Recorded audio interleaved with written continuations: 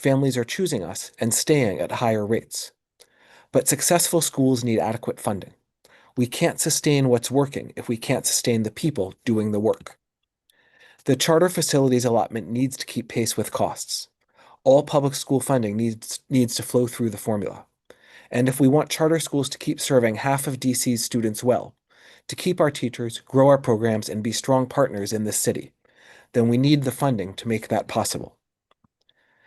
After I testify, I'm going to go back out into the halls of my school and thank our teachers for their incredible work with our incredible kids. I want to be able to look them in the eye and say that we are doing everything we can to support them, and that our city has their backs.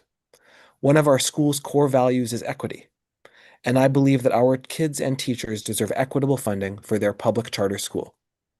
Thank you for your time, and I look forward to answering any questions you may have. Well, I don't want you to forget to give it to me. Thank you, Mr. Rodberg.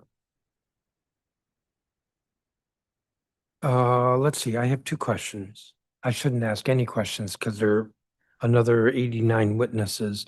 One question, Mr. Rodriguez? Yes. How disruptive is this funding process for you? And let me explain what I mean. So the mayor is not fully funding, in her proposed budget is not fully funding St. Coletta, either by funding the level 5 weight or by just providing a supplement for St. Coletta. And I get the harm. The council each year has been putting money in the budget for St. Coletta. I don't know that we put in 100% of the need, but it sounds like the 1.2 million we put in for this year came close. So this year you're going through what you went through last year. That is, the mayor's not funding, you have to come testify, you have to make the case. You don't know until we adopt the budget whether you're going to get the money. But for this year, you got the money. And I believe the same thing happened the year before and the year before that. So because the council is filling in the gap, because the council is making you whole or relatively whole, how disruptive is this process for you? That's a great question. Just a quick correction, first of all. The funding, the generous funding by the council over the past 3 years, each year has roughly covered 50% of the wound, if you will. So we have had to make a consistent series of cuts in our, first of all, in our support services and then in critical school staffing as well. So while, you know, we've been kept afloat, the funding has not made us whole. Secondly, this is extremely disruptive. I've got to go in front of 2 boards next month with presenting what, 3 different budgets, an austerity budget if we don't get anything, a budget which entails significant cuts if we get anything less than the 2.7 million, and no clarity going forward. We do a good job of sheltering the staff from this issue. We don't walk around and say we don't have enough money, so we can't do this or that. We're ingenious and we're inventive, but we've been systemically, in plain terms, financially bled out and choked out for 9 years now. There's a limit to the mathing, and the math doesn't math anymore. The 21 students who will be enrolled next year who require one-to-ones, that's a massive spike. Since I've been here, the number has been 5 or 6 students a year in terms of an increase. Now it's jumped to 21. Level 5 funding is an elastic system. When our one-to-ones go up, we get the appropriate funding. When they go down, we get less funding, and that's fine. We're only looking for what we need to provide our students what is enshrined in law, a free and appropriate public education.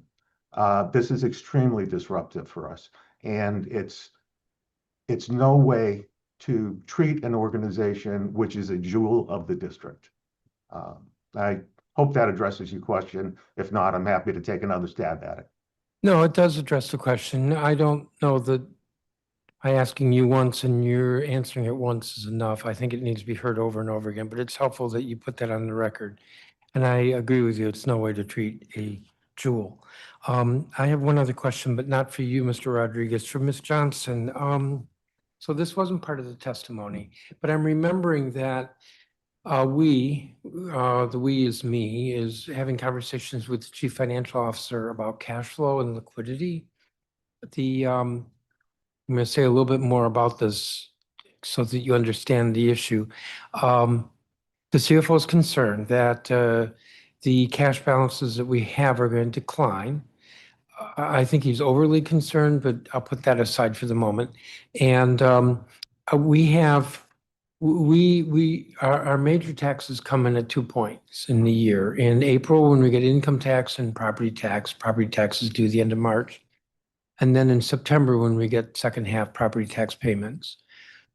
So in between, in fact, right before those peaks are troughs. August is maybe the worst, which is to say that all of the income that we got in March, April has diminished, and we have much less cash available. Looking at liquidity, there's been discussion about several things we can do. One is mitigating the lump sum payment to I'm going to go there in a second. Mitigating the lump sum payment to the retirement board. We give them their annual payment in October rather than spreading it out throughout the year. Another proposal is to spread out the payments to WMATA. I think we pay them quarterly, and to spread that out through the year. Maybe we pay them once in the fall. But we also do the advance to both DCPS and the charters, which we do in July or August, right when we get to the trough. So we're looking at or talking about changing that advance. I'm not going to do anything without further conversation with you, but I thought I would put it out here and get your reaction if you have any reaction. I know we reduced it this year. I think it was a third, like 36%. We reduced it to like 30% of the annual allotment to the charters. And I know there were a few charter schools that struggled. Just speak to what I need to know as we look at this. When you talk about shifting the advance, how do you mean? Because so what we often find is at this time of year, schools are, especially our smaller schools, they don't have the resources in April and May. So we need, and to Simon's point, they're starting to create their budgets now for next year. Our schools often open earlier, so they need that money July 1st. If we move those resources around and they don't know what they're going to have at the first, they can't hire their teachers and they can't even come in earlier to work. So I do worry a little bit as they've already planned their quarter funding out for each year, that if we start moving things around now, they're already too far down the pipeline in their budgeting to be able to shift. But what is your proposal? Well, I don't know that I have a proposal because I think this is just all in discussion right now. One idea would be to make an advance payment as we do now, but of a lesser amount, maybe then make more of it in September when we've got more cash, because August is the trough. Yeah. Reducing it from, I think it's 30% to maybe a little bit less, that could be an approach. Another approach would maybe work something out with individual LEAs so that those that could cushion it, we could spread it out. It's just a problem for that advance payment. The budget also has an advance payment for DCPS. I don't think DCPS takes full advantage of that for other reasons, which have to do with problems with the OCFO. Anyway, so there isn't a proposal. There's here's the problem, and can the advance payment be part of the solution? I do worry about the smaller schools. If that reduction comes at the beginning of the year, even if it were to be right-sided later, they've already started the year. So if it comes in October or December, they can't then go back and hire teachers or bring in support. They've already started. I would just have to, I think we have to look at what our smallest LEAs. I think the bigger ones will be able to figure it out, but I'm thinking about the schools that we're testifying up here right now. They would have a hard time.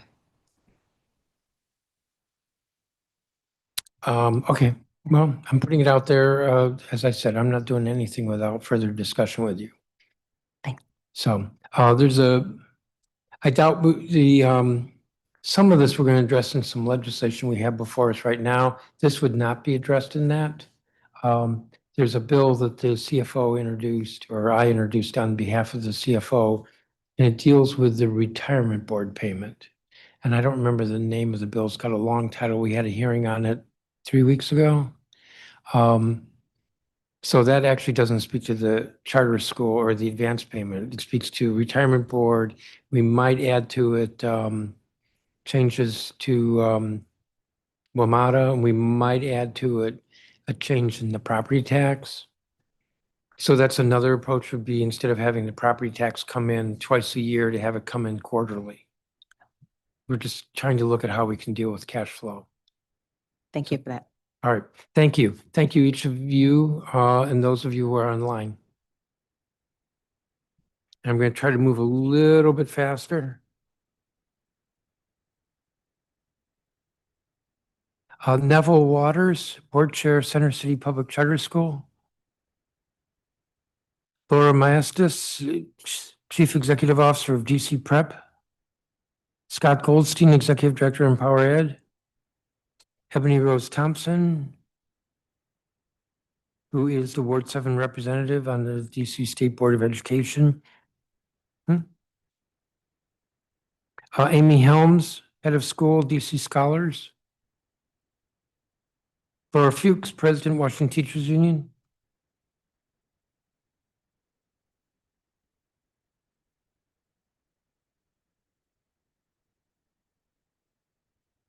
I didn't hear that.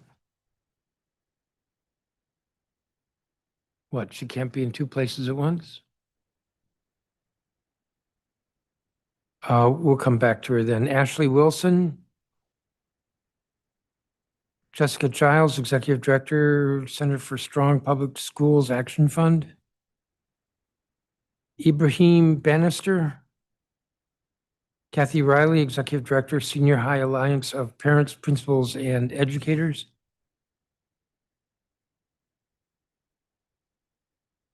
Pamela McKinney. Emmanuel Caudillo. Neil Swensiger. Christina Hughes. Keith Harris.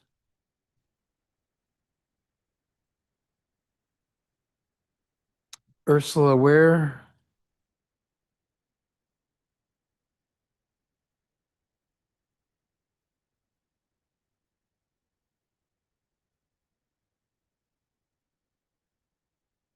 Alessandra Pina, Impact Director of the Literacy Lab. I'm going to stop right there. So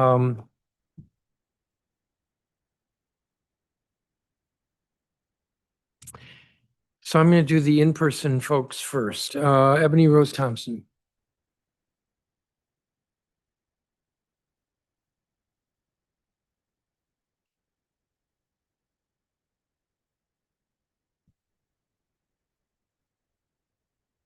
All right, well, it's still morning. Good morning. You mean it's still morning? Of course it's morning. We started late, but Good morning, Chairperson Mendelson and members of the council. I do want to thank you for the opportunity to testify. My name is Ebony Rose Thompson. I do represent Ward 7 on the State Board of Education.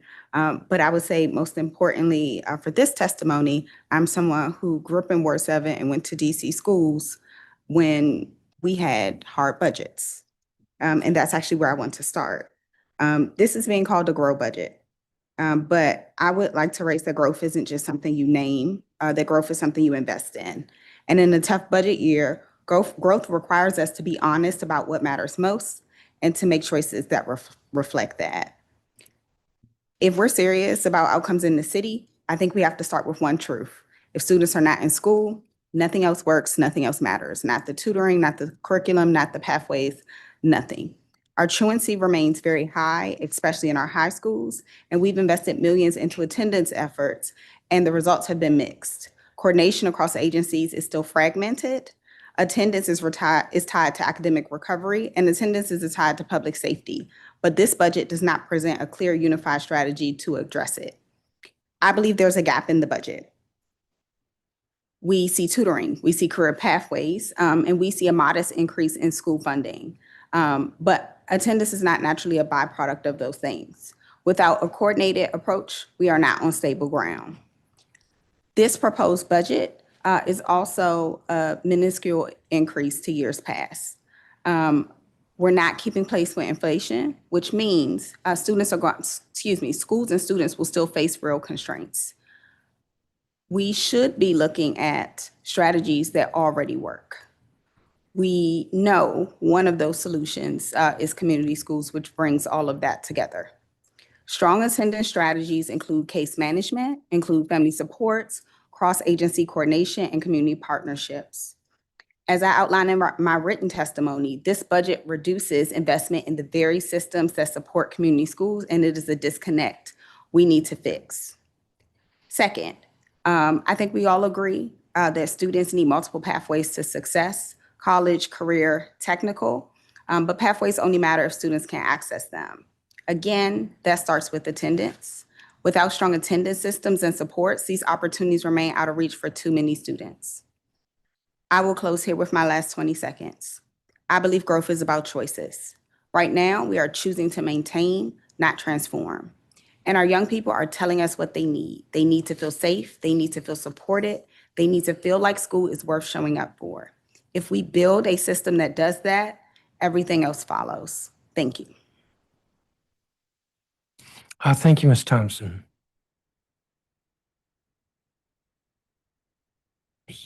Keith Harris. Good morning, Chair Mendelson and staff members. My name is Keith Harris. I currently serve as Vice Chair and Treasurer for the Board of Trustees at DC Scholars Public Charter Schools, which is a PK through 8th grade charter school in Ward 7, currently serving 530 DC public school students. And thank you for the opportunity to testify today.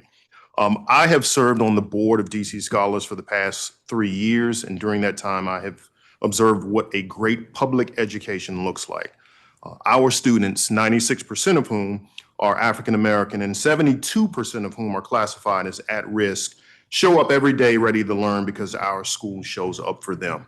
Over the past 3 years, commitments to teacher development, to data-driven instruction, and high-impact tutoring has turned DC Scholars into one of the most improved schools in the city and one of the top 5 schools in Ward 7. Our school is proof of what is possible when students have access to high-quality public education. DC's families have real choices that ensure that access for all students, and charter schools are central to maintaining that promise of that access. Under the mayor's current budget proposal, that promise is now at jeopardy of being compromised. DC Scholars, like every charter school, must cover every utility bill, every maintenance cost, every building repair out of the same per pupil dollars meant for classroom instruction. DCPS does not face that trade-off. And because of the mayor's budget proposal, that gap is now growing. That gap is particularly acute for single-site LEAs like DC Scholars. DC uses the UPSFF formula to ensure that every public school student receives equal funding. That's the promise. But this year's budget breaks that promise in 2 critical ways. First, the mayor is proposing to route almost $60 million in DCPS fixed cost, utilities and building expenses through the Department of General Services outside of the formula entirely. Charter schools receive 0 of that money, yet face the same exact costs. Annually, DC Scholar spends approximately $430,000 on fixed costs, which include utilities and telecommunications, and every dollar of that flows to DCPS outside of the UPSFF is a dollar charter schools don't get. Second, the disparate levels of facilities funding is quite frankly alarming. In fiscal year 2026, Charter schools received approximately $187 million for facilities, while DCPS received approximately $560 million, a gap of $373 million, despite the fact that both systems serve roughly the same number of students. At DC Scholars, we are planning for critical budget upgrades, a new playground, a new HVAC system, roof repairs, just to maintain adequate facilities. I'm asking the council to do three things. Number one, ensure all education funding flows equitably through the UPSFF formula with no large off-formula set-asides. Number two, to maintain the 3.1 annual charters facility allotment increase.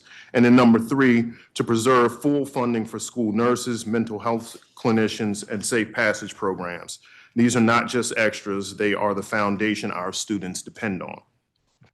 Charter school students are DC public school students. They deserve the same investment as every other child in the city.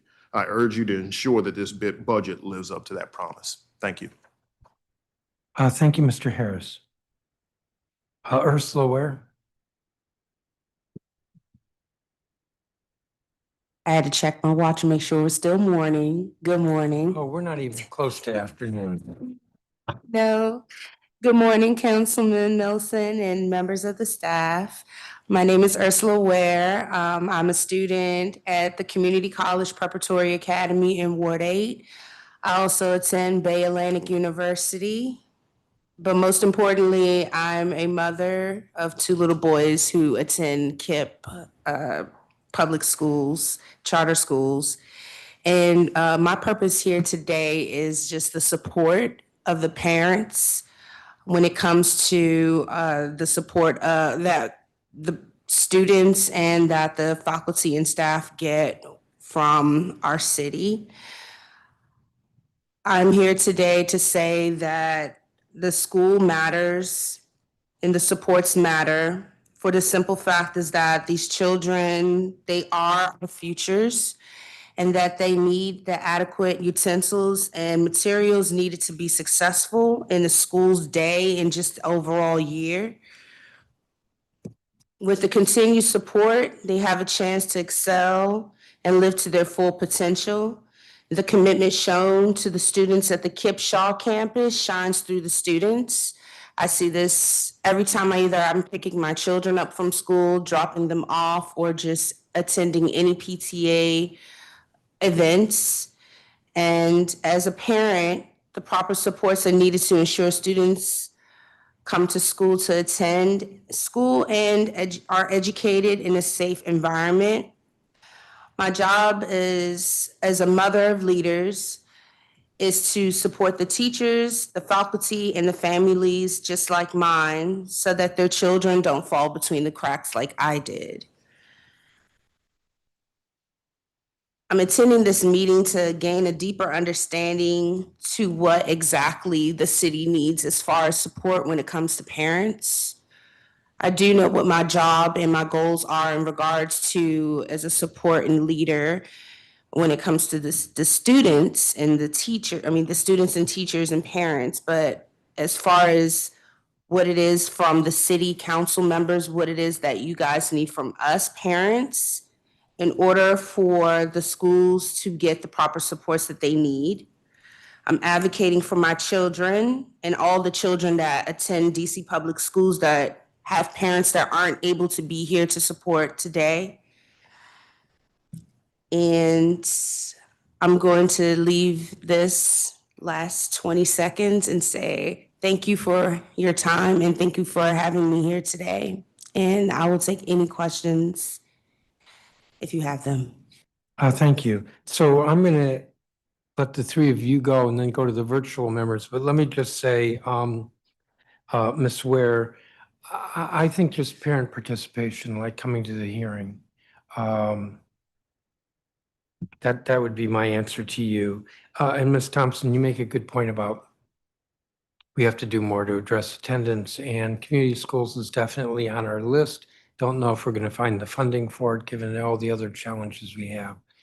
But it just makes sense that the services that are provided are really important to schools, especially those with high at-risk populations.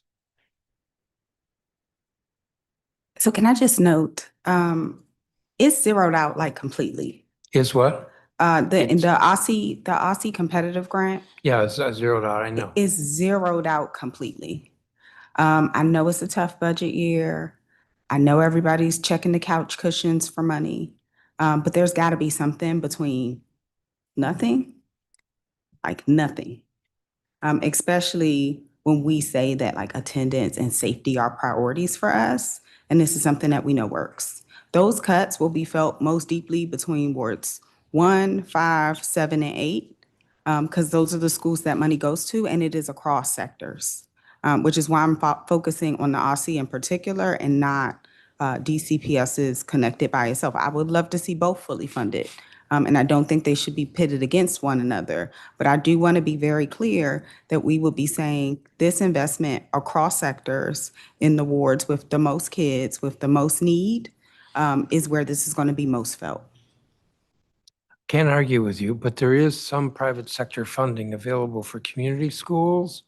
That's not to say we shouldn't try to fund it. And within the education cluster, this is competing with the childcare subsidy, which needs, I don't know, 20, $30 million. I think community schools is hundreds of thousands of dollars, which is not much, but it also, the need for like the childcare subsidy is much, much greater. And the ECE pay equity, which is $60 million. Just saying, there's a lot of competition here for not enough dollars. And then looking over at Mr. Harris, I agree with you on policy that charter sector should not be, I'll put it differently, DCPS should not be funded outside the UPSFF, especially when some people like to just talk and forever cite that we pay for education on a per pupil basis. Not. So it's definitely on the list. Thank you all. So you three are excused if you want to be, and I'm going to work through the online list. Neville Waters, you're next. Good morning, Chairman Mendelson. Good morning. Good morning to the members of the committee. My name is Neville Waters. I serve as the board chair for Center City Public Charter Schools, and thank you for the opportunity to allow me to share my testimony today. I'm an advocate of the need to provide education for general knowledge, critical thinking, and valuable skills that will help students navigate through the educational system and on to career development. While my current commitment is to Center City PCS, I've been engaged in education almost since birth. My grandmother was a principal. Her son, my father, was an elementary school teacher, and his wife, my mother, worked in the district's adult education career department. I earned my bachelor's degree, I might say with honors, in education, and I became a classroom teacher at the ripe old age of 22. However, the most impactful memory I cherish I made after I transitioned to a career in broadcasting. I continued substitute teaching and occasionally would be assigned a subject with which I was less familiar. But yet, as a struggling DJ, I could use the money. So I was delighted to get a long-term substitute position, even though it was not in my area of expertise, which was history. Rather, it was in biology. Well, my challenge was reading and staying ahead of the kids. I figured I could fake it until I make it, or they would hire a full-time teacher, whichever came first. As it turned out, I taught over 3 months, which was about the max I could handle.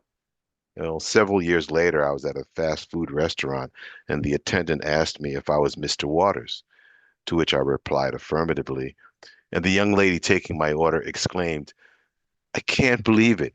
You were my eighth grade biology teacher, and you so inspired me that I decided to pursue a career in medicine. I'm now a pre-med major at the University of Wisconsin. I never thought I would ever see you again just to say thanks." I cannot describe how incredible I felt to receive that acknowledgement from a student who, frankly, I didn't recognize, but whose life I had impacted in such a powerful way. To me, it was an example of what education means at its core, inspiring young people to find their path in life. Today, I implore you to consider what is fair to our kids.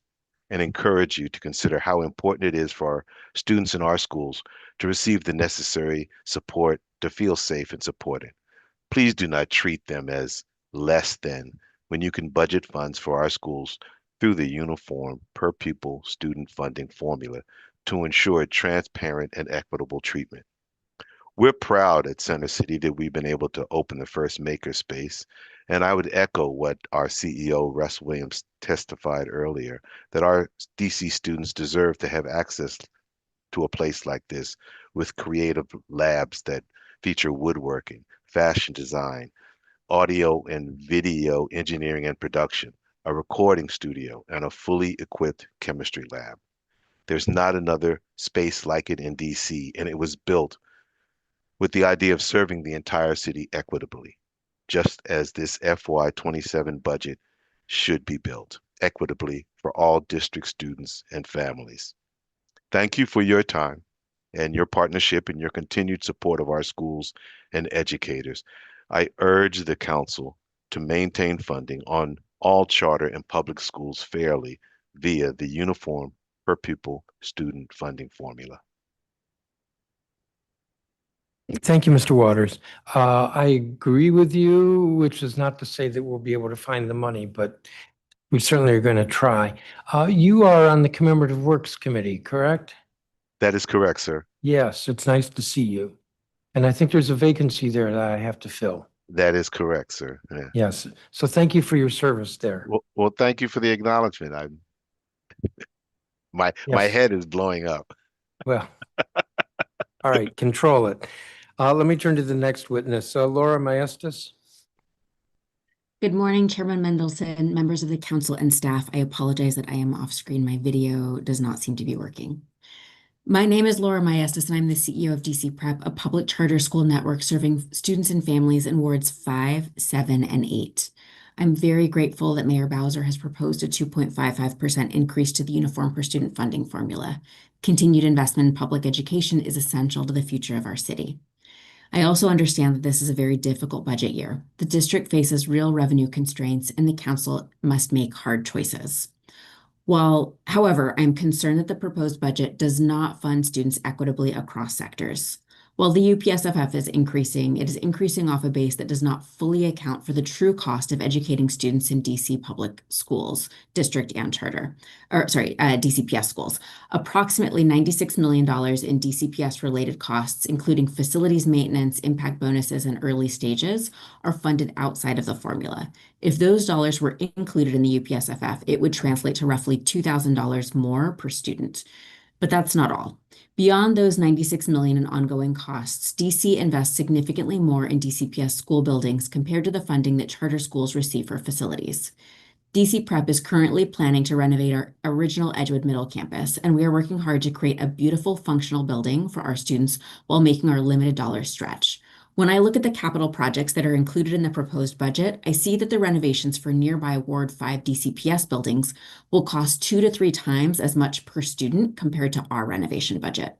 It's a simple fact that DCPS students are being funded at a much higher level than charter students, and that just doesn't make sense. Students in charter schools and DCPS schools are all public school students. They deserve equal investment from their city. The current approach, moving costs out of the DCPS budget to manage rising expenses due to contractual obligations, may help balance the district's books in the short term, but it creates growing structural inequity between sectors. And as you rightly pointed out earlier in this oversight hearing, the conditions are ripe for this to continue in coming years. Over time, that inequity will compound, putting charter schools at an increasing disadvantage. I'm not here as a charter advocate. I'm here as someone who believes that all children should have access to strong schools. And year after year, many of DC's strongest schools are charter schools. That's particularly true for DC's most vulnerable children. Every year, more than half of the bold schools identified by Empower K-12 for excellence in serving at-risk students are charter schools. Underinvesting in charter schools just because we're charter schools makes children worse off. At DC Prep, we are financially stable and committed to investing in our staff and our students. But like many organizations, we face rising costs. For example, like employers around the country, we are seeing significant increases in healthcare expenses, alongside the typical pressures of inflation and step increases for staff. Even with the proposed UPSFF increase, we are having to make real trade-offs. We're not able to increase our salary scales this year despite wanting to continue to invest in and retain great educators. If funding were equitable, we could do more for our students and for our staff. Charter schools serve nearly half of DC's public school students. When we underfund charter students, we are underinvesting in a significant portion of our city's children. So my ask is simple. Please ensure that all public education is funding is allocated through the UPSFF and that all students, regardless of whether they attend a DCPS or charter school, are funded equitably. Thank you for your time and for your leadership. We appreciate your commitment to DC students. Thank you, Ms. Maestas. Scott Goldstein? Good morning. We appreciate that in a tough budget year, school budgets remain stable. Still, with this budget's dramatic cuts to the safety net, education will be hurt, and DCPS can and must do more. First, DCPS must reassert its leadership in promoting the successful community schools model.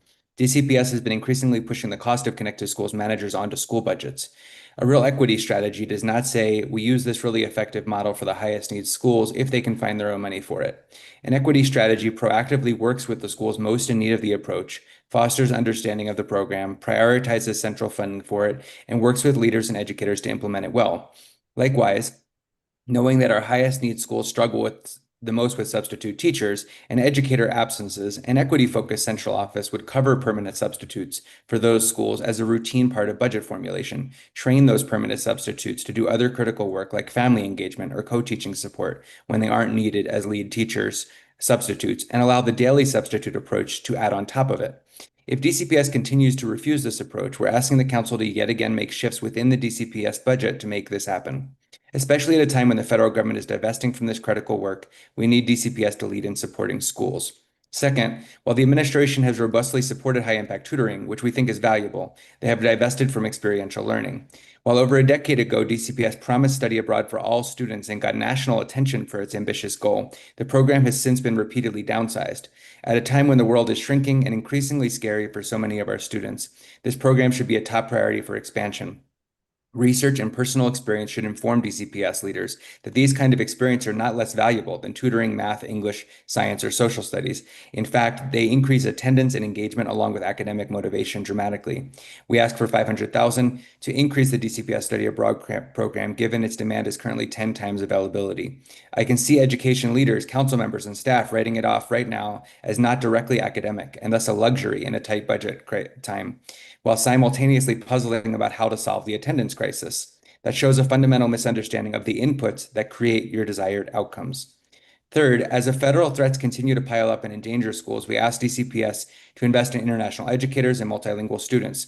We should be reducing MLL ratios to provide additional support the population needs right now, and increasing our investments in international educators who understand the experiences of our students and families and serve as lifelines for incredible educators for so many DCPS students. Finally, we have surveyed educators to understand what they think could reasonably be cut from the DCPS budget. With the recent national scandal surrounding iReady, showing a devastating lack of results in 13 years, and the national class action lawsuit over their selling of student data, this is an easy cut, which could be replaced by redirecting $500,000 towards a personalized professional growth fund for educator development, and the other half split between experiential learning, ensuring equitable high-impact tutoring, and more adaptive assessments. Educators send us resounding testimony that this program isn't working or being used as they intended and favor this shift, which is attached to my testimony in an email I sent earlier today. I'll just say briefly, we have additional recommendations about PCSB, including around the Aspire framework and ways for them to work with you on an educator retention fund, given their concerns about impact bonuses. We will continue to look for other savings that promote the necessary revenue raising to ensure this budget is responsive to our educators. Thank you.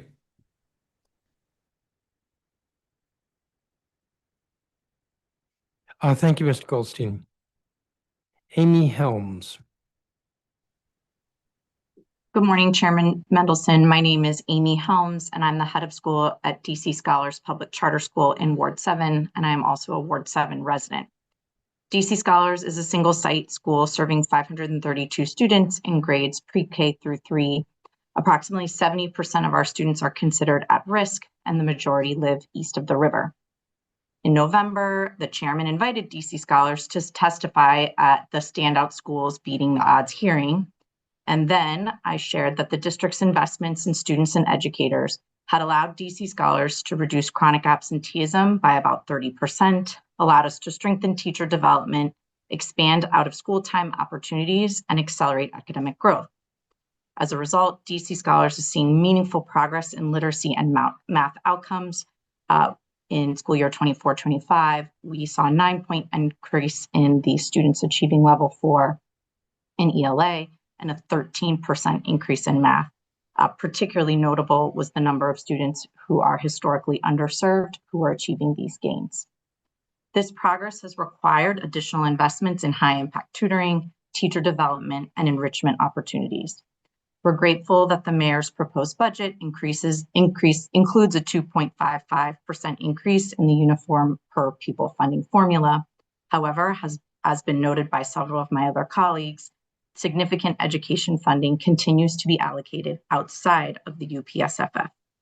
Under the current proposal, DC Scholars are funded at approximately $2,000 less per student than their DCPS peers, a difference of roughly $1 million next year alone for our school. This funding gap means difficult trade-offs. It affects our ability to expand high-impact tutoring for students who are below grade level. It limits investments in teacher training aligned to the science of reading, which OSSI is requiring for kindergarten teachers and which we are working to scale across grades K-3. And it constrains enrichment opportunities that keep students engaged and connected to school, including athletics, robotics, arts, and academic clubs. Facilities inequities compound these challenges. While many DCPS schools benefit from recent modernization and investments, charter schools, like DC Scholars, must operate with less. This summer, we're planning on modernization, and over the next several years, we anticipate significant capital needs simply to maintain a safe and functional environment for students, including HVAC and roof repair. Students attending public charter schools are public school students, and they deserve equitable access to the resources necessary to succeed. I respectfully ask the council to take 2 actions. 1, ensure that education funding flows equitably through the UPSFF without large off-formula set-asides that create disparities between the sectors, and to maintain the 3.1% annual increase long-term capital need. Thank you. Thank you, Ms. Helms. Has Laura Fuchs joined us? Okay. Yeah, she's here. She may come up. Ashley Wilson? Good morning. My name is Ashley Wilson, and I am a leader at DC Prep's Edgewood Middle Campus located in Ward 5. I have been a part of this community for 14 years, and I continue to come back to DC Prep just because I've seen the way that it changes lives and the way that we allow all students access to quality education. Thank you for the opportunity to testify today. I would like to share about a student on my caseload that has made tremendous growth since the start of the year. The student went from not recognizing letters and sounds to making full sentences and showing tremendous growth on our school-wide assessments. As the academic specialist, I was able to work with a team of stakeholders such as special education teachers, as well as dedicated aides, to help this student grow academically and emotionally. Without full funding, charter schools like mine would struggle to provide special education students with the full team of supports that they need to reach their full potential. It truly takes a team of people to work together to support the whole child in our community. I am asking that the education flow through the UPSFF so that there are no large off-formula set-asides that disadvantage charter schools like DC Prep. I am also asking for an increase in special education funding so that students with the most complex learning needs have the resources that they require, like my student I referenced earlier. I am asking that you make sure that all funding flows through the UPSFF because students like mine are truly counting on you. Thank you for your time.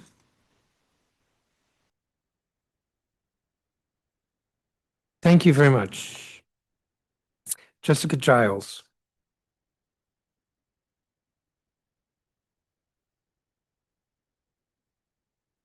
She was here. Here. Yes, great. Great. Greetings, Chairman Mendelson, members and staff of the DC Council's Committee of the Whole. My name is Jessica Giles. I'm a Ward 7 resident and the Executive Director of the Washington, DC office of the Center for Strong Public Schools Action Fund. At CSPS, we believe three things. All students can achieve academically, all students deserve the resources they need to succeed, and all students can graduate and earn a degree or credential. Those beliefs drives our commitment to ensuring DC has strong public schools, schools that are accountable, equitably funded, and innovative to support student success. With a thriving two-sector public education system, the UPSFF is thoughtfully designed with equity in mind, as it rightfully has student-centered funding and need-based ways. However, the formula is undermined when the mayor transfers $96 million of operation dollars outside of the formula. By transferring funds outside of the formula, the mayor denies charter school students access to comparable funding for similar services. She then compounds that inequity by flat funding the charter facilities allowance. DC Democratic voters understands this is unfair, which is why 63% of them believe that equal funding across sectors should happen. We urge the Committee of the Whole to ensure that all funds flow through the formula so that both sectors have the funds necessary to educate their students. In addition, we recommend the Committee of the Whole make transparent to DC taxpayers in every budget exactly how much funding is flowing through the formula and how much funding is not. Secondly, without accountability for results, more money alone won't close the gap we're currently seeing in academic achievement in reading and math. While it's true DC is heading into leaner times, it is critical that progress does not take a nosedive due to a lack of commitment and investment. We are concerned that the mayor's FY27 proposed budget fails to scale the science of reading, despite overwhelming evidence that teachers benefit from structured literacy training. It also contains no funding for evidence-based math reforms, despite only 15% of DC high school students being proficient in math. These are not nice to have line items in our budget. It is essential to the success of our students to be able to compete here and across the country. We applaud continued investments in high-impact tutoring, but that is not enough. In reading, we urge the Committee of the Whole to protect funding for the DC Reading Clinic, fully fund the implementation of the Early Education Task Force recommendations. And math, we urge the Committee of the Whole to fully fund the implementation of the Math Task Force recommendations, including $300,000 for a capital math leader exchange. We support such investments at DCPS like the $600,000 for AI, $700,000 for dual enrollment. These are critical investments. We want to learn more about them. And we have continued questions about the significant headwinds that our DC public schools and public charter schools are facing regarding special education, addressing declining pre-K applications, enrollment cliffs. We urge the Committee of the Whole to really dig into these issues, ask important questions of DCPS and public charter school boards, the public charter school board about this. In conclusion, we ask that you fund both sectors fairly and to invest in what works. Thank you for allowing me to testify. Thank you, Ms. Giles. And I don't have a copy of your statement if you want to provide that. It should come through. It's already in there. All right, I understand you just sent it, so then we've got it. Thank you. Let me go back, Laura Fuchs. All right, thank you. If charters want equal funding, then they need to be subject to equal transparency anyways, and maybe unionization.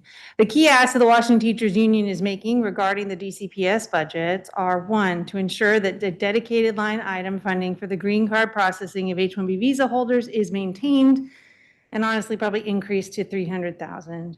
That DCPS follows the W-2 contract at school level around accessing of W-2 educators and does not purposefully cause additional teacher turnover and chaos by violating our rights. 3, that the DC Council find additional major test prep contracts and AI and zero them out. 4, DCPS be required to invest more heavily in more quickly processing contract grievances and ending the backlog that causes the W-2 contract to go unenforced due to the cases taking 3+ years to process, thereby costing the district millions of wasted dollars and undue harm.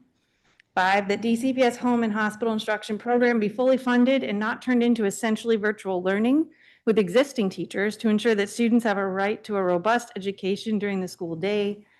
6, examine closely what is going on with early childhood education in the budget. A lot of changes are being made and it is unclear why or what their effects will be. And 7, that real accountability measures be added through the budget process that would put DCPS leaders' paychecks in jeopardy should they continue to refuse to follow the laws passed by the DC Council. I'm going to go through them a little more in depth, but there's obviously a lot. For H-1B visa holders, I did send this morning a table that gets at kind of how many people have already been kind of gone through the program from 2018 and 2019 hirees to the 2020 and 2021 hirees who are the ones who need it now. And there's about 68 of them, probably a little lower because some of them have left at this point, but that were hired on H-1Bs through DCPS. You'll then see kind of the future programming. 2026, we only have 15 H-1B holders that we can find verified through this visa process. So there might be more as the year goes on, but probably not. So we know this is kind of a limited program, and we want to maintain the educators that have stuck with DCPS despite the harm that they're causing. We know they refuse to spend it, but we also know we're getting a new mayor, and we think that that new mayor should be signaled that they need to start this program back up again. Then when it comes to the next piece, DCPS is expected to follow the contract when it comes to kind of eliminating positions inside the schools. In any normal district, if you lost your job in the school simply due to financial cuts at the school level, you would still be employed by the district. That's not how it works here. If you don't find a job within 60 days, you're gone. And it's really chaotic and harmful to our schools. Now we're going to try to win that back in our contract, but we do have rights here and DCPS is ignoring them, and that's causing more chaos. We win these cases and we win millions of dollars. There's no reason for it. It causes a lot of undue harm. And so DCPS should just follow the law. We're trying to encourage them to do so, but they don't like to. So maybe the council telling them to would be good. And I'll stop. Thank you, Ms. Fuchs. I may have some questions for you. We're putting out your statement, so once I get it, I'll come back and ask you some questions. So let me continue with the witnesses. Ibrahim Bannister? Yes. Good morning, Chairman Mendelson and members of the committee. Thank you again for allowing me to testify today. My name is Ibrahim Bannister Jr., and as you may remember, I am a first-year 8th grade ELA SPED teacher at DC Prep Anacostia, serving the Ward 8 community in Southeast Washington, DC. Like my colleagues, I want to begin by acknowledging the proposed 2.55% budget increase. While it is appreciated, it does not go far enough to support all DC scholars, especially those that attend public charter schools. Because when we underinvest in charter school students, we are underinvesting in the future of DC. At DC Prep, every single day, we work hard to ensure that our students are not only well-fed, but are nurtured through intentional social emotional learning and challenged through academically rigorous classes. We do all of this so they are prepared to compete at the high school level, succeed in college, and then pursue the career of their dreams. These outcomes are only made possible because of the resources and supports we are able to provide. And when we underinvest in those resources, we are underinvesting in the future of DC. As a first-year teacher, I have seen firsthand the profound impact that funding has, not just in the classroom, but across communities. I also, unfortunately, have seen when those funding resources fall short, and those students most affected are already currently navigating some of the city's greatest challenges. More than half of DC's public school students attend charter schools. Public charter school students are DC's students. They also are DC's future business leaders, employees, homeowners, leaders, and community activists. Yet, I am deeply concerned that the mayor's proposed budget allocates approximately $2,000 more per student at DCPS students than to charter students. All public school funding, both DCPS and charter, should be allocated through a uniform and equitable fund formula, the UPSFF. Anything less sends a message that one group of students is more deserving than another.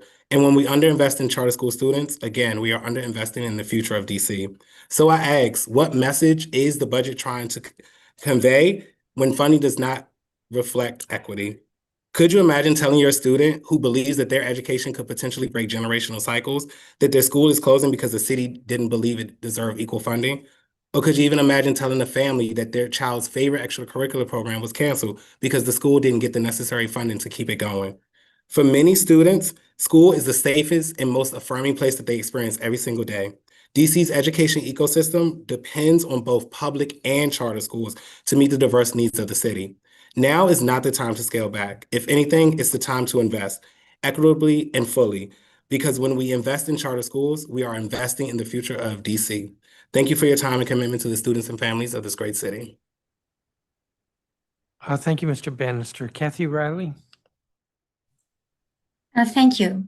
I appreciate, I'm Kathy Riley with the Ward 4 Alliance, C for DC and SHAPE.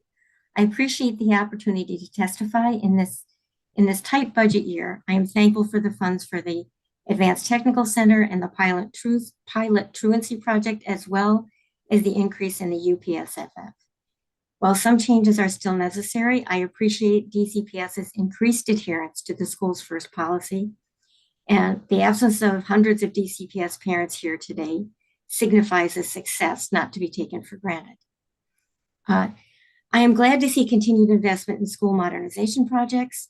DCPS is the public system responsible for providing by right education to all comers. It is at the core of our democratic system. It guarantees access and works for equity by spreading funds between schools, keeping them open across the city. Hope we can make that still possible. While the city has invested in and expanded citywide options and the lottery, this remains a core responsibility. For this reason, while unpopular, I support the structural change in the FY27 budget that shifts DCPS's utility cost to DGS. There are advantages and disadvantages for DCPS as a city agency, subject to different regulations and responsibilities, and line item veto on your part. Capital and operating budgets function in the context of the larger needs of the city. The promise of the charter sector was that it would be more effective and efficient, privately run, and not subject to union contracts. Well, it's good that this year the W2U contracted salary gains are included in the UPSSF, and the charter schools realize significant funds thanks to that negotiation. However, with thousands of children enrolled in 67 different LEAs, the city does need to struggle with services being equitable and not necessarily equal, but equitable. Each of the charter school systems has different needs. Some have been able to bank significant funds, others operate close to the line with debt incurred due to the promise of a yearly escalating facilities allowance, a promise made in richer times. To your point on the financial plan, with projected birth rate decline, the loss of federal jobs and those residents, the deportations of valued immigrant families, and the reduced lottery applications, there is a challenge. The joint planning for public education and consideration of some structural changes is now critical. DC public education is not just a market system where we have to tolerate closures. The 2023 boundary plan fulfillment of recommendation 23 that requires joint planning is necessary, as is the fulfillment of recommendations number 9 and number 17 that require DCPS to do equitable programming for rigor and dual language across the city.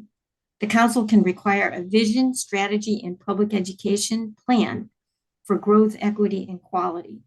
And so I would like to help you work on that financial plan that anticipates what's going forward. Thank you. Thank you, Ms. Riley. Pamela McKinney. Good afternoon, Chairman Mendelson. My name is Pamela McKinney, and I am the parent of 2 DCPS students at Amadon Bowen Elementary School and the Chief Advancement and Advocacy Officer at Capital City Public Charter School. I believe that all of our schools deserve to be fully funded and have the resources they need to support their learners. Unfortunately, this current budget proposal does not align with that belief. I've seen the inequities that lie within DCPS, as some schools' PTAs can cover full staff positions, while others with less means, like Amadon Bowen, have to work tirelessly to fund critical needs like supplies. And now we see that the mayor's draft budget values charter students at $2,000 less than my own children in DCPS. The inequities within our school funding mechanism are obvious, unfair, and cruel. Due to Amadon Bowen's enrollment growth and the high need population it serves, I understand that it has fared better than others and allotted funding for next year. In my opinion, Amadon Bowen's success is driven in part by its leader, Principal Jackson, and his team's focus on school culture, spearheaded by its wellness team and the school's support staff and teachers who clearly care about their students' success. You can feel a difference at Amadon Bowen this year, and the school's panorama survey data has demonstrated this impact. At the same time, Amadon Bowen is bursting at the seams as it awaits modernization. The school added over 50 students this year, and any available space for a classroom no longer exists. With modernization pushed to begin construction in fiscal year 2031, there has to be a solution for Amadon Bowen's space issues for the intervening 5 years. These space issues are real. My kindergarten student has lunch at 10:40 a.m., 2 hours after she receives breakfast, because the cafeteria isn't large enough to serve all students during an adequate adequate lunch period. Their teachers or parents have purchased snacks out of their own pockets to ensure the kids have something in the afternoon, because asking kindergartners to go almost 5 hours without food is a recipe for disaster. I urge DCPS to work with the Amadon-Bowen school community on both the space issues and swing site for modernization. Now that we know it's back in the CIP, thanks to Councilmember Allen. The last message we received from DCPS about modernization was in March 2025. On the charter side, I know you will hear a lot today about the funding inequities in the proposed budget that leaves charter schools with $2,000 less per student, and you should. Funding DCPS outside of the per pupil formula doesn't invest in our public schools as a whole. It doesn't allow charters to hire top talent, provide enrichment programs, or make the repairs they need while still providing a full educational program. DCPS cannot meet the needs of every student in the city, nor can charters. But charter schools shouldn't have to do it with less funds. Schools like Capital City are filling a need in the city. The school serves a large English language learner population and has intentionally hired many bilingual staff to ensure families can be active partners in their children's education. Many of our students at Capital City will be the first in their families to attend college, and a handful will be the first in their family to graduate high school. And Capital City has the results to show its approach is working. Capital City's graduation rate exceeds the citywide average by 8 percentage points. Our NC college attendance has been higher than the national average for low-income students for years. Our work at Capital City is to provide the best education we can for students who come to us from every ward and every background. We can't be expected to do this work with less funding and still produce the same results. And I know that going off, it's still with 19 seconds, but just want to note as well that always I hear that we've got to put all of the weight on the poor, the Black, and the low-income residents of DC. We should instead raise taxes on the wealthy, because if this is a hard year, it needs to be a hard year for everyone. Thank you, and I urge the council to fund all of our schools fairly and equitably to UPSFFF. Might you stop the clock? Thank you. Emmanuel Caudillo, I believe, is not here. Neil Swansiger. I believe he's not accepted, so we'll come back to him. Christina Hughes. Good morning, Chairman and members of the council. My name is Christina Hughes, and I'm a parent of a third grader and kindergartner at Shirley Chisholm Elementary School, a Title I and Spanish dual language school in Ward 6. Thank you for the opportunity to testify. My kindergartner, Neil Swansiger, who was scheduled to appear immediately before me, is unfortunately currently at lunch and recess, and his teachers and aides would not thank me for pulling him right now. But I want to note on his behalf that every day I hear about his classroom aides just as much as his teachers. This is important because I am here today requesting the council support funding that will allow Chisholm to maintain 4 kindergarten classroom aides for the upcoming school year. DCPS has denied our budget assistance request, and our allocated funding results in a reduction of our kindergarten aides from 4, one for each kindergarten classroom, to only 2. Beginning in August, the school will be temporarily relocated to a swing space while the existing building undergoes a long overdue modernization. Our students and teachers will already be navigating a significantly different physical environment. Against that backdrop, the proposed aid reduction constitutes removal of critical support at the worst possible time, as very young learners transition to a very intensive part of their education and navigate a cascade of significant changes. Eating lunch in the cafeteria for the first time, losing nap time, moving from 2 recesses to 1, transitioning between 2 classrooms and 2 teachers each day. Each of these changes is manageable with adequate adult support in the room. In a swing space year with an aide staffing model that leaves 2 classrooms sharing 1 aide, these changes become a significant source of stress and instability for the very children least able to absorb it. Also, effective instruction in a Spanish immersion classroom is not based on whole group lecture. It is structured around small group rotations where the teacher works intensively with one group and the aide is engaged in independent or partner activity supervision. Without adequate aid coverage, children in unsupervised groups cannot receive the focused, productive learning time the rotation model requests. requires. While it has been proposed to backfill any available personnel as time allows, the primary approach to handling the aide reduction is expected to be having one aide cover 2 classrooms, where one person will be effectively asked to do the work of 2 in 2 separate physical spaces simultaneously. There is also heavy impact on the stability and effectiveness of the classroom routines. Aides learn how the teacher structures the day and how individual children learn. That is time and energy that will be taken directly from children as teachers have to work with a rotating cast of staff. I respectfully ask the council to ensure that Chisholm has adequate funding to maintain 4 classroom aides so that our youngest learners have the support they need to succeed. I apologize for going over time. Thank you. Thank you, Ms. Hughes. Alessandra Pina. Good morning, Chairman, Council Member, and staff. Thank you so much for the opportunity to testify today. My name is Alessandra Pinna, and I'm the Impact Director in Washington, D.C. with the Literacy Lab. Today, I want to highlight a workforce issue hiding in plain sight, and one the district has a real opportunity to address.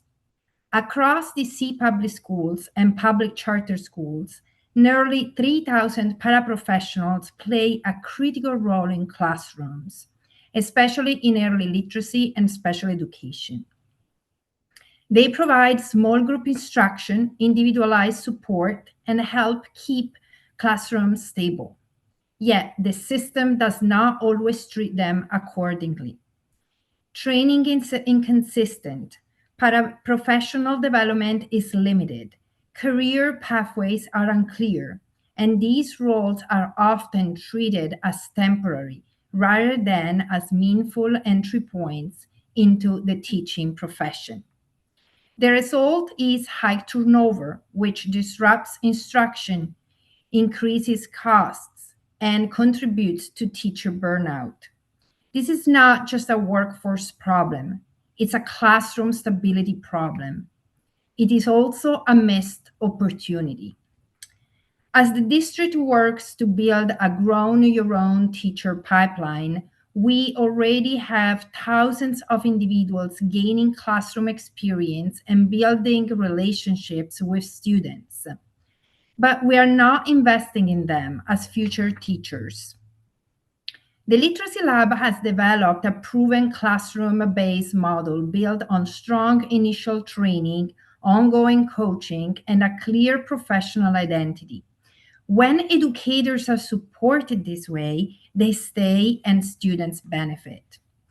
With targeted investment, this model could be adapted to create a structured paraprofessional pipeline that improves retention, strengthens classrooms, and creates a real pathway into teacher certification for DC residents.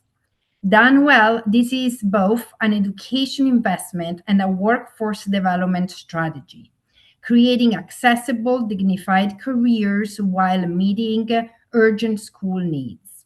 At a time of tight budgets, this is also a smart use of resources. Reducing turnover lowers cost and improves instructional continuity without building new systems from scratch. We urge the Council to consider how the fiscal year 27 budget can support a more professionalized, high retention paraprofessional workforce.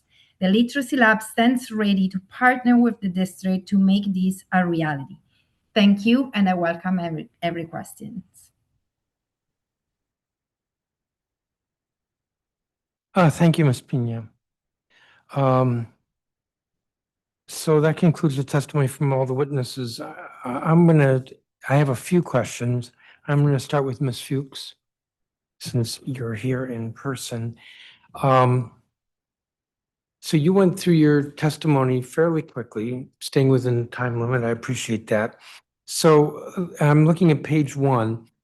Your first point was ensure the dedicated line item funding for green card processing. Now, we put money in the budget this year, 300,000, and the administration simply refused to spend it. even though I agree with the value of the program, I'm hesitant. Why would we put money in a budget that's not going to get spent? Now, you could say, well, they don't have a right to veto, but maybe they don't have a right to veto, but they have the ability to not spend the money. So Yeah, I I feel like think it's an exercise in futility.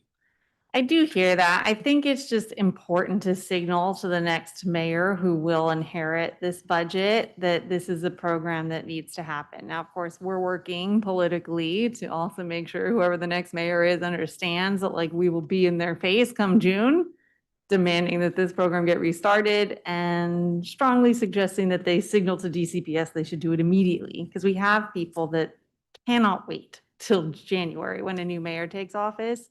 Like it needs to be started now, so that they don't get forced to leave this country, let alone this district. So, we know times of the essence. We just think continuing. So it's kind of two things. One, DCPS said part of the reason they wouldn't spend it is because we can't guarantee we'll get it next year. So let's like put that to the side and be like, okay, you got it. You could start it right now. You could spend the money you have right now because you know you're going to have funding for next year to continue it. You'll be able to continue to pay for the lawyer that you claim you don't want to hire just to let them go. You can continue to pay for the fees. So they could start spending it, right? And so maybe this would signal to them, not if we take them at their word that they were worried not having about multi-year funding, which I don't, but let's just say take them at their word, then this would signal there it is, multi-year funding. Now, there are two issues. One is green card processing and the other is H-1B visa processing. Mhm. And we had testimony earlier about the visa processing taking too Taking long. longer. And I believe the costs for that have gone up. What's that? I think it's obviously for the new visas, there's the big kerfuffle over like what the fee is. And I think that could partially explain why 2026 is so much lower for new visas. But for the existing ones, at least my understanding is the costs are going up because basically people are running out of time. It's going even past the kind of time you can wait while it's getting processed. And so then schools are stepping in to pay the expedite fee. It does seem like it's probably a Trump administration shakedown, like, because it is then getting processed very quickly. So it seems kind of clear like they want the fee and then they process it. And that is several $1,000s per person. Right now, that is being funded largely through PTOs stepping up or running a GoFundMe. That's not acceptable for sure. But DCPS has always made either the school or the person or like an outside or like a PTO pay the expedite fee. So that's not a new policy out of them. And they're not eating the cost and they never have. So like members have always had to pay their own expedite fee if that's what they wanted to do or find someone who would kind of step in and do it. Let me move to the second point. The DCPS follows the WTU contract at the school level around accessing WTU educators and does not purposely cause additional teacher turnover and chaos. I have not heard this complaint. How extensive is this accessing of WTU educators? It's hard to get a handle on a lot of times, so we're really working hard to try to get our schools to communicate what's happening. But right now we have 40 schools that say they're going to be accessing somebody. Some of the schools have reported that they're working out, internally and informally, like to follow the process, which pretty much means like if, let's just say, this seems to be happening a lot. All three of our grievances right now are around instructional coaches. If you get rid of an instructional coach position, not necessarily for funding, but for a programmatic change, it's like, okay, budget process, we're changing this, we want to call it something else or have a different position, then it kicks in an accessing process through our contract. And one of the provisions that protects our workers is that basically if there's another position open for which they are qualified within the school, then they don't leave the school. They go into the qualified position. They're not accessed, right? Because it's not about their performance. It's just, we don't want this position anymore. We're going to have that position instead. So if they're qualified for it, then you don't hire someone else and let them go. like according to our contract, they just slot in. So some schools are just choosing not to do that, which then causes the grievance process to kick off, right? And like, So you have 3 grievances right now? yes, we may, well, actually, we just filed the 4th one yesterday. So I mean, like, they're coming in because we're trying to block it. Like, our whole goal is to not end up with someone getting severed from the district, then fighting all the way through arbitration, which again, we win. On accessing, the language is strong. We come out and we win. We then get back pay. We get all the like different harms that were caused, lawyer fees, like we get it all. For what? They could have just put them in the position. That's all we wanted. We just wanted them to not lose their job that the contract protects. So I think it's just this manufactured chaos that I don't understand why they do it when the language is, in our opinion and in arbitrators' opinions, very clear. If they are qualified for the role and it opens up in their school, then the person who's getting accessed should just go into that position and not lose their job. So what you're describing sounds an awful lot like point 4 in your testimony. DCPS be required to invest more heavily and more quickly processing contract grievances and ending the backlog that causes WTU contract to go unenforced, thereby costing district millions of wasted dollars and undue harm. Yeah. So like the early stages of the grievance are kind of in-house. We file it with the principal, right? The person who's choosing in this case, not to, in our opinion, follow the contract. Our hope is it's just like the building rep, the principal, maybe someone from my office, but that's it. No lawyers, right? We just meet. We say, hey, there's this process. You need to follow it. And they can be like, okay, let's follow the process. That's our hope at least. And then it's resolved and like we keep it moving because our whole goal is just to make sure people are not unduly losing their positions in DCPS for no reason Sure. when the positions exist. So point 2 is a subset of point 4? Well, it's just,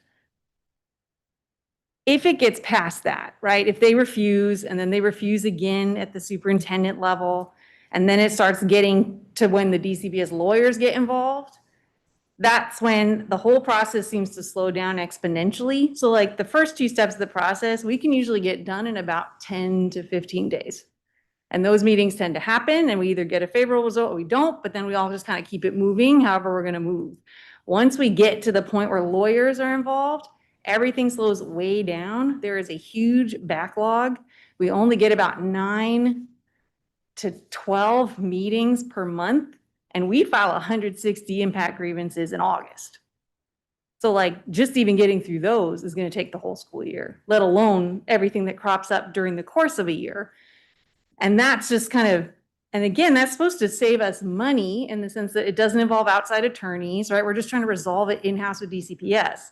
Once we leave that step and eventually clear that backlog area, that kind of little funnel that causes everything to slow down, that's when we start getting hearing officers and arbitrators and So lawyers. how many arbitration awards has WTU won in the past year?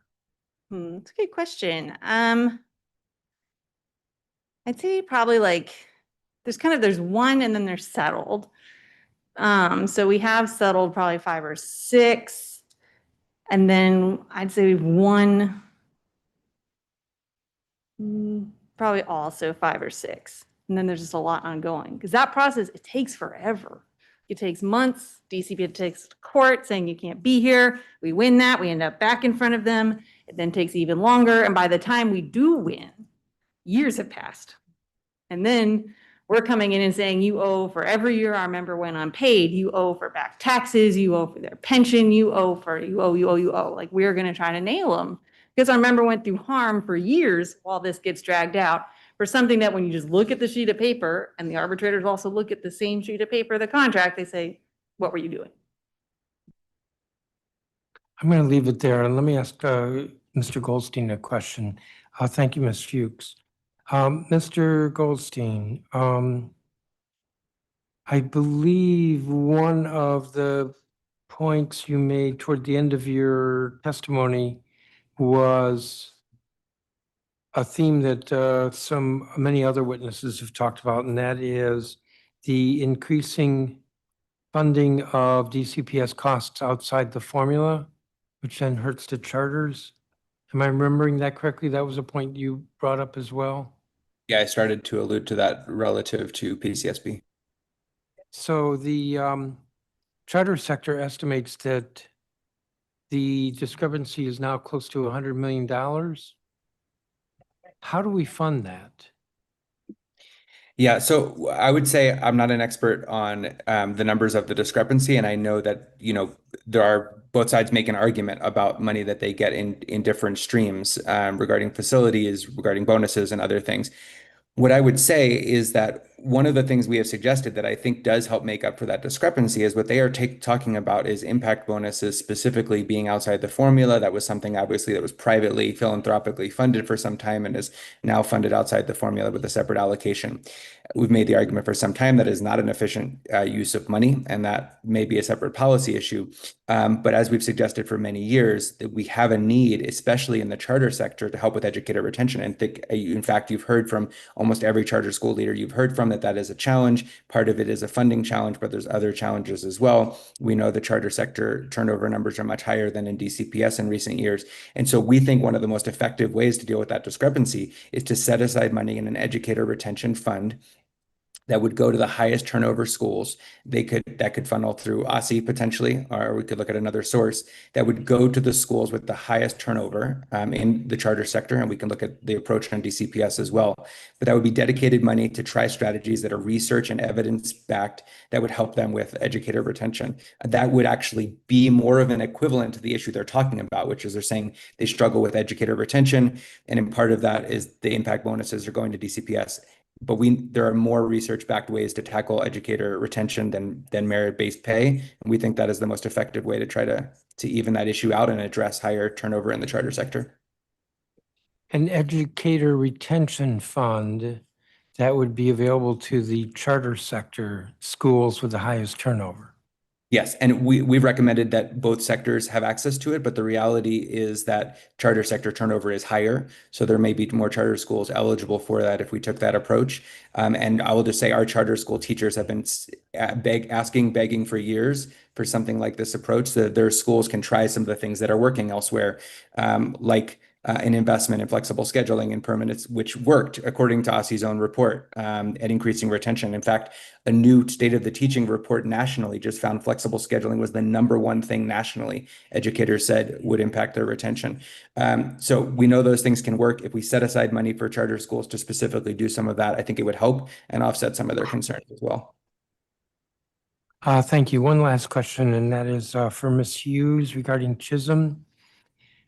Yes, sir. So as best you know, and are you on the LSAT for Chisholm? I am not on the LSAT. I am on the PTO executive board. Okay, but as far as you know, Chisholm is the only cuts that Chisholm is looking at is a reduction of 2 kindergarten aides next year. I believe there is one other reduction, but I cannot remember at this point what that was. I know that the trade-off for the 2 kindergarten aides is they're adding a dual language staffing, which as a dual language school is also critical. And we are hoping to maintain our enrollment as much as we can, but with the swing space, I know we are losing some enrollment. However, when we return to our renovated building, we expect that enrollment to not only regain its current level, but probably surge beyond that.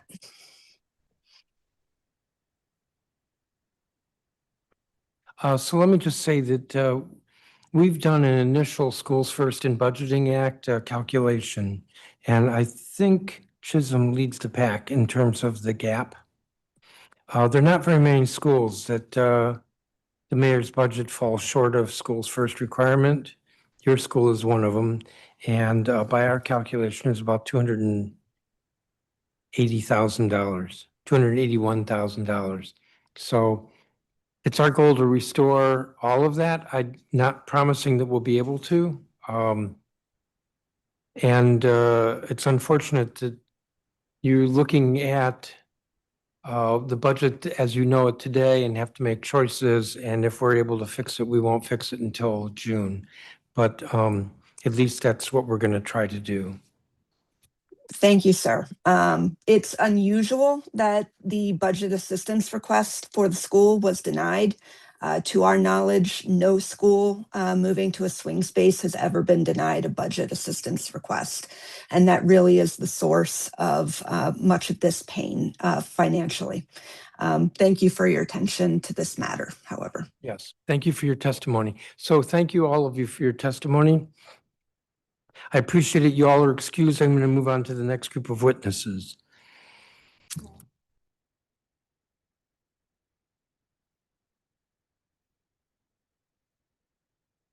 Zendi James, who's a teacher with Empower Ed. Andrea Trujillo, who's a teacher with Empower Ed. Michael Lake, a teacher with Empower Ed.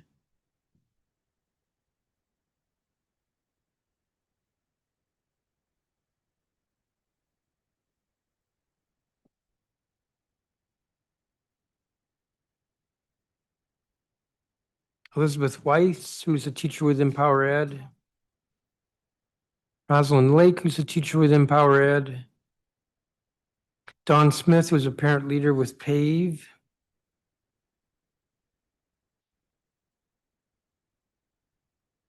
She may not be online yet. D. Smith might work. Catrice Turner, who's a parent leader with PAVE. I'm here. Hi. Okay, don't start yet. Lashima Burnett, parent leader with PAVE. Tara Brown, parent leader with PAVE. Ty Andrews, a parent leader with PAVE. Yolanda Anderson, a parent leader with PAVE. Ashley Simpson Baird. You are. I did not hear a word you said. Okay. Great.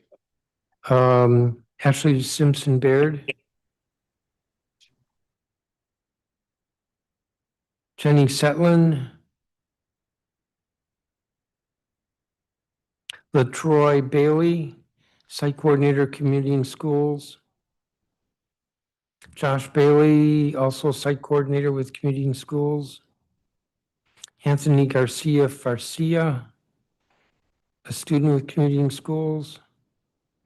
Gabrielle Patterson, a student with Community and Schools. Ashley Williams. Yvette Selby, a parent leader with PAVE. Catherine Procope, Executive Director at Howard University Middle School of Mathematics and Science.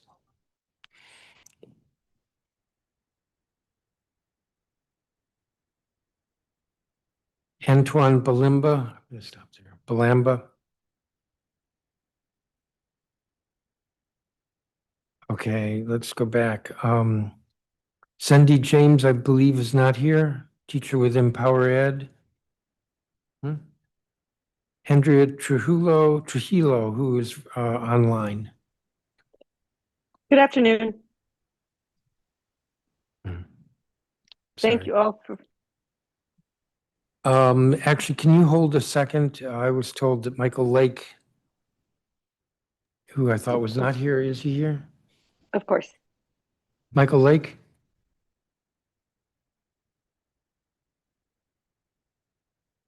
Do you see him? All right. Then we'll go back to Ms. Trujillo. Andrea Trujillo, you're up. Good afternoon. Good I'm Andrea afternoon. Trujillo, and as the chairman said, I'm with Empower Ed. I currently teach fourth grade special education inclusion at Ludlow Taylor. I previously taught pre-K self-contained, and prior to that, I spent many years in California teaching special education. And the privilege and responsibility of working with some of the most resilient, capable, and deserving students.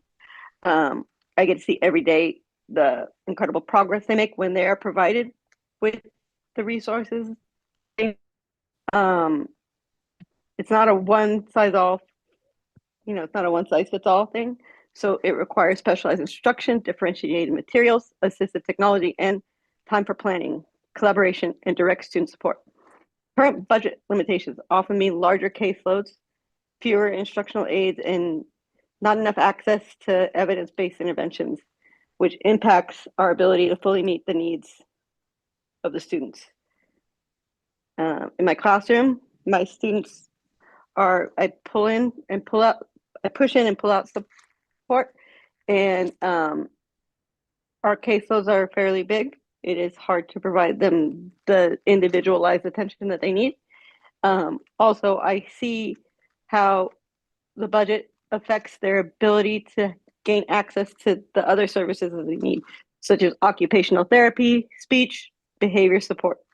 A lot of times it'll come down to, a school having to decide the budget, and so they're not able to hire a behavior interventionist. So those students who need the behavior support don't get it. And students don't get that support consistently. Schools often go a long time without having a speech therapist on site, which makes it very difficult to provide the adequate speech services for students who require it. Increasing funding for special education would allow schools to hire and retain qualified staff, such as teachers, paraprofessionals, and related service providers. If they're not overwhelmed with their caseloads, they are more likely to be retained. Access to high quality instructional materials and intervention programs that are proven to work, and provide ongoing professional development so educators can stay current with their practices and better support diverse learners. This investment is also about equity and dignity. Students with disabilities deserve the same opportunities to succeed as their peers. They deserve classrooms where their needs are anticipated and supported, not where their educators are forced to make a decision about what needs can realistically be met with what's available. I urge you to consider the real daily impact of funding decisions on special education. Thank you. Thank you. Let's see, Michael Lake is not here. Elizabeth Weiss? I am here. Sorry, I'm teaching. All right, here I go. Good afternoon, and thank you for the opportunity to testify. My name is Elizabeth Weiss. I'm a teacher and parent at Broad Education Campus in the Carver-Langston neighborhood in Ward 5. In 2024, DCPS thoughtfully adopted financial literacy standards to help students make informed decisions about money. We should be able to say the same about how we are spending money in our schools. Today, I want to talk about a $1 million contract with iReady and whether it's actually improving outcomes for students. Students lose many hours of instructional time each year to testing. If we're going to take that time, every assessment must provide actionable, timely, and instructionally relevant data. But this isn't just about reducing testing. It's about a system that is misaligned and distorting instruction. In elementary math, iReady is our primary adaptive assessment. Students take it 3 times per year, and it places them into broad performance bands, multiple grade levels below or on grade level. This becomes the primary measure used to judge students' progress. But the question is, what does this actually tell a teacher about what to do next? Let me give one example. In 4th grade, students learn fractions through conceptual understanding, using models, reasoning, and explaining that fractions represent equal parts. On CAPE, they are asked to apply that understanding in analyzing representations, selecting correct answers, and justifying their thinking. But in iReady, students are often guided step-by-step to compute an answer. They can complete the task, but they are not consistently asked to reason, compare strategies, or explain their thinking in the same way. So the thinking is different. In the curriculum, students build meaning. On CAPE, they apply and justify meaning. But in iReady, they're practicing how to get an answer, and that's what the assessment is measuring too. iReady is the only cross-grade adaptive measure we have in elementary math, but it does not provide clear, actionable insight into our student growth, and that is not aligned to the rigor of the curriculum or CAPE. And because it is tied to teacher evaluation, it becomes high stakes. As an instructional coach, my compensation is directly tied to whether students meet iReady growth targets. So I have to ask, if your salary depended on it, would you teach to the test? This is not a reflection of teacher priorities, it's a reflection of system design. DCPS has invested in high-quality math curriculum and Eureka Math Squared and strong intervention supports. We do need an adaptive assessment, but it should clearly track growth and provide meaningful, interpretable data. An assessment like MAP growth, which DCPS already uses in secondary, does that. It uses a consistent scale across grade levels and gives a clearer picture of whether students are catching up or falling behind. Replacing iReady with a more coherent, growth-focused assessment would reduce misalignment and improve instructional decision-making. There is also a broader concern about time. Programs like iReady require significant screen use, especially for our youngest learners. That time comes directly out of discussion, problem solving, and teacher-led instruction. Every minute on a screen is a minute not spent reasoning, talking, and learning with the teacher. Finally, it's a question of priorities. DCPS is spending approximately $1 million on iReady, an assessment that could be replaced with a tool we already have. If we rejected those funds, we could invest in what actually drives students' outcomes. At roughly $100,000 per position, that funding could support 8 to 10 community school coordinators, staff who can connect students and families to critical resources. No intervention program can overcome unmet basic needs or lack of access to support systems. We cannot intervene our way out of inequity if we are not investing in the conditions that create it. Right now, we are choosing to invest in a system that produces more data instead of investing in the systems that make the data matter. Thank you. Thank you for that testimony. And you speak to an issue, the testing, which has been a concern of ours. So thank you. Rosalind Lake, I believe, is not here. Don Smith, I believe, is not here. I'm here.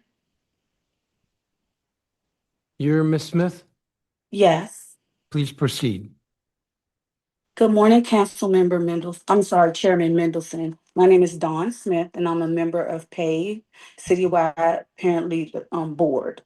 I have 3 wonderful children, 2 who have graduated, and my first grade, and that's elementary.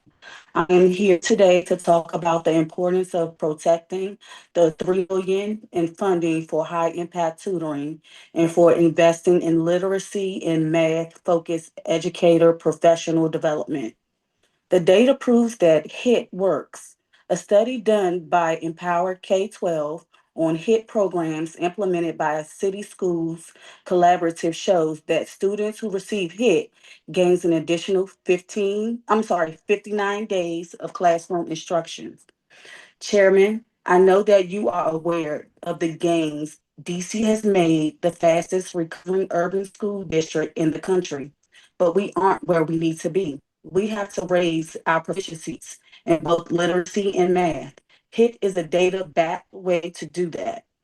In a budget year where we have to make tough choices, it is clear how beneficial HIT can be for students across the district. As I think about my youngest daughter, Faye, educational journey, I want to know that if she is struggling and needs extra support, she has access to the program she needs to thrive without having to pay hundreds of dollars a month.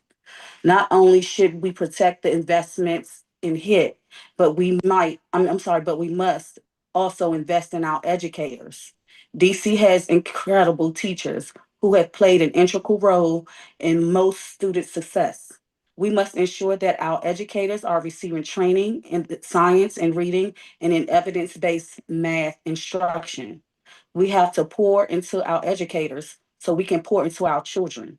Last month, I was able to see the impact of science of reading-based educator professional development in the classrooms at Friendship Armstrong Public Charter School. As I walked through the classrooms at Friendship, I watched teachers work with students in small groups in and out the classroom, giving them the individualized support they needed. When I entered the first grade class, I had tears in my eyes as I watched the children love reading and work together and learn. In the kindergarten classroom, students were working on their spelling and writing skills. The students had adopted a pet, Pete.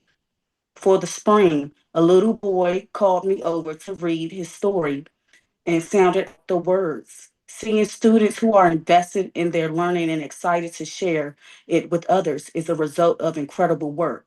Their educators put it in each and every day. If we want to see our students build a love for learning, which can lead a positive attendance outcome and build skills they need to be proficient in literacy and math, we must give our educators the tools they need to get them there. Improving proficiency rates is no small task. It requires coordinated efforts and intentional investments. But HIT and educator professional development are the types of investments we need to make the push our students forward. I urge the council to protect the $3 million in funding for HIT and to invest in literacy and math professional development for educators across both sectors. We all want our students to thrive. Let's help each other do that by investing in what we know works. Ms. Thank you Smith, for this opportunity to testify today, thank you. and I look forward Trying to to any cut you answers off or because questions. you're over your time, but thank you for your testimony. Catrice Turner? Thank you. All right, good afternoon, Chairman Mendelson, council members and members of the committee. My name is Catrice Turner. I'm a native Washingtonian, a Ward 5 resident, and a citywide board member with PAVE. I'm also a proud mother of 4 boys within both sectors of the DC public school system and serve as the Chief of Family and Community Engagement at Monument Academy Public Charter School in Ward 7. Thank you for the opportunity to testify today.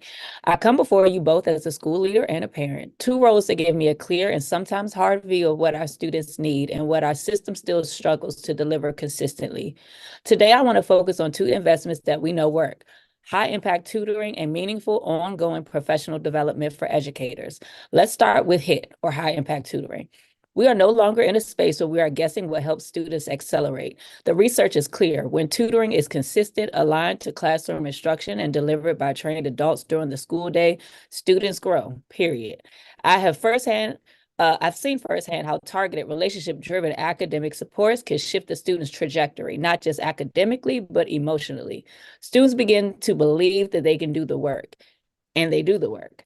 But access to high impact tutoring across DC is still inconsistent. Some schools have robust programs, others have none. And families don't always understand what their child is or is not receiving.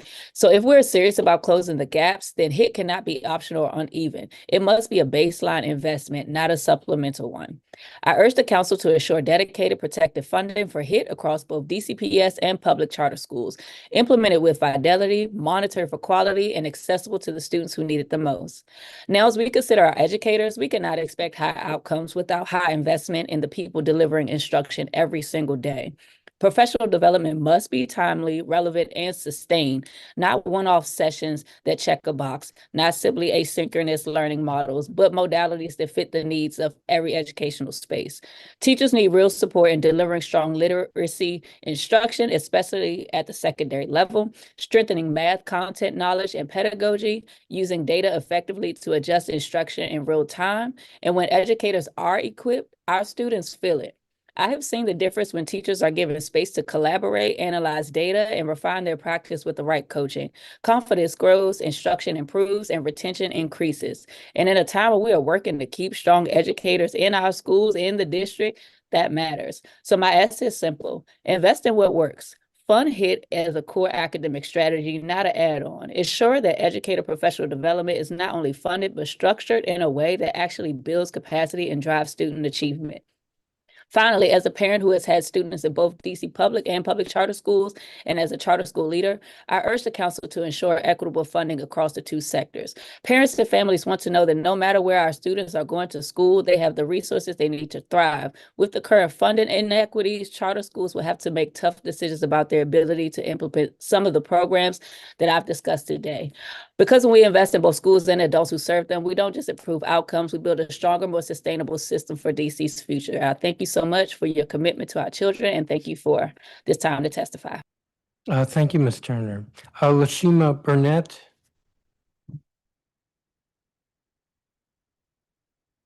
Ms. Burnett?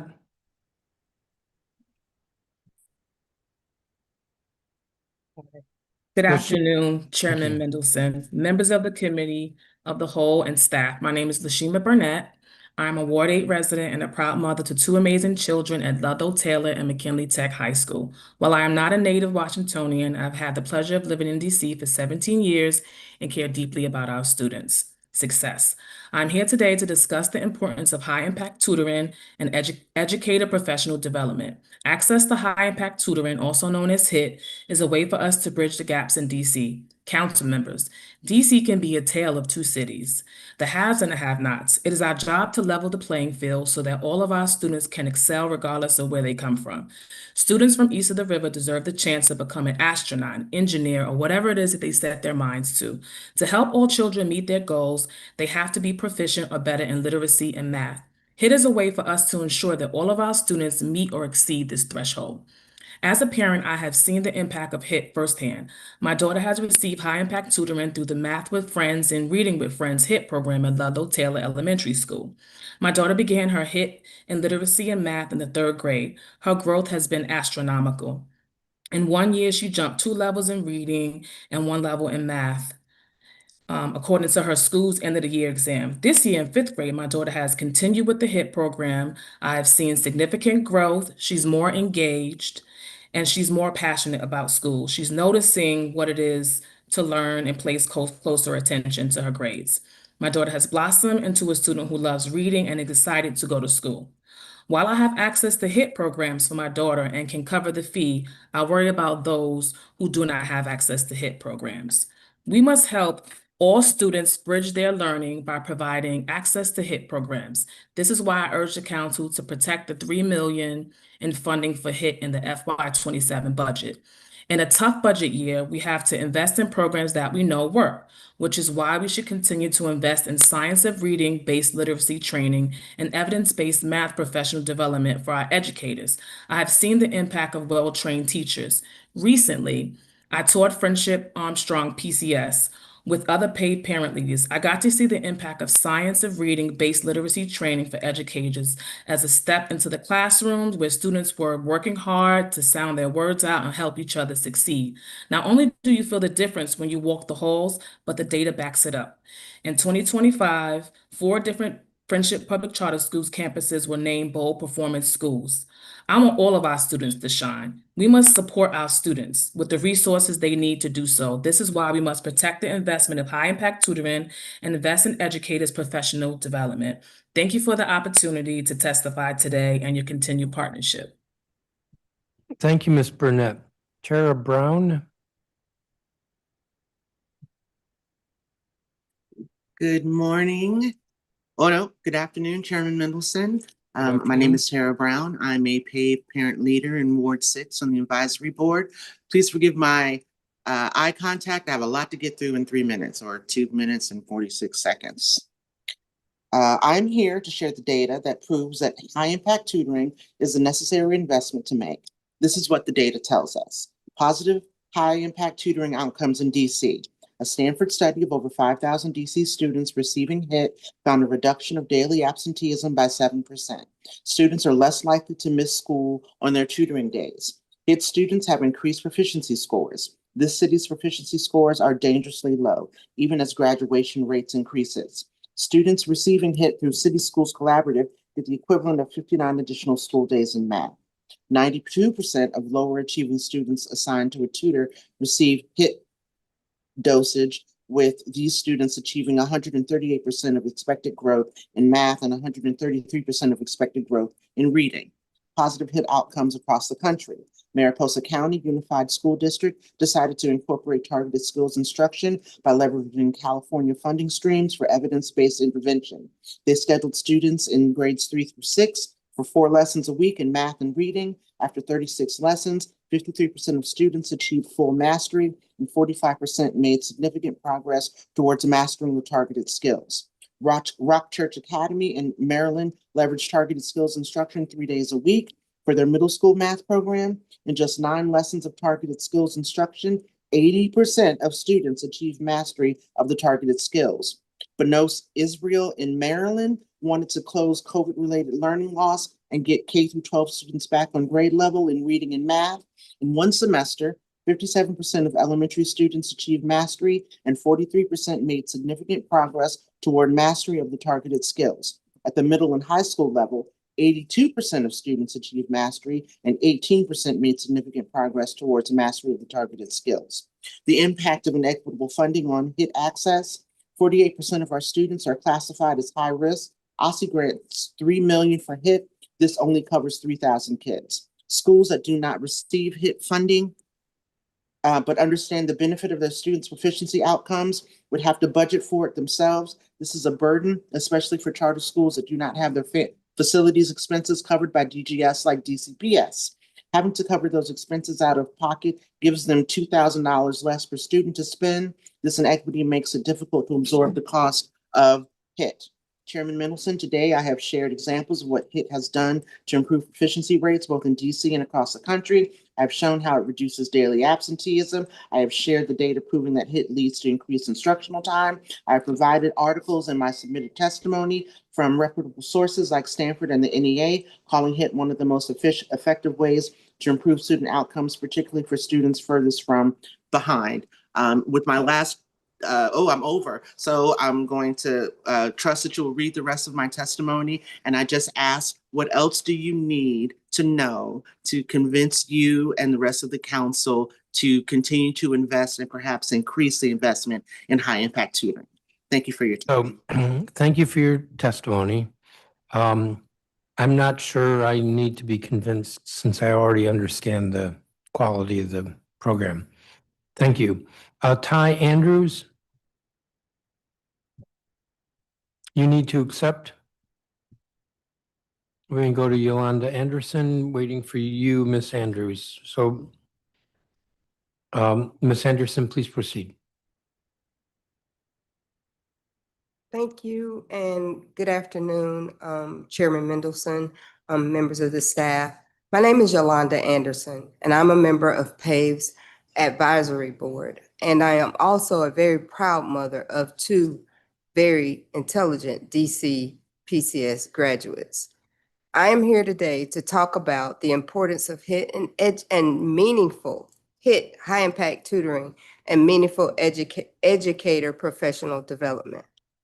I've heard it explained, from kindergarten to third grade, we teach our students to read. And from third grade on, our students are reading to learn.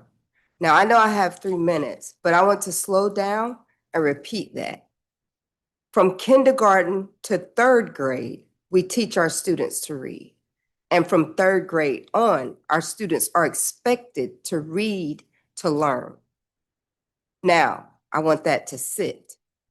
This means that if our students are not proficient in reading by third grade, it will be increasingly difficult for them to participate in school. With only about 37% of our students proficient in reading, that means nearly 60% of our students will have difficulty assessing materials and expanding their knowledge as they progress through school. I love the gains that the district has made. And, sorry. Oh, yeah.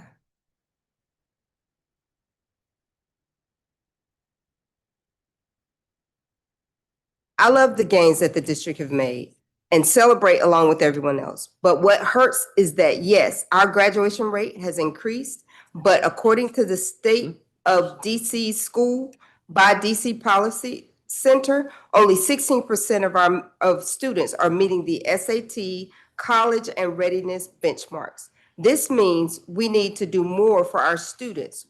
Graduating students who are not proficient does not help our students, but it grossly hurts our society.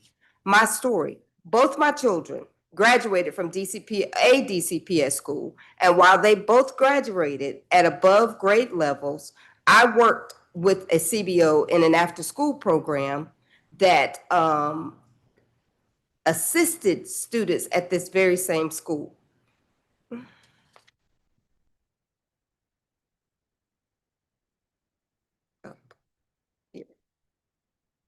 Where I witnessed students who struggle. We obtained their records every semester and noted that their reading levels, we noted their reading levels to offer assistance. Many were reading at third and fourth grade reading levels in high school. A lot of them were athletes. We did all we could to offer additional supports with tutors we hired, but even with that help, even with the help, did not get to where their reading levels were at grade levels. However, of the students I worked with in my 2-year tenure, some graduated, and many of them graduated with my son in 2025. This is very disheartening.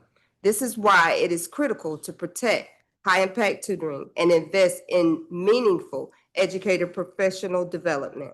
We know that both of these investments help our students increase proficiency levels. We want our students do more than just strive or survive in the district. We want them to thrive in the Ms. district. Anderson, I'm going to have to cut you off. You're over your time. Thank you, sir. I appreciate this opportunity, and my testimony has been submitted, so thank you for doing that. I apologize for technical That's okay. difficulties. Thank you. Ashley Simpson Baird. Thank you. Good afternoon, Chairman Mendelson and staff. Thank you for the opportunity to testify. My name is Ashley Simpson Baird, and I lead research and policy work for Brea Public Charter School. As DC's first two-generation public charter school, we serve more than 1,100 students each year, parents enrolled in adult education and workforce programs, and their young children in bilingual early childhood classes. Our families are some of the furthest from opportunity in DC. They are primarily immigrants, and 85% qualify for free or reduced price meals. And I'm proud to say our outcomes are exceptional. Adult English learners exceed national benchmarks year after year, and 96% of our pre-K students meet or exceed literacy and math growth expectations. In our workforce programs, 100% of our child development associate students and 92% of medical assistant students earn their credentials, and 93% of our workforce graduates report they are employed within 6 months of completion. This has earned us BCSB's highest ratings every single year. These outcomes are not accidental, they are the result of intentional public investment. At present, too many of those investments are falling short. First, DC funds adult education below adequacy. The latest school funding study recommends increasing the adult weight to 1.3 to account for the high proportion of students who are English learners, have special needs, and/or are at risk. Second, and relatedly, the proposed FY27 budget includes another year of reductions in adult and family education grants, DC's local WIOA funding match. Since FY25, more than $2.5 million has been cut from this grant, reducing access to workforce pathways that connect adult learners to high-wage, high-demand fields.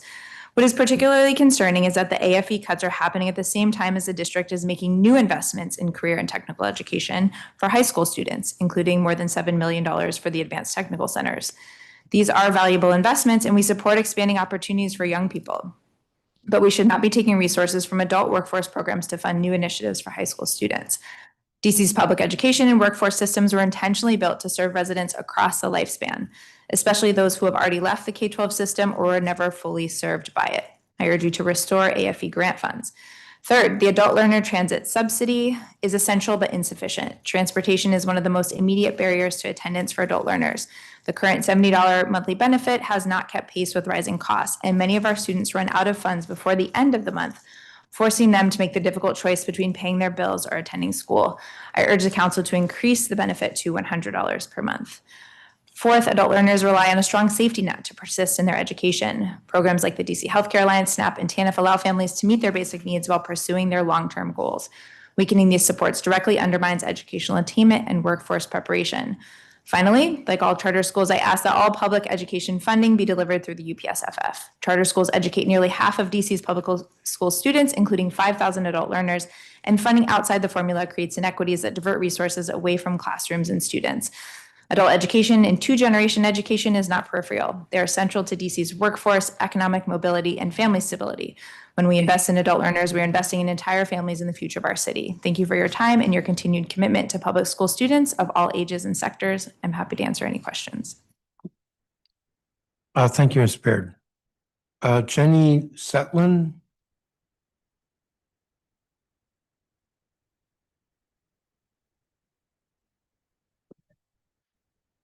She's not accepted. LaTroy Bailey.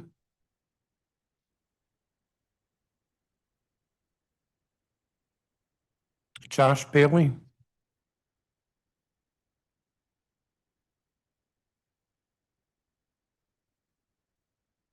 I believe these people were not here. Anthony Garcia-Farcia, a student, Gabrielle Patterson, a student, Ashley Williams.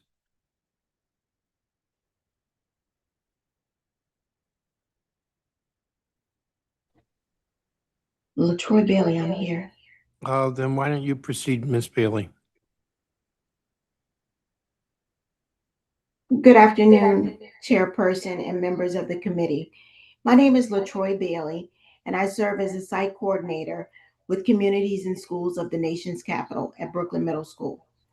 Thank you for the opportunity to testify today. I also want to thank Mayor Bowser for including funding for community schools grants in the proposed FY27 budget, and I strongly encourage you to support this critical investment. At Brooklyn Middle School, our partnership with communities in school exists because our school leadership made the decision to fund it using their own budget. That decision speaks volumes to the value of our work, but it also highlights a larger issue that not every school has the resources to make the same choice. As a result, not every student has access to the supports that help them show up, engage, and succeed. At my school, I directly support a caseload of 34 students, many of whom face chronic absenteeism and unmet basic needs. However, my work extends beyond these students to the entire community of the school. Brooklyn is a Title I school serving 348 students, and the challenges our students face are significant, ranging from food insecurities and social emotional needs to lack of adequate clothing and basic necessities that directly impact attendance. Some of our students travel long distances across the city to get to school. Weather and transportation challenges can make consistent attendance difficult. Others miss school because they don't have clean uniforms or proper seasonal clothing like coats, gloves, or even shoes that fit. Some students stay home to care for their younger siblings while parents work. These are not isolated incidents. These are regular, everyday realities for our students. Despite these challenges, one thing remains constant. Families want the best for their children, and students want to succeed. What many lack is access to resources, student support systems, and opportunities to make success possible. That is why communities and schools makes a difference. At Brooklyn Middle School, my focus is on building student confidence and ensuring every student feels seen, supported, and valued. I work to remove barriers so that when our students walk through our doors, they can focus on learning and not on what they're missing. This includes organizing school supplies, uniforms, coat drives, and maintaining a school pantry, coordinating mentorship programs, hosting attendance incentive programs, and even providing barbering and grooming days so that our students can come to school and feel confident and prepared. All of this work is centered around one goal: removing barriers to attendance and engagement. However, each year, this becomes more challenging as available funding decreases. Ms. Bailey, I'm going to have to cut you off. I do have your statement, but you're over your time. Okay, thank you, sir. So thank you. I'm going to go back. Hi, Andrews.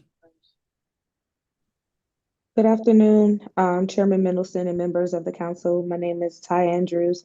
I'm a Ward 8 parent, a DCPS graduate, and an advocate for educational equity and student success via Parents Amplifying Voices in Education, PAVE.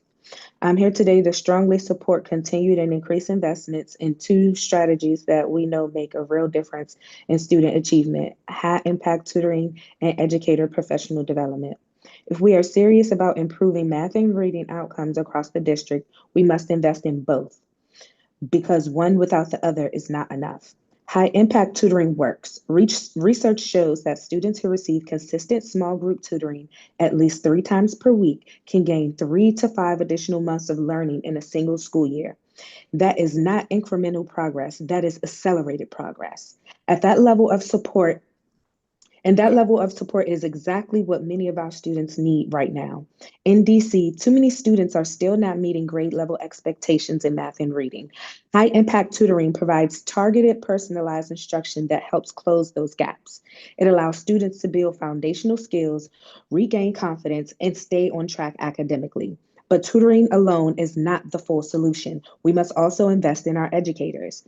High quality instructional educational materials are only effective when teachers are properly trained to use them. That is where educational professional development becomes critical. When teachers receive ongoing coaching, training, and support, they are better equipped to deliver rigorous instruction, differentiate learning, and meet the needs of every student in their classroom. Professional development ensures that strong instruction is happening every single day, not just during tutoring sessions. Together, these investments create a powerful system. High impact tutoring provides targeted, immediate support for students who are struggling, while strong professional development strengthens core classroom instruction for all students. This is how we build both short term recovery and long term success. If we want to see real improvements in math and reading outcomes across the district, we must invest in strategies that are proven, consistent, and scalable. Our students deserve nothing less. Thank you for your time and consideration. Thank you, Ms. Andrews. Josh Bailey, Yes, I'm here. please proceed. Good afternoon, Chairman and members of the committee. My name is Joshua Bailey, and I serve as a site coordinator with Communities and Schools of the nation's capital at MacArthur High School. Thank you for the opportunity to testify today. I also want to thank Mayor Bowser for including funding for community school grants in the proposed FY27 budget and encourage the council to support this area of the budget as well. MacArthur High School is a school that serves over 560 students from various wards across the city. Our work serves as a beacon of hope, safety, and belonging for all. Community and Schools partnership is made possible through the school's own budget. School leadership made a deliberate decision to invest in these supports because of their impact. At the same time, this approach reveals a gap. Not every school has the resources to provide the same, which means access to these supports is inconsistent for all students. Through our partnership, we work alongside school staff to identify student needs early and respond in a coordinated way. We currently help connect 30 students on my caseload and families to the right supports, whether that's related to attendance, family engagement, or challenges outside of the classroom that affect the student's ability to learn. Through our ability to provide direct service programs like our Men of MacArthur and Quest to Womanhood mentorship programs, as well as brokering services with various community partners, such as Georgetown University Hospital, the U.S. Coast Guard, and Zeta Phi Beta sorority, to come in and deliver transformational, life-changing experiences for our students. We also work to strengthen trust with families by meeting them where they are and helping them access resources in a way that is practical, consistent, and student-centered. This work reflects the core mission of Communities and Schools. We focus on ensuring every student has the relationships and resources they need to realize their potential. When those supports are in place, we know that students are more likely to stay engaged, show up consistently, and succeed academically. Community Schools grants funding creates an opportunity to expand this work across more schools in a consistent, equitable way. It builds on the strong partnership between Communities and Schools and the DCPS and helps ensure that more students can benefit from integrated supports, regardless of a school's individual budget. We also see an opportunity to continue coordinating with the Office of the State Superintendent of Education to align resources that support families and address challenges such as chronic absenteeism. Strong coordination helps ensure students and families can access the support they need without unnecessary barriers. We appreciate the continued partnership with DCPS and the district's committee to supporting the whole child. Expanding access to this model will allow us to reach more students, strengthen outcomes, and deliver on the promises that every young person has the opportunity to succeed. Thank you for your time and your continued support of DC school students across the district. I'm happy to answer any questions. Thank you. Thank you. Thank you. Jenny Setlin. Hello, good afternoon, Chairman Mendelson and members of the council. My name is Jenny Setlin, and I am a kindergarten teacher at Shirley Chisholm Elementary School in Ward 6. Thank you for the opportunity to testify today. I want to say that I am only able to testify right now because of one of the person's positions that I am here advocating for. She is watching my classroom right now and making sure that everything goes smoothly, and I have to acknowledge her effort and her support. I am here to ask the council to support funding that will allow Chisholm to maintain 4 kindergarten classroom aides for the 2026-2027 school year. Kindergarten is the foundation of a child's academic journey, especially in reading. Our success as a kindergarten team over the past several years is not accidental. It is directly connected to having classroom aides who can work one-on-one with students and consistently support small group instruction. That level of targeted support has allowed us to meet students where they are and move them forward. If we are to reduce our aides, would we be able to achieve the same level of success? As a classroom teacher, I have seen firsthand how having an additional adult in the classroom makes it possible for me to give students more individualized attention. With the support of our aides, we are able to differentiate lessons, complete quarterly and bi-weekly progress testing seamlessly, and most importantly, build strong emotional relationships with each and every student. Every year, it seems that additional responsibilities have been added to our workload. I know the district has made early literacy and early childhood education a priority. These new responsibilities hold us accountable, and I have seen positive changes over the last few years, especially in regards to dyslexia awareness and testing. Our responsibilities as educators have increased because of this, and investing in kindergarten classroom support is one direct and effective way to continue to advance those early literacy goals. Reducing our aid support while expectations continue to increase puts further strain on teachers and ultimately impacts students. It is also diminishing to the work and effort that our kindergarten aides have done to help grow our students over the last few years. I understand that monetary decisions like this are complex. However, we worry that this decision will be something that cannot be undone in the future and will have long-term consequences on our students. Many DCPS schools have a dedicated aide in each kindergarten classroom. Reducing aides at Chisholm would put our students at a disadvantage compared to their peers. Our goal is to simply advocate for what and who we know best supports student success. I respectfully ask the council to ensure that Chisholm can maintain 4 kindergarten classroom aides so that our youngest learners still have the support they need to succeed. Thank you very much for your time and consideration. I really hit the time there. Thank you, Ms. Setlin. Thank you for your commitment to education. So as I indicated to a previous witness about Chisholm, we've done a calculation under the Schools First in Budgeting Act, and Chisholm is on the list as having been underfunded. I can't guarantee that we will find the dollars to make this right, but you're definitely on the list. Thank you so much, Chairman Mendelson. I appreciate that. Thank you. And thank you for your testimony.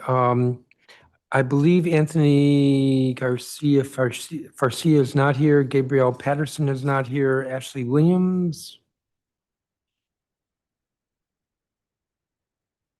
Yvette Selby, I believe, is online. Ms. Selby. Good afternoon, Chairman Mendelson, members of the Committee of the Whole, and members of the staff. My name is Yvette Selby, and I serve on the Advisory Board and Ward 5 Parent Leader Board with Parents Amplifying Voices in Education. I have twins currently in college who graduated from Capital City, PCS, and McKinley Tech High School. First, I would like to thank the mayor for prioritizing education in the budget, specifically the increase in the UPSF and support for high-impact tutoring. That investment matters, especially when it comes to math. If we want real math acceleration in DC, we must invest in both high-impact tutoring and strong, sustained professional development for math educators. Math outcomes in DC are still not where they need to be. We are seeing declines starting in middle school and persistent gaps for Black and Brown students, students with disabilities, and students from low-income communities. And the data tells us that high-impact tutoring works. Students who receive it can gain an equivalent of 2 or more additional months of learning. However, more time only works when the instruction is of high quality, which means tutoring cannot be a standalone solution. It must be connected to what's happening in the classroom, and that depends on teacher support. Right now, DC has invested heavily in literacy training, but we have not made the same level of investment in math-focused professional development, and that's where the gap is. We know from DC's own data and national research that schools that improve math outcomes do a few things. They invest in ongoing teacher coaching, they build strong feedback systems that help students develop confidence in math, and they ensure teachers are equipped to teach conceptual understanding, not just procedures. Because math success isn't just about getting the right answer, it's about whether students believe they are capable of doing math in the first place. I've seen this personally. My daughter struggled with math early on due to an undiagnosed visual disability. Like many students, she was told, try harder, instead of being given the right instructional support. But once she did get that right teaching and support, everything changed. Today, she now excels in math and science in college. So we need to sustain and expand high impact tutoring, invest in ongoing high quality math educator professional development, and align tutoring with classroom instruction so students get consistent, effective support. Because if we don't strengthen instruction, we will continue to spend money without seeing the full impact. Math is a gateway to college, to careers, to economic mobility. And right now, too many of our students are being locked out, not because they can't learn, but because we haven't built a system to support them. Every child in DC deserves access to high quality math instruction, targeted support, and the opportunity to succeed. Let's work together to build a system that makes that the standard. And I have also provided a list of sources with my testimony. Thank you very much. Thank you, Ms. Selby. Catherine Procope.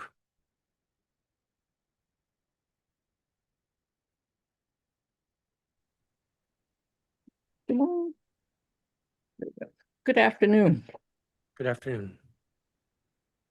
Thank you for the opportunity to testify.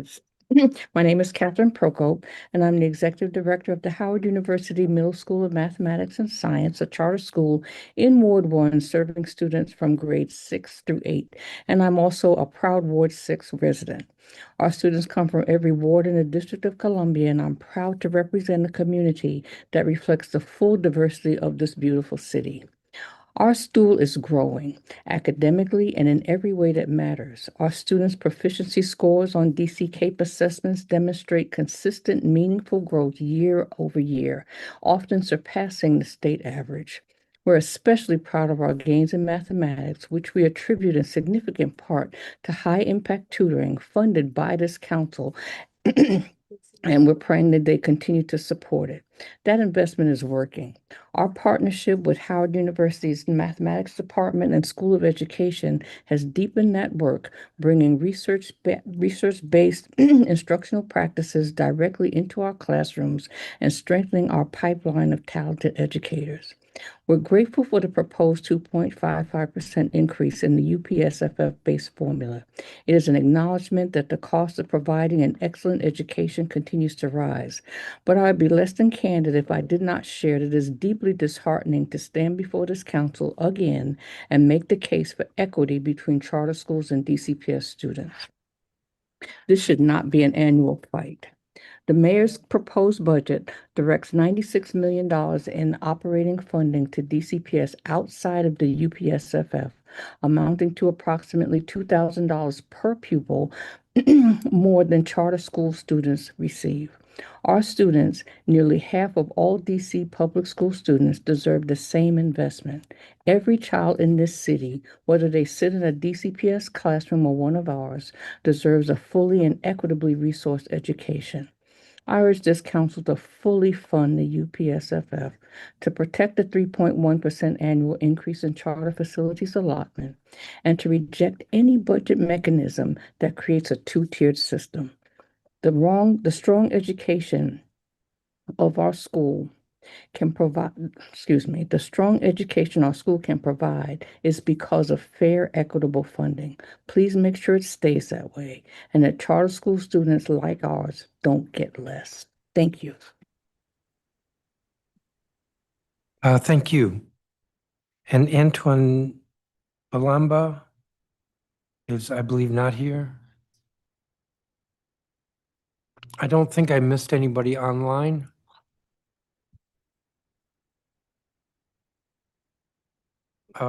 I want to thank everybody for the testimony. I do want to ask you, Ms. Baird, can you say more about this WIOA funding? Sure. So there's obviously the federal WIOA funding that comes from the feds, and then there's a local match that we call the Adult and Family Education Grants that flows through OSSI. It's been slowly declining since FY25. This year, it's about a $435,000 cut. The funds go to both LEAs and charter-based organizations, or excuse me, community-based organizations to fund workforce programs. So the cut is to the local match? That's right. But if it's a match, then that would reduce. It's not a one-to-one match. So it doesn't affect the federal funding? That's right. I know that the DME did an analysis of Yep. the success of these different workforce programs. Yeah, and I would say the AFE funded programs are some of the highest performing, and that's actually a requirement to continue to receive the grants every year. It's a little different than some other workforce funded programs in the city. When you say highest performing, do you know what percentage get jobs? I can speak to that at BRIA. So we have to do a 6-month follow-up survey with all of our workforce graduates, and regularly, or at least in the past year, 93% of them have reported that they're still employed 6 months after graduation.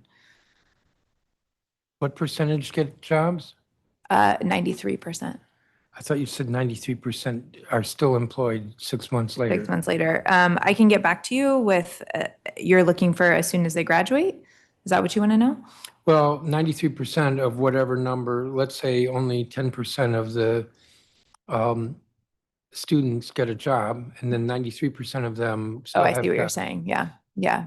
I don't have that number in front of me, but I can follow up if you'd like. If you would, you could Yeah. just send us an email with that. Sure, no problem. That is something I want to ask the deputy mayor about. Yes, Thank you. please do. Yeah. Thank you. Thank you, everybody, for your testimony. And the two of you in person, thank you for being in person. I'm going to continue with the list. We're at number 51. Catalina, these are all students at BRIA Public Charter School. Catalina Alvarado, Claudia Sosa, Cindy Carball, Wilcie Deuban,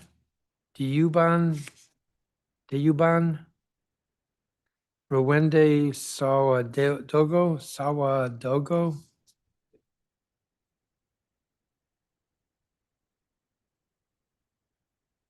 Jason Gorelick,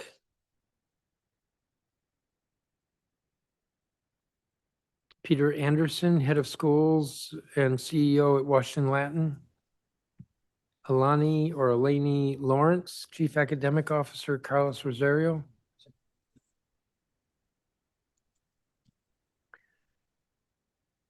Shagufta Sharman, a student at Carlos Rosario, Marianne Forrest,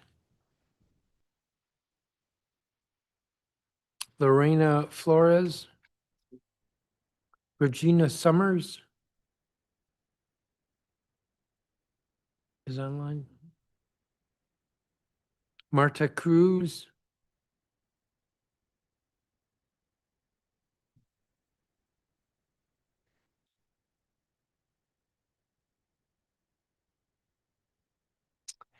the woman who's sitting down, your name is?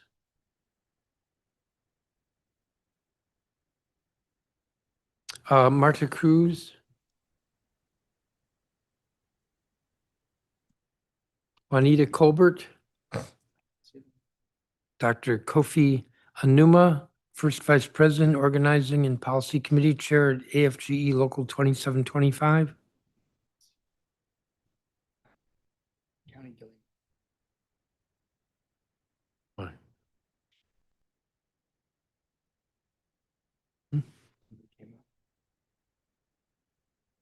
Kelly Okun, who's a teacher, Charter Union President, DCX Local 1927, AFT. County Gilliam, who's President of AFGE Local 2725. Here? No.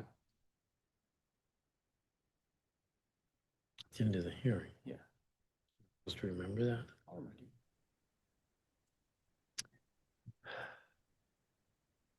I think I'll stop right there.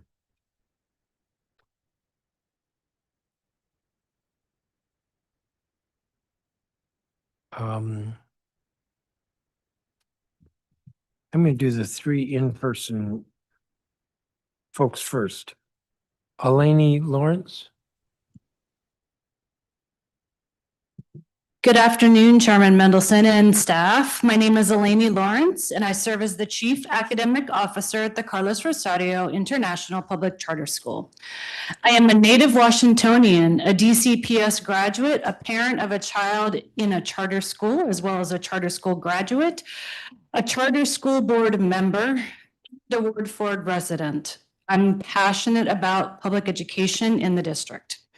For more than 5 decades, the Carlos Rosario School has served adult learners across the district, primarily English learners, working adults, and parents who are building foundational skills, earning industry-recognized credentials, and pursuing family-sustaining careers.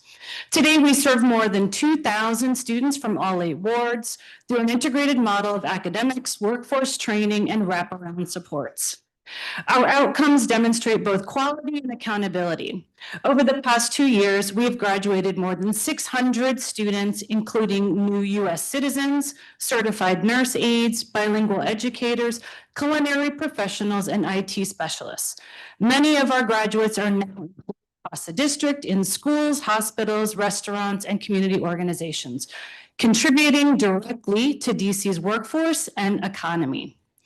Adult education is public education. It is also workforce development, economic mobility, and community stabilization all at once. Our students balance work, parenting, and significant responsibilities, yet they persist.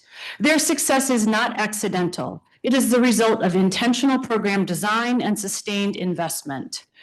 As you consider the fiscal year 27 budget, I'd like to highlight 4 priorities that are essential to sustaining and scaling this impact. First, increase the adult learner weight in the uniform per student funding formula from 1 to 1.3.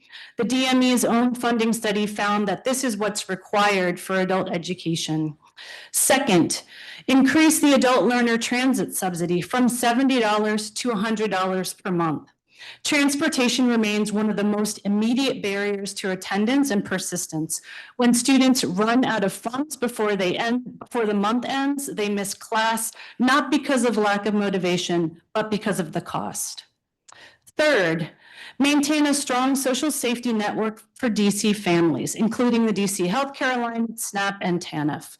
We see every day how basic needs stability impacts academic success. And finally, fund charter schools equitably by ensuring that all school costs, including staff compensation and fixed costs such as utilities, are fully funded through the UPSFF. Adult public charter schools are accountable, outcomes-driven institutions with targeted investments in funding equity, transportation success, and basic needs. The district can strengthen all adult education as a core pillar in its workforce and economic strategy. Thank you for your time and your continued commitment to DC's adult learners, and I'm happy to answer any questions. Thank you, Ms. Lawrence. Ms. Sharman? Thank you. Good afternoon, Chairman Mendelson and members of the Council. I am Shegufta Sharmin, an advanced English student of Carlos Rosario International Public Charter School.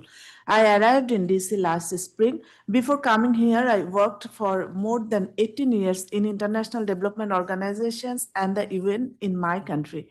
Throughout my career, I was passionate to work for the marginalized people, knowing them and supporting them to grow. When I moved here, I left almost everything of my life back in my country. Then I started looking for an opportunity for a new beginning. Then I found Carlos Rosario, where I'm not only learning a language from a single teacher, but I am also enlightening myself through the people from around the world. Carlos Rosario is my very own window to see through the world. My classmates come from all over the world. We are different ages, from our 20s to over 60 years old. But we share a common goal to improve our lives through education. One of my 65-year-old classmates started learning English as a beginner and completed level 8 in 4 years. Meanwhile, she got citizenship after having the citizenship course at Carlos Rosario. Now, she is a confident lady who has found meaning in life after her 60s. She can now travel across the city on her own and participate fully in her community. That is what this school makes possible: independence, dignity, and opportunity. Carlos Rosario has also helped me connect beyond my immediate community. I would like to share 2 ways that the district can strengthen this impact. First, I ask you to increase the adult learner transit subsidy from $70 to $100 per month. When I first received my smart card, it gave me a sense of freedom. I learned how to use the bus and metro system, and I gained confidence to travel independently in this city. For many students, transportation is not just about getting to school, it is about access to opportunity, community, and independence. Increasing this subsidy will help more students attend consistently and stay engaged in their education. Second, I ask you to increase the adult education funding weight in the uniform per student funding formula from 1 to 1.3. Adult learners bring diverse experiences, but we also face real challenges: language barriers, career transitions, and responsibilities at home. Schools like Carlos Rosario provide the support we need to succeed, but they need adequate funding to continue this work at a high level. I come to this country with experience, skills, and a desire to contribute. Carlos Rosario is helping me turn that potential into reality. With your support, it can continue to do the same for the thousands of other adult learners in the city. Thank you for your time and consideration. Thank you, Ms. Sherman. And Ms. Flores. Thank you. Good afternoon, Chairman Mendelson. My name is Lorena Flores, and I am here today because of the community our school leadership has built, a true village, or as we would say, nuestro pueblo. It's grounded in care, accountability, and shared commitment to helping every child thrive. Budget conversations often focus on enrollment, funding formulas, and increasingly on technology. But I ask you to consider what truly makes a school work, what makes children feel safe, supported, and ready to learn. It's human connection. In a fast-moving world, children still need stability, time, and meaningful relationships to grow and feel secure.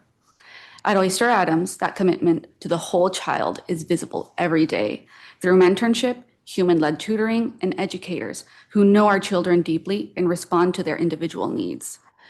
I want to recognize those who make this a reality for us, our principals, Ms. Brito and Ms. Berrocal, whose presence, vision, and action cultivate a strong and inclusive community. Our student growth team, counselors and therapists who support the developmental and emotional well-being of each child as an individual, not a data point. Our teachers, who are the heartbeat of the school. They're skilled professionals at navigating complex classrooms and families with care, adaptability, and expertise. Our administrative, front desk, and facility staff who ensure an organized, welcoming, and dignified environment for everyone. These are not interchangeable roles or short-term inputs. Human knowledge in school communities compounds over time through relationships, experience, and trust. That continuity is what allows children to feel safe, to experience joy in learning, and ultimately to thrive. As you consider this year's budget, I urge you to prioritize what matters most when it comes to childhood education. It's people. Protect and expanding funding for teachers, aides, and student support staff. Invest in human-led tutoring, mentorships, and small group learning. Evaluate technology investments for effectiveness before expanding them. And I also want to acknowledge something broader. DCPS reflects a system with accountability, one that prioritizes children and equitable communities over the redirection of public resources to private interests. That distinction matters. I appreciate their ongoing work to strengthen public schools with integrity and transparency, and for engaging caregivers through direct communication links like the Chancellor's Parent Advisory Board. Investing in people is essential. They prepare our children not just for standardized tests, but to be resilient for the complexities of the worlds they will inherit. It also means providing our educators with the recognition and resources their multifaceted work deserves. Our educators are on the front lines, constantly learning, adapting, and growing alongside our children. That is the investment that lasts. I want to close by thanking the DCPS community, especially those at Oyster Adams. You are our village. Thank you for your time and continued service.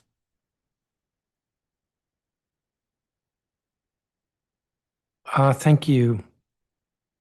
Thank you, Ms. Flores. I don't have questions for any of you, so you can stay at the table or you can be excused. I'm going to go to all the online people now. So thank you for your testimony. Catalina Alvarado, Yes.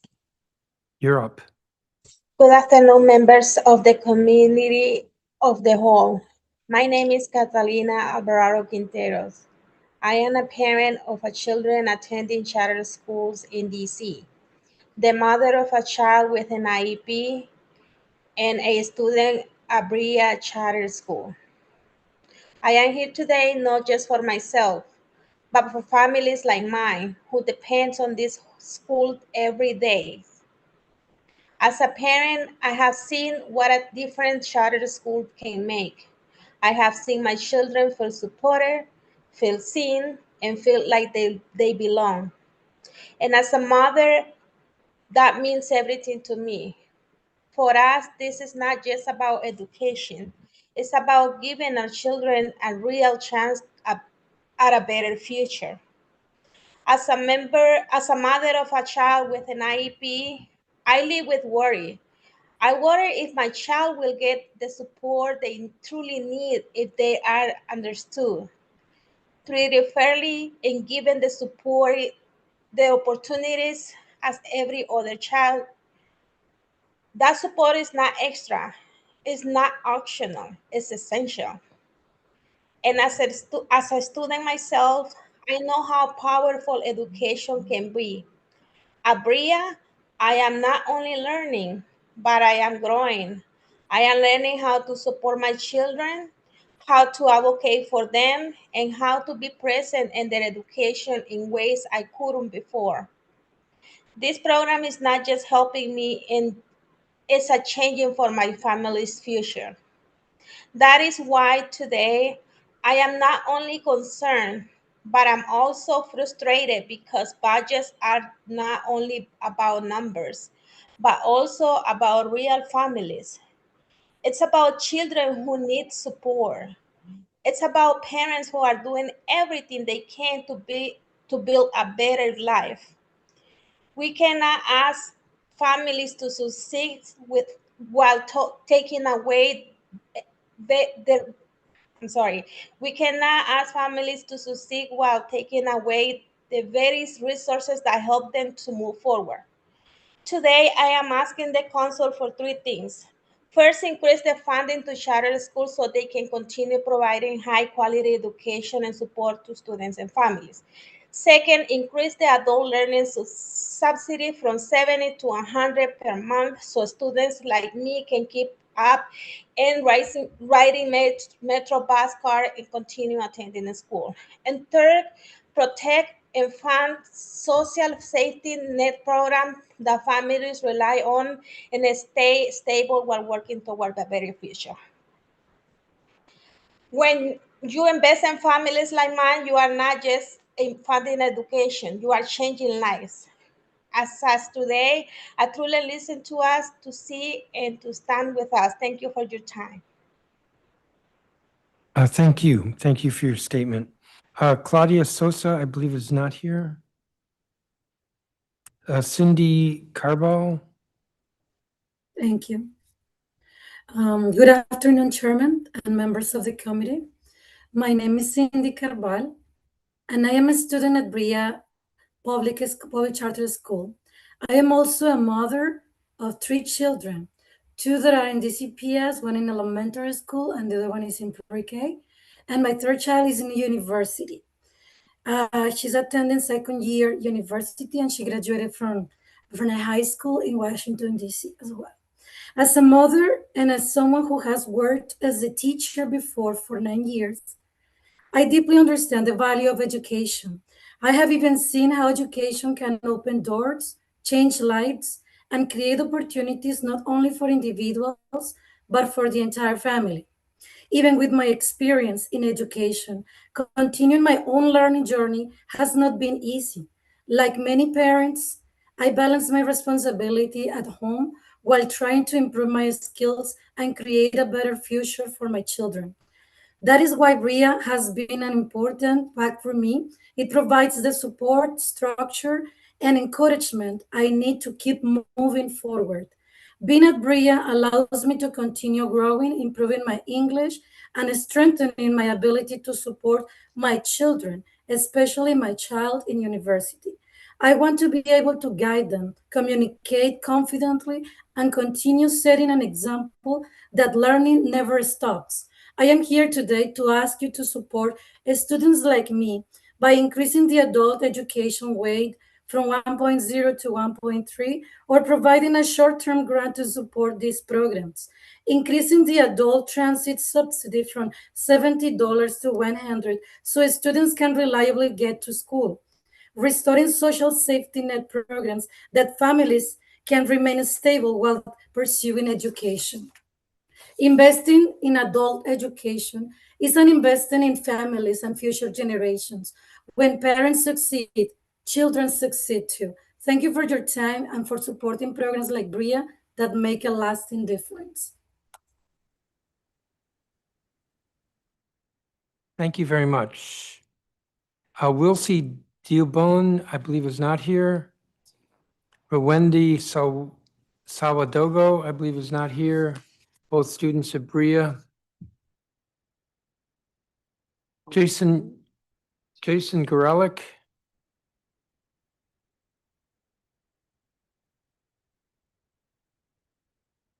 Excuse me, Chairman. Antoine and Claudia are connected, but for some reason, you cannot see them, but they are connected online. Who is that again? Antoine and Claudia.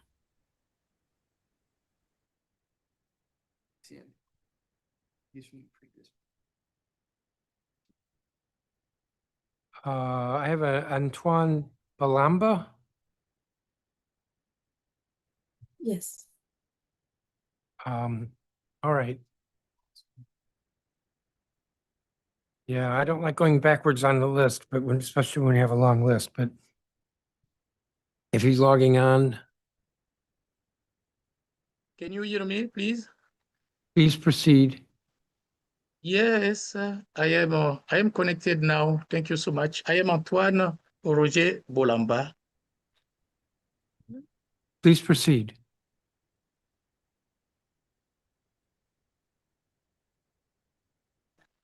Yeah, good morning, council members. My name is Antoine Bolamba, and I am a student at BRIA Public Charter School. I am also a father of 4 boys, ages 20, 18, 16, and 13.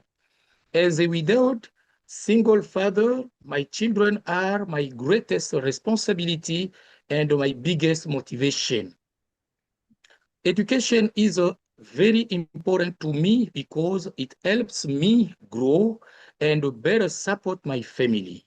At BRIA, I am a student. I am a student in the advanced English class, and I am also interested in medical assistant and child development classes. These programs will help me build skills so I can find a stable career and provide a better future for my children. Child development at BRIA is especially meaningful to me. It allows me to understand how to better support children, not only my own, but also others in my community. As a nonprofit founder focused on child protection, this knowledge strengthens my work and my ability to serve families. Because coming to BRIA, I worked as a journalist. Before coming to BRIA, I worked as a journalist in international broadcasting. Now, I am working hard to continue my education and create new opportunities for myself and for my children. As a parent and a student, I ask that you continue to support programs like BRIA that help families like mine. These programs are not just about education, they are about opportunity, financial stability, and hope for a better future. I respectfully ask for increasing the adult education weight from 1.0 to 1.3, or providing a short-term grant to support these programs. Increasing the adult transit subsidy from $70 to $100 so students can reliably get to school.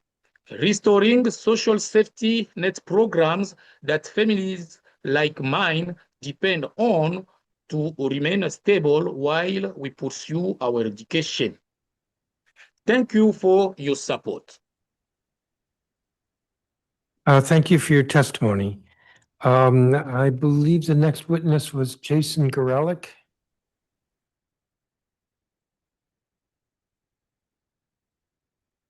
I don't hear you. And if you're not muted, then something tells me there's something wrong with your audio.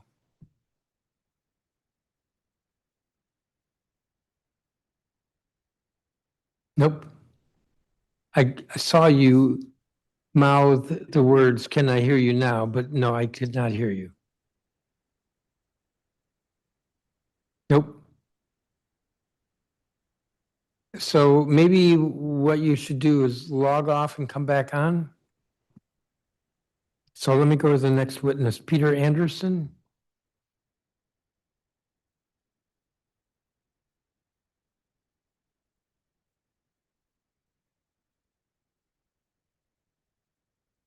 Mr. Anderson, are you here?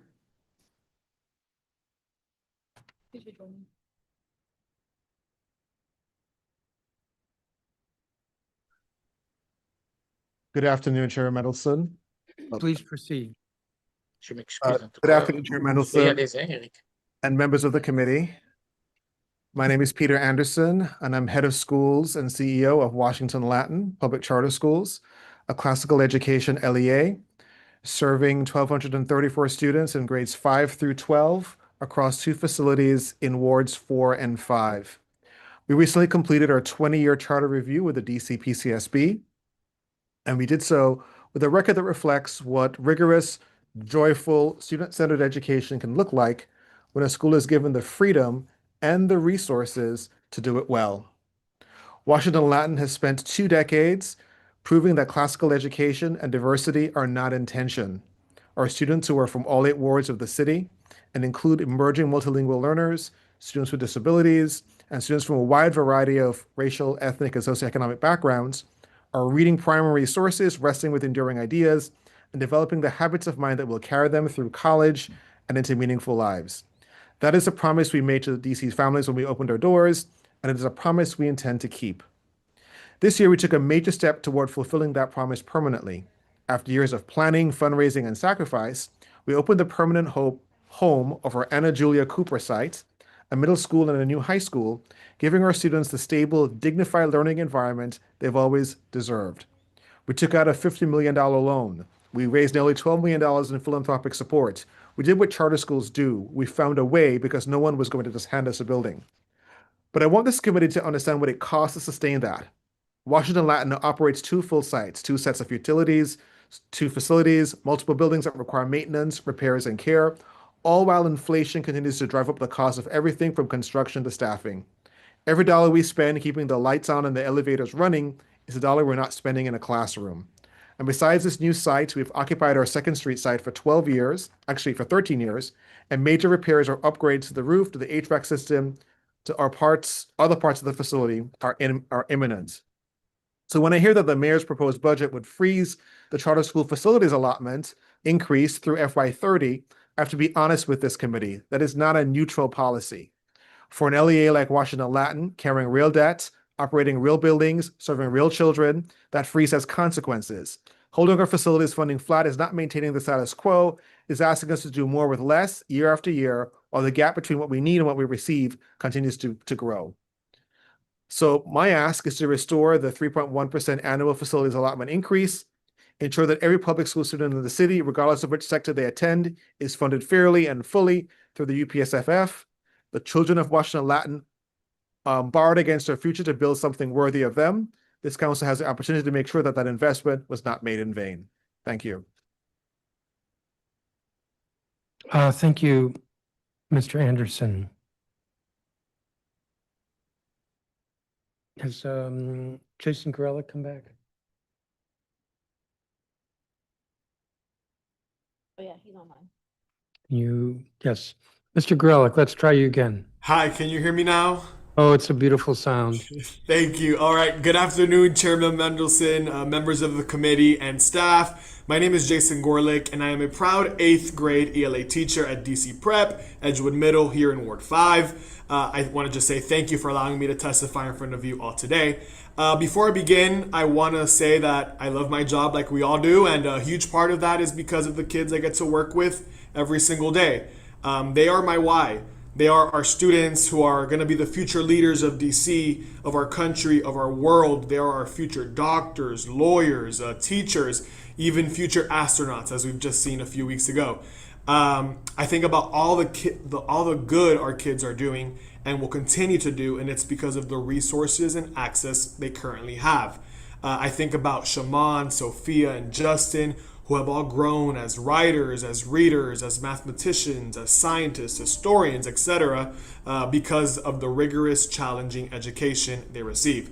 I choose to work here at DC Prep because our kids put in the work. A Stanford University study shows that a DC Prep education equates to an additional 132 days of math and an additional 42 days of ELA instruction per year. Our schools have been recognized from Empower K-12 Bold Performance Schools. They've been recognized by the DC Math Hub, and we send all our students to competitive high schools who are in 8th grade, and some of those high schools are charter schools. This is just some of the great work that's being done at our charter network and across different charter schools in DC.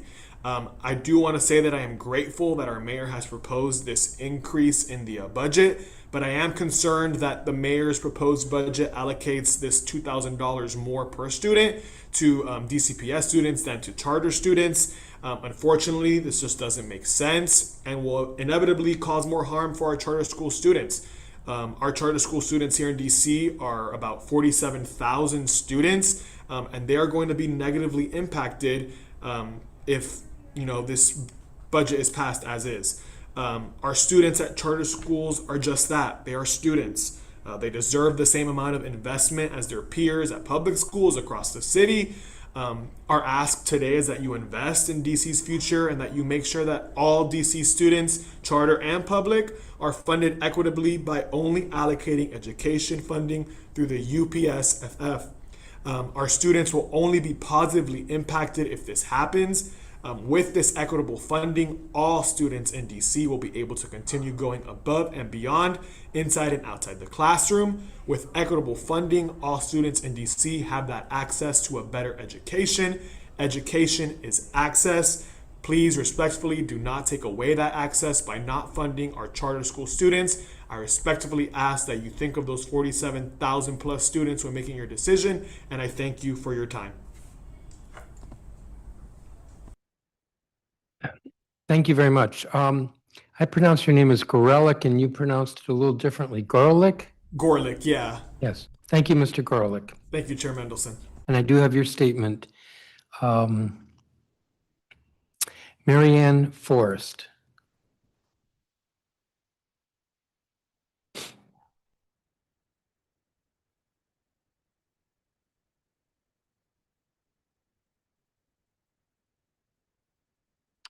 She needs to accept, so we'll move on to Regina Summers.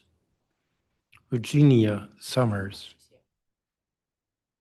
Oh, I thought you were in virtual. Well, you're up.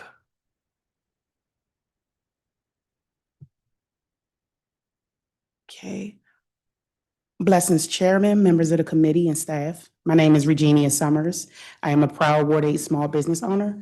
I was raised in DC and attended Simon Elementary School and Hart Middle School and chose to send my daughter to both DCPS schools as well. Thank you for the opportunity to testify today about my daughter's positive educational experience and the ways in which I collaborate with local DCPS schools as a small business owner to support budding youth entrepreneurs. When it was time to enroll my daughter in elementary school, I will admit I initially had some concerns about sending her to Simon due to the neighborhood perceptions. Ultimately, I relied on my own positive memories as a former student and took that leap. I am grateful that I did. The teachers and staff at Simon were exceptional, especially during the challenges of COVID-19 pandemic. They played a critical role in supporting students and families and preparing my daughter for a successful transition to Hart Middle School. During my daughter's first year at Hart, as a student returning to in-person learning after the pandemic, I felt the school could benefit from additional efforts to strengthen community and student belonging. I shared these observations publicly, and to my surprise, Principal Strickland reached out and invited me to the school. Her leadership and openness were truly impactful. She shared the international strategies that were in place to foster culture and connection amongst students. As a result, my daughter thrived at Hart, developed such a high pride in her school that she became a student ambassador, giving tours and guests to guests during open houses and community events. While my daughter was a student at Hart, I started my business EPU Printing, which contributes to apparel and printing services in DCPS schools. Through my professional and personal relationship through the schools, I had the opportunity to witness students in the AVID program, Advancement via Individual Determination, including many of those students at Hart Middle School. Seeing the need for more opportunities and support for youth inspired me to extend my impact. I founded Never Black Down in 2017 with a commitment of creating opportunities for youth to build confidence, develop skills, and grow into leadership through entrepreneurship and self-advocacy. Never Black Down provides outlets for youth to express self-confidence, dedication, and leadership ability through entrepreneurship. Those hands-on work experiences are through my shop while assisting young students in building their own businesses. In March, we hosted, in partnership with Hart Middle School, our first Youth Entrepreneurship Summit with over 40 students to register and pitch their businesses, sell their merchandise, and network with local youth entrepreneurs as well as adult entrepreneurs. Through our programming, we extend learning and organizations like ours into youth and support them, their dreams, and they show up to excel. Thank you for continuing to support with our youth and the next generation of our local small business owners, providing funding to DC public schools. And thank you for the opportunity to testify today. Absolutely. Thank you, Ms. Summers, and thank you for being here in person. Has Marianne Forrest accepted yet? Ms. Forrest?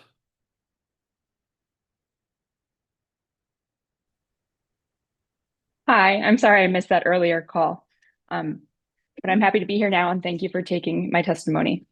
My name is Marianne Wood Forrest and I'm a Ward 4 resident and a proud parent to a first and fourth grader at John Lewis Elementary School. I'm here today to ask that the DC Council allot additional funding to John Lewis's fiscal year 27 budget to ensure budget stability and prevent disruption of services and opportunities to our students and families. First, I would like to thank the Council for passing the School's First Amendment Act of 2025. I hope that requiring DCPS to ensure school budgets increase by at least the change in the average cost of a teaching position each school year will, in the future, address some of the community-wide budget concerns shared here today. As you likely know, John Lewis is a sought-after elementary school in Ward 4. Since the pandemic, our enrollment has steadily increased. from 427 in 2023 to 546 this year. Given the nature of the hold harmless provisions in schools first in budgeting, despite these increases in enrollment, the given budget each year has made it challenging for our school administrators to provide consistent levels of services to our students. When compared to other schools that are similar in terms of student body and location, budget numbers reflect some concerning patterns. For instance, the current and projected enrollment of Truesdale, Tacoma, and Dorothy Height is less than John Lewis, but the budgets for Tacoma and Truesdale are greater than John Lewis. Looking more closely at one of these schools, the projected enrollment of 173 students fewer than John Lewis, but their school is budgeted to receive $1.1 million more than John Lewis for the second year in a row. While we acknowledge that schools who are losing enrollment may need more resources, we ask that John Lewis does not lose out in this process. This year, our LSAT committee had to make difficult decisions and cuts in order to maintain our current classroom staffing model. These decisions included cuts to key student support services, aftercare subsidies, student enrichment opportunities, and delayed the replacement of our ELA curriculum. We are particularly concerned about the cuts to student support services, given the overall proposed cuts to DBH and the potential of losing our community-based mental health care provider. If our Hillcrest social worker does fall victim to the DBH cuts without action by the council to give us additional funds, the school's ability to support the mental health needs of our students will be severely constrained. As you can imagine, the health and wellness of the entire student population is an important facet of maintaining a stable and nurturing learning environment for our whole school community. In addition to providing additional funds to ensure budget stability this year, we ask that in the future you also consider further amendments to the hold harmless provisions of schools first in budgeting that would ensure that schools such as John Lewis, who are growing in enrollment year over year, experience budget stability and are able to provide the same level of services to our students each year. Hold harmless should not feel like hold harmful to our school community. Thank you.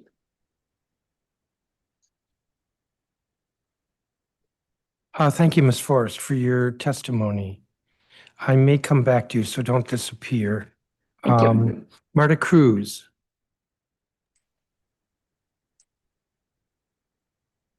Hi, good afternoon, Chairperson Mendelson and members of the committee. My name is Marta Cruz. I'm a DC native, mother of three. My oldest attend John Francis Education Campus, and my younger two are enrolled in the dual language program at Marie Reed. I am a parent advocate with a campaign to reduce lead exposure and asthma, and currently serve on the Chancellor's Parent Advisory Committee. With a background in public health, I approach education from a holistic perspective, recognizing the social determinants that impact a child's ability to learn, because in my experience, the classroom is only part of the equation. I'm here today to share my son's story and to urge the council to invest in the instructional strategies and teacher support that made his success possible. It's the story of my second child, who was born just before the pandemic. Like many children in his cohort, he exhibited many of the challenges common among the children of that time. He had an IEP through kindergarten, where he exited the program because he successfully met his speech therapy goals, but he continued to struggle in reading and math. By the middle of first grade, he was 1 and in some cases 2 grade levels behind, but his teachers remained committed to helping him succeed. Through intensive small group instruction, focused phonics and decoding strategies, and intentional support, bridging Spanish and English instruction, my son made extraordinary progress.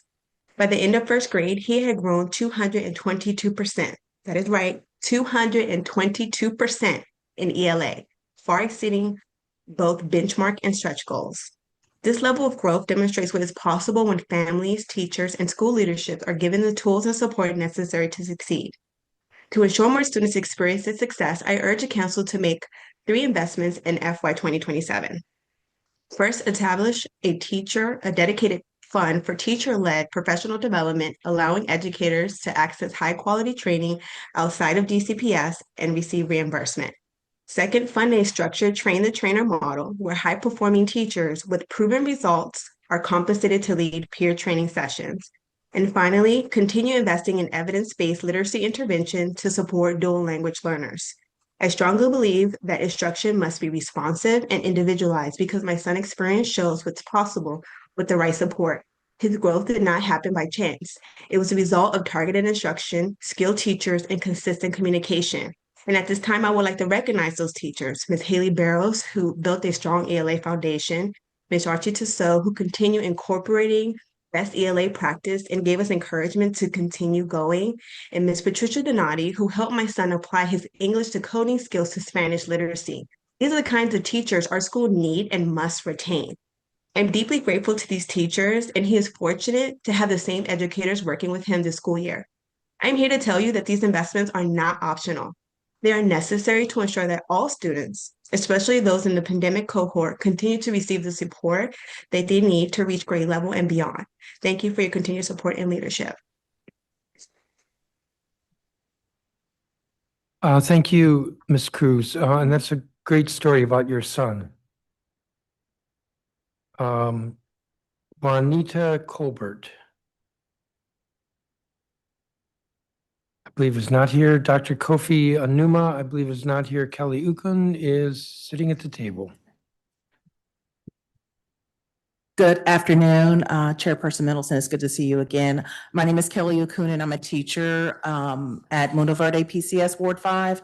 I'm a former Empower Ed Fellow, which you probably remember me, but I'm currently the president of DC ACTS, the charter school union in DC, established in 2019. Our union now represents over 600 charter educators and staff who serve thousands of students across the city. And those students, as you know, make up about half of the DC public schools population.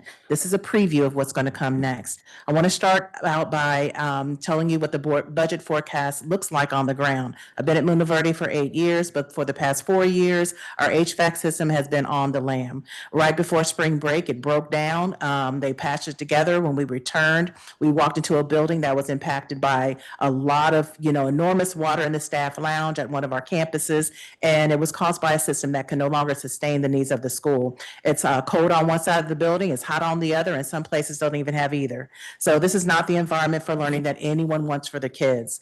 So although our school is committed to fixing it, like many charter schools, they'll have to do that and build that cost into an already strained operational budget. So their choice was either fix it, fix the building, fix the problem, or support students. And that is not a choice that any public school should have to make. And yet this is exactly what the inequitable funding forces many charter schools to do. Charter schools and DCPS serve roughly the same number of students as you know. You already know the funding gap that a lot of people have come and testified about. What I'm talking about today is the impact as well. The gap shows up in our classrooms and fewer supports for staff and students, delayed repairs to buildings. And those are the buildings that we have to walk into every day with our students. This is not accidental. It's by not prioritizing the funding parity and the district maintaining a system where charter schools absorb the cost that DCPS does not. So our ask is straightforward, fund the facilities, increase the protected to 3.1, move towards parity by ensuring that all funding flows through the UPSFF and treats all public school students the same. Because right now, equity depends on a system and not the student. And that has to change. Another issue is that our charter school is still organizing, and we send our love and support to Breakthrough Montessori, Ward 5, who's negotiating their first labor contract. But they are the 4th school in 2 years that DCX has helped organize. This is another conversation that we probably need to have. Through DCX now, we are tailor-making bargaining agreements at charter schools that are responsive to the LEAs and the students and communities that they serve. So this broader conversation is an ask from us. I believe it's time now that we have a conversation between the DC Council, DC Council, OSSI, about what it looks like to have organized charter schools with bargaining agreements and what that means for funding. We are seeking an audience with you, a conversation about that. We have bargaining agreements that we would like to engage with the council and with OSSI and with the policymakers here about what it means for charter schools that are organized to sit and have budget conversations on our own. Thank you for your time. Thank you. Thank you for your testimony. And the last person I have here is County Gilliam. They're going to be back at the end. Yeah. Oh, they're going to be at the end, and you're going to remind me there at the end. All right. I have just questions for a couple of people. So Miss Akun, is that the correct way to pronounce your name? Yes, you can call me Kelly, though. Kelly is fine. I can, but we're at a hearing. So I'm going to call you Miss Akun. Okay. Would be happy to meet with you, which I think is what I heard you ask at the end. Yes. And just reach out to my office, and my schedule's a little tight, but would be happy to meet with you. And actually, that may be all I have to say to you, Okay. but thank you for your testimony. Miss Forrest. Thank you. Are you still here? Yes. So I read a statement by someone else from John Lewis. Julia Linfors, Yes. whom you should know because you're all at John Lewis. So I am going to ask the chancellor about the funding for John Lewis. I will note this, according to our analysis with the Schools First in Budgeting Act, John Lewis was underfunded, but not by the amount that your testimony speaks to. Schools First in Budgeting is intended to bring stability to school budgets. It's not intended to deal with the equity issue. We're still trying to figure out how we can deal with the equity issue. I will say that for schools with high at-risk populations, we have additional funding for, it's called the at-risk concentration rate, which is one level for schools 40% or more students at risk, and a higher funding weight for schools 70% or higher at risk population, which I think would not help John Lewis. Although I say that too quickly, I don't know if it would, but in any event, what we have seen is before we adopted Schools First in Budgeting, as many as roughly 80% of the schools were dealing with funding cuts every spring. The chancellor would give the schools their budgets. And we saw that these funding cuts made no sense. Schools were going in enrollment and having their budgets cut. Some schools were actually losing enrollment and having their budgets increased. That there was a high number of schools with a high at-risk population that were seeing cuts in their budgets. And as I said, about 80%. This year, it's less than 20%. In fact, I think it's 20 schools out of 117. So we've made progress in terms of stability, but still, the issue that you bring up, where you and your colleague with her statement say that similar schools with similar demographics on a per pupil basis are being funded very differently, is of concern. And so it is something I will discuss with the chancellor. Of course, he may throw it back at me about schools first, but I believe that stability is important first. That your school leader or your LSAT is able to build next year's budget on this year's budget rather than scrapping to just maintain what you've got. So I just wanted to say that. I don't know if you want to say anything in response. No, I appreciate that. And I don't want it to be a comparison game between us and those schools. Everyone should be lifted together. But just as a point of difference as we looked at our budget and the surrounding schools. So thank you. Yes. So thank you for your testimony. Thank you, all of you, for your testimony, especially those of you who are here in person. You all are excused. I'm going to continue.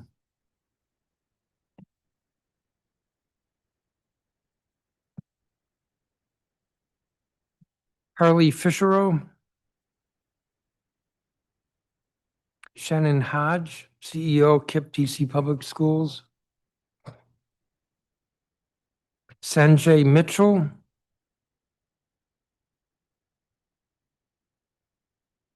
Sarah Buckley. Kristen Sinclair. Teresa Coates, Chief External Affairs Officer, DC Prep. I said Teresa, it might be pronounced Tirsa. Jose Sousa. Justin Lessick, Executive Director, Sojourner Truth Public Charter School. Beth Perry. Pat Brantley, CEO, Friendship Public Charter School.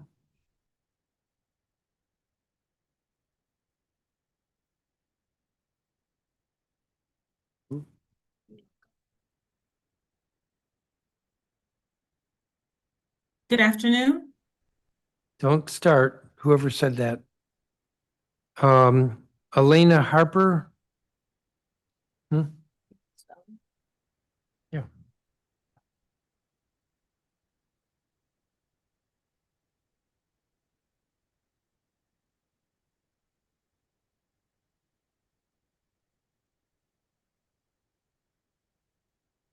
Last name is Scott Marcus? Yeah.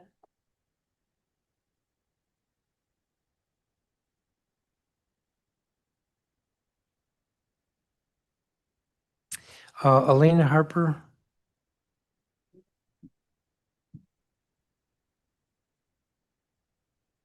Megan Fowler. Laina Cox, Head of School, Capital City Public Charter School. Greg Martin.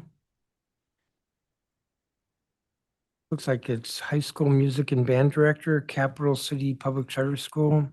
Chris Avila. Alicia Reeves, Executive Director, Two Rivers Public Charter School.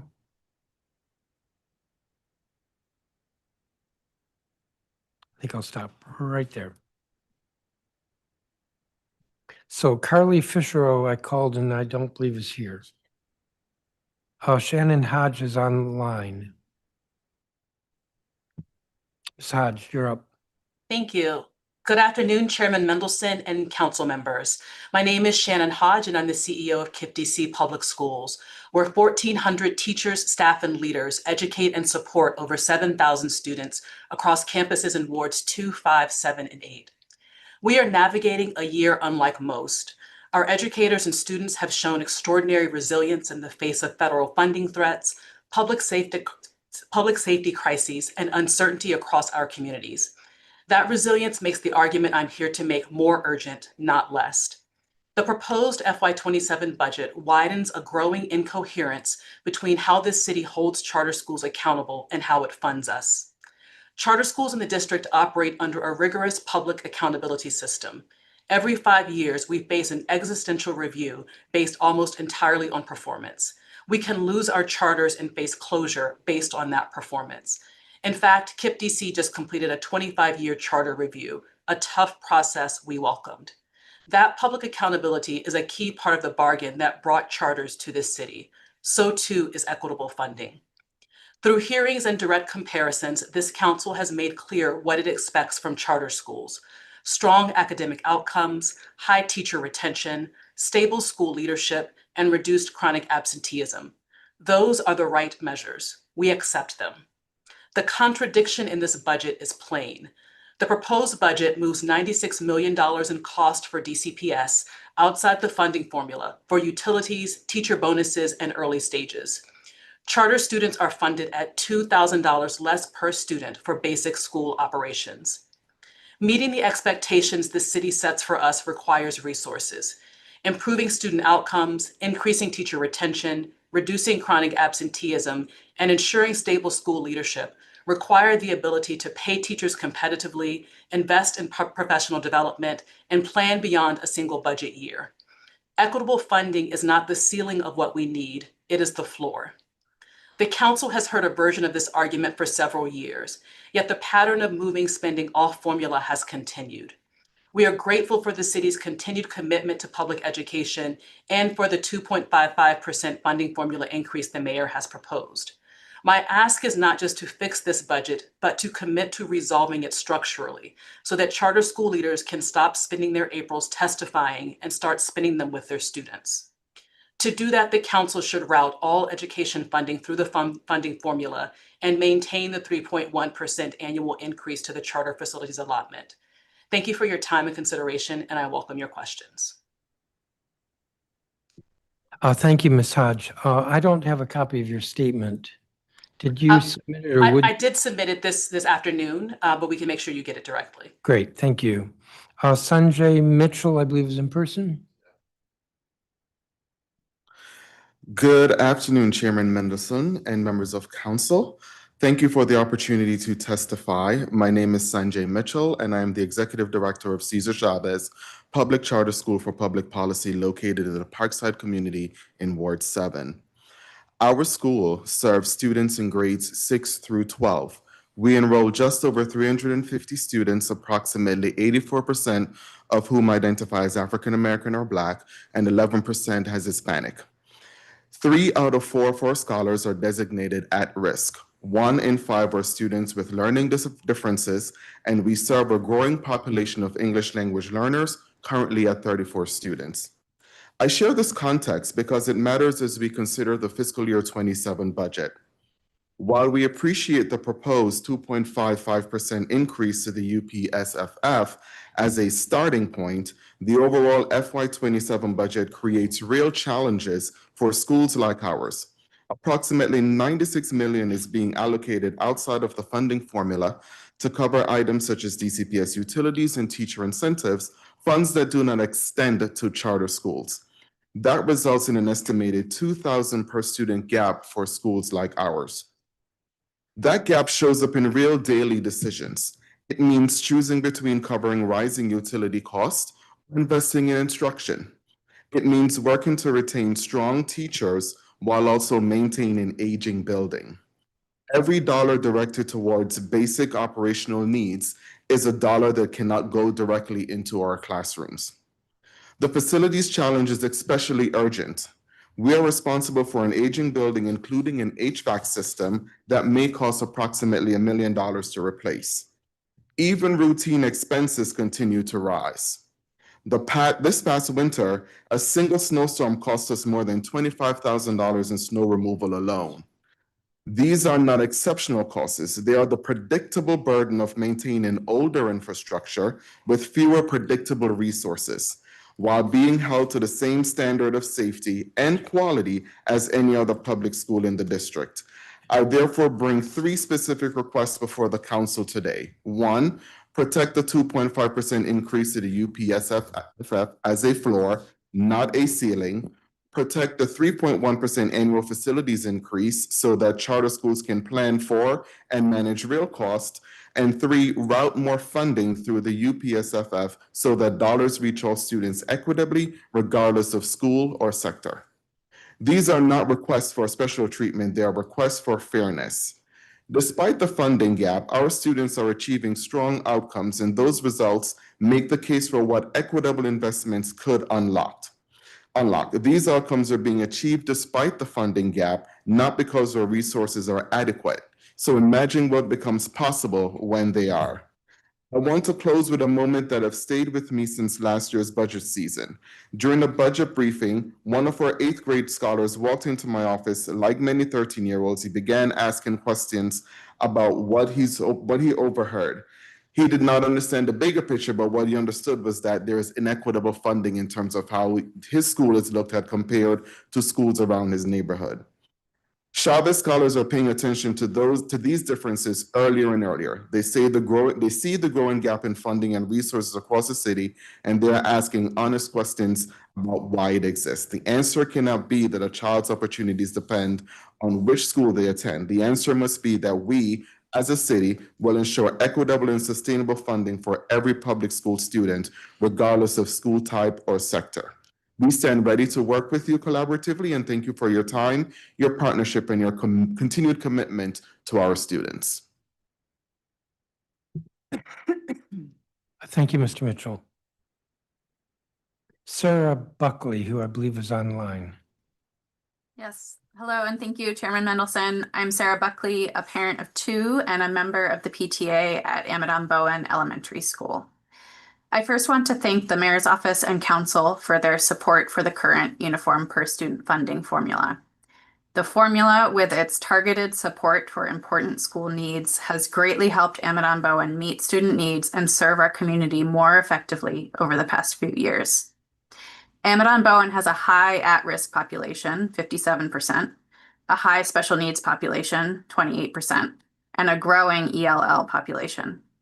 The funding formula has helped us meet those needs by funding more teacher aides and staff to support our special needs classrooms, instructional aides, and behavior support, even as our enrollment has grown significantly. That enrollment growth is a testament to the school culture that our leadership has developed and which these funds have facilitated, because our growth has come entirely from in-boundary families who are choosing Amadon and choosing to stay because we have been better able to meet our community's needs. Of course, our school is not without its challenges, and that enrollment growth is also one of those challenges. In school year 2022 to 23, we had 336 students at enrollment audit. This year, we have 446, 51 above our projected enrollment last budget season, and 27 students above our maximum programmatic capacity according to the DME. In terms of classroom space, we are at capacity. Next year, we will need to take a classroom from Food Prints, a cherished program for our students, to have enough classroom space. DCPS has audited our building and agrees that by school year 2028 to 29, we will need to find auxiliary space to accommodate our enrollment. This highlights an ongoing problem for Amadon Bowen, as well as a path to a solution. As this committee has heard from us before, we are in need of a swing space for our school modernization that has now been delayed by 4 years to school year 2031, after DCPS was unable to identify any alternatives to sending our students 3.5 miles away across the city to Meyer Elementary during our renovation. For the last 3 years, we have urged DCPS to fund a modular campus in Southwest to serve as our swing space. There is a 90,000 square foot DPR field immediately behind our school and undeveloped lots near the waterfront metro that we have proposed as spaces. We've been cautioned that a modular campus would require $15 to $18 million and more than a year to build, but that investment is necessary. There are no brick and mortar swing spaces available in all of Ward 6, and no swing spaces within a reasonable commute outside of Ward 6 that could accommodate our population. We are an overwhelmingly in-boundary bike and walk to school community, which often relies on family and caregivers in the neighborhood and at nearby Jefferson Middle School for pickup and drop-off support. So, to solve for both our space constraints and swing space problems, we urge DCPS to invest in trailers to accommodate our enrollment growth in the next few years, which can then be expanded to serve as a swing space for our delayed modernization. I thank you for your time, and we hope that DCPS will make a plan and an investment now to provide the best and most efficient solution for these problems. Thank you, Ms. Buckley. And I know that your school parents have been working with Councilmember Allen, I've really been sort of looking to him to take the lead on this issue. I don't have a copy of your statement. I submitted it earlier this morning, but I can. All right, so we'll look for it. Thank you. That would be helpful. Kristen Sinclair. Hi, good afternoon, Chairman. Thank you for having me here today. My name is Kristen Sinclair. I'm a Ward 4 resident and another John Lewis parent. And I'm also a member of the LSAT. And I heard your comments on Marianne's testimony and Julia's statement.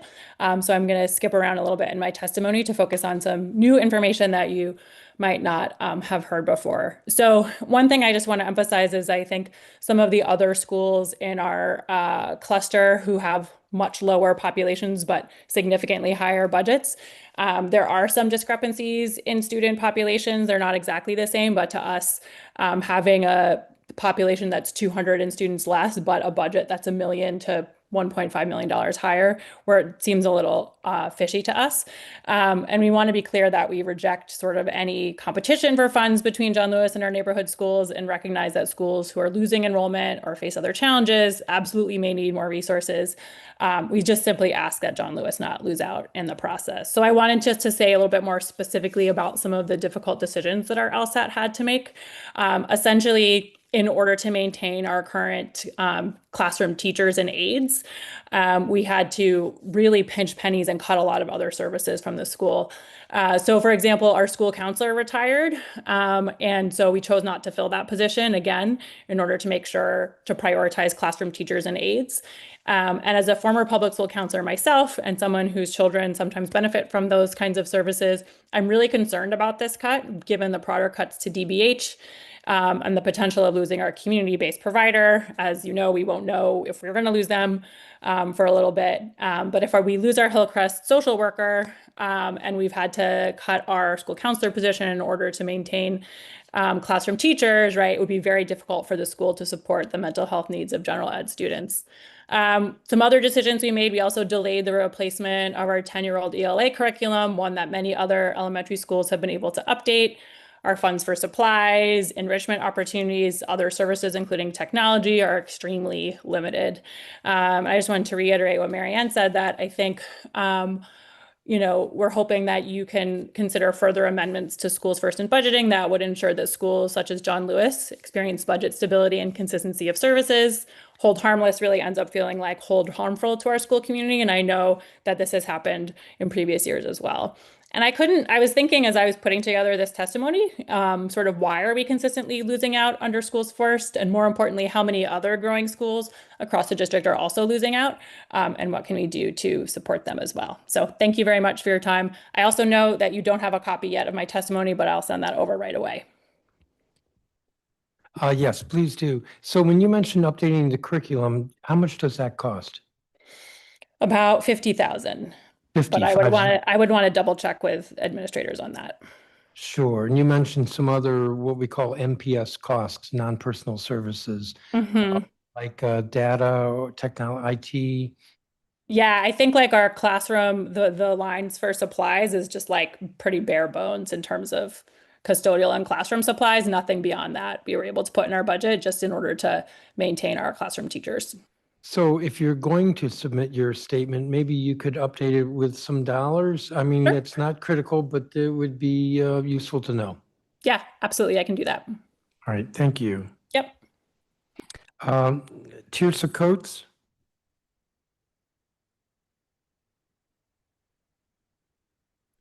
Good afternoon, Chairperson Mendelson. My name is Tirsa Coates, and I serve as the Chief External Affairs Officer at DC Prep. Equity has always been central to who I am. It's been reflected in my experiences as a former ANC commissioner, a public servant, and most personally, when I became an adoptive parent to 2 children from DC's foster care system. Like any parent, I wanted the very best for my children, and DC Prep gave them exactly that: a strong education, the wraparound supports they needed to be ready to learn, and a community that cared about them and held them to high standards for the kind of citizens they would become. That meant full-time nurses and mental health clinicians who could support the whole child, not just their academics. For one of my children, it also meant special education support to help them learn and grow on their own terms.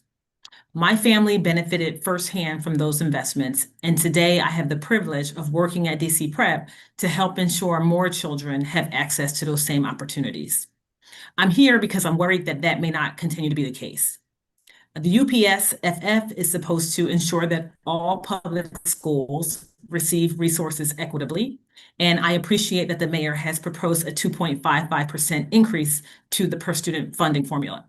However, there are approximately $96 million in costs being funded outside of UPS-FF, exclusively for DCPS, and that means that each charter school student will receive about $2,000 less than DCPS students for their education.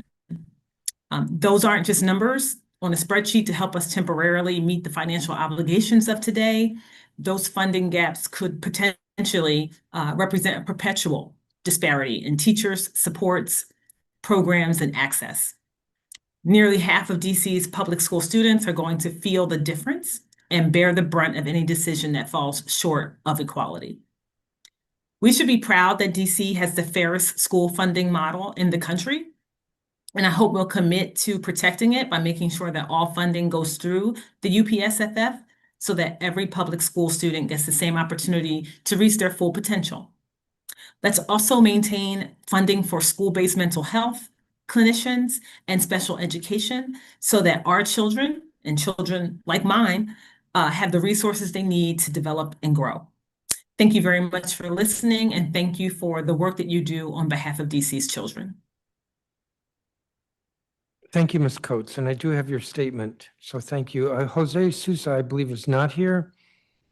Justin Lessick, Executive Director at Sojourner Truth.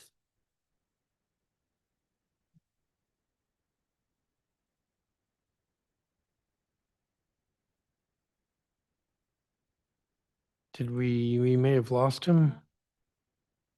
Justin Lessick.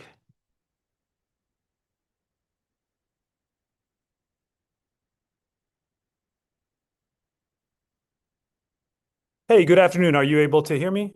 Yes, we can. All right, wonderful. Good afternoon, Chairman Mendelson and other members of the council. My name is Justin Lessick. I'm the executive director and a teacher. Actually, I'm in class right now. You can probably see some of my students behind me. At Sojourner Truth Public Charter School in Ward 5, we are a growing school and we currently serve about 400 students in grades 6 through 12. We are proud to be part of DC's 30-year charter school legacy and the citywide movement that has expanded opportunity and choice for families across DC. We know that charter schools serve nearly half of all public school students in the district and that charters offer possibilities and programming that would not be possible otherwise. Sojourner Truth, for example, is the district's first and only public Montessori middle and high school, and so, like many other charters, offers families something different. Truth and our Montessori program for grades 6 through 12 would not exist without a strong, well-funded charter sector. We appreciate Mayor Bowser's 2.55% increase to the UPSFF for fiscal year 27. Equitable local funding through the UPSFF remains our most urgent priority, however. Data shows that the proposed budget directs about $96 million in operating funding to DCPS outside of the UPSFF, which shortchanges students at charter schools like Truth by about $2,000 per pupil. Even for a small school like us, that means that students at Sojourner Truth are getting over $900,000 less than their peers in DCPS schools. When charter facilities funding and DCPS capital funding are included in the calculation, it's a difference of over $9,000 per student. As a charter school, we pay Pepco bills, Washington gas bills, DC water bills out of our UPSFF. DCPS fixed costs, however, have been absorbed by the DGS budget so that they don't need their UPSFF. DCPS is able to provide its top teachers with over $25 million in impact bonuses that come outside of the UPSFF. But as a charter school, I would have to use UPSF funds if I wanted to provide similar bonuses. All public schools, both DCPS and public charter, should be equitably and transparently funded through the UPSFF. We valued the Deputy Mayor of Education's role to promote, coordinate, and oversee collaborative efforts among district agencies. We've seen the positive effects of programs like Safe Passage, DC School Connect, and the Task Force for Everyday Counts, and we're grateful for the DME's work there. At times, however, there have been some gaps in coordination, and it's felt like the nearly 50% of district students attending charters have sometimes been an afterthought. This was felt particularly acutely during the year's winter storm when emergency street clearing was done for DCPS schools, but not for charter schools like Truth. Once again, we were left to pay out of our UPSFF for something that the city did manage differently for the 50% of students attending DCPS schools. Sojourner Truth is grateful for the State Board of Ed's increased engagement with charters over this past year. Representation on the task force looking at graduation requirements was appreciated, as well as engagement through the Educator Excellence Committee and participation in upcoming standards reviews. Thank you for the opportunity to speak today, and thank you again to all members of council for your ongoing support. Thank you, Mr. Lessick. Beth Perry, I believe, is not here. You're Beth Perry. Okay. Then please proceed. Okay. Good afternoon. My name is Beth Perry. I work at DCPS High School. I'm a DC resident and the mother of 2 DCPS graduates, both social workers in DC. I want to address the proposed childcare subsidy changes. I'll focus on student parents, but everything I say applies to all families on the subsidy priority list. I'll not be part of a divide and conquer strategy based on the 6 priority levels developed. I never thought I would be fighting for childcare subsidies for my students. I don't understand the priority list or how people will be moved from one designated priority to a placement in a childcare center. Do they get to decide which center, or is that the only an option for private pay families? Education is the way out of the cycle of poverty. With the current proposal, that is no longer an option for most of my students. Graduation rates will decrease. It does not work when our parents must rely on family or friends for childcare. Plus, their children will be deprived of early childhood experiences that prepare them for pre-K. Do my students just hang out all day long? Do they rely on public benefits? How do they pay rent, buy food, clothing? Does it make sense to remove a support our student parents need to become productive members of our city and future leaders? We should be ashamed that we are at this point. Construction of a child care center at my school has finally begun. That and our excellent CDA program will make it easier to train future early childhood teachers. Students and alumni will meet to create a comprehensive program that will be a model for the city. Student input will address attendance, parenting responsibilities, advocacy, community involvement, and more. But vouchers may not be available for our students based on the current proposal, so the center will have to look for private pay families to stay open. This budget item says a lot about what our city's leadership thinks about student parents. We refuse to accept what those in charge consistently imply about the vulnerable populations. We hear and I heard very recently, you are resilient, you've survived many challenges in the past, you'll surely survive this one. I respectfully disagree. It's time we stop expecting the most vulnerable in our city to be the ones to balance the budget. Thank you for your time. Thank you, Ms. Perry. I called for Pat Brantley. I believe she's not here. Vielka Scott Marcus, are you testifying for her? Yes. Well, Yes. please proceed. All right. Good afternoon, Chairman Mendelson and members of the council. Thank you for the opportunity to testify. My name is Vielka Scott Marcus, and I serve as Chief Academic Officer at Friendship Public Charter School, where we support thousands of students and families across the district. I am here today because I am concerned about what the proposed FY27 budget means, not just on paper, but in practice, for the students we serve and the educators in our schools. At a high level, this is about fairness. But in my role, fairness shows up in very real ways. It determines whether we can fully staff classrooms, provide interventions for students who are in need, and retain strong teachers in a competitive market. Public charter schools educate nearly half of the students in this city and serve a high proportion of at-risk students. Yet under this proposal, charter schools will receive about $2,000 less per student in operating funds. When facilities and capital funding are included, that gap grows to nearly $10,000 per student. At Friendship, that gap translates to roughly $9 million annually. This is not abstract. This is real impact. It is the difference between being able to fully fund our annual cost of living and step increases for teachers or not. Teachers in buildings across the city, whether they work at a charter school or DCPS, face the same cost of living expenses in Washington, D.C. So the question becomes, why would we value them differently based solely on the type of public school they choose to serve? That difference shows up in what we can offer and ultimately what we cannot. It is the difference between placing up to 90 additional high-quality teachers in front of students, teachers like Nigel Brown, our 2026 Teacher of the Year, who show up every day to deliver excellent instruction with a commitment to the whole child. Ms. Brown is only one of many. It is the difference between expanding extended day programming, offering summer learning opportunities, and providing intercession support during critical times like spring break when we know students are more vulnerable and communities are navigating increased violence and unforeseen tragedies. Every dollar matters, and every dollar not equitably allocated is a missed opportunity to support students and to keep them safe. A major driver of this gap is the continued use of funding outside the UPSFF formula for DCPS only. This budget includes $96 million outside the formula, including nearly $60 million in fixed costs like utilities. Charter schools receive none of that support, yet we carry those same costs within our budgets. Over time, decisions like this weaken the purpose of the UPSFF, a system designed so that funding follows students fairly. As others have testified, we see similar inequities in facilities funding. I want to be clear, we support investments in programs like high-impact tutoring and DC Futures, but targeted investments cannot make up for an inequitable foundation. These are not unavoidable circumstances. These are choices. And those choices have real consequences for students, families, and educators. From where I sit, this is not about one system versus another. It is about whether we are willing to fund all public school students equitably, regardless of where they attend school. Our students are held to the same standards. Our teachers face the same realities. They deserve the same level of investment. Thank you for your time, and I'm happy to answer any questions. Thank you, Ms. Scott Marcus.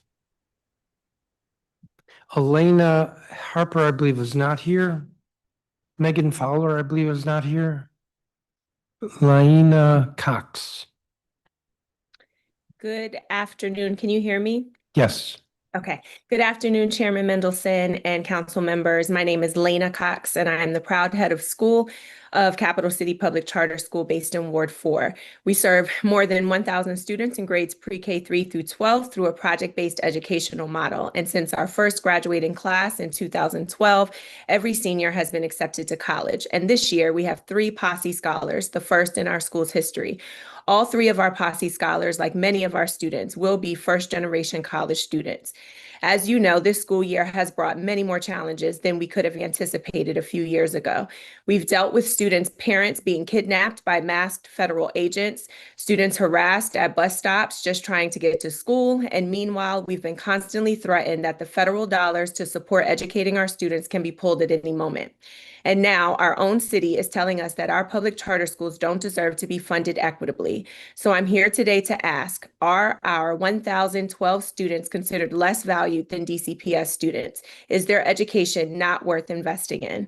With the current budget proposal, this is what the mayor and the DME have told us. Each public charter student's education is worth $2,000 less than that of DCPS students. All students, DCPS and charters, deserve a fair shot at an education that is funded equally, regardless of the school that they attend. If this budget moves forward, setting a precedent for future years, a student entering our pre-K 3 next year can expect that over their years of schooling with us, Capital City will receive $30,000 less to educate that individual student. Now, multiply that by 1,012 students. And yet, we will be expected to produce the same results as DCPS and meet the same rigorous standards required, as should be expected of all of public schools.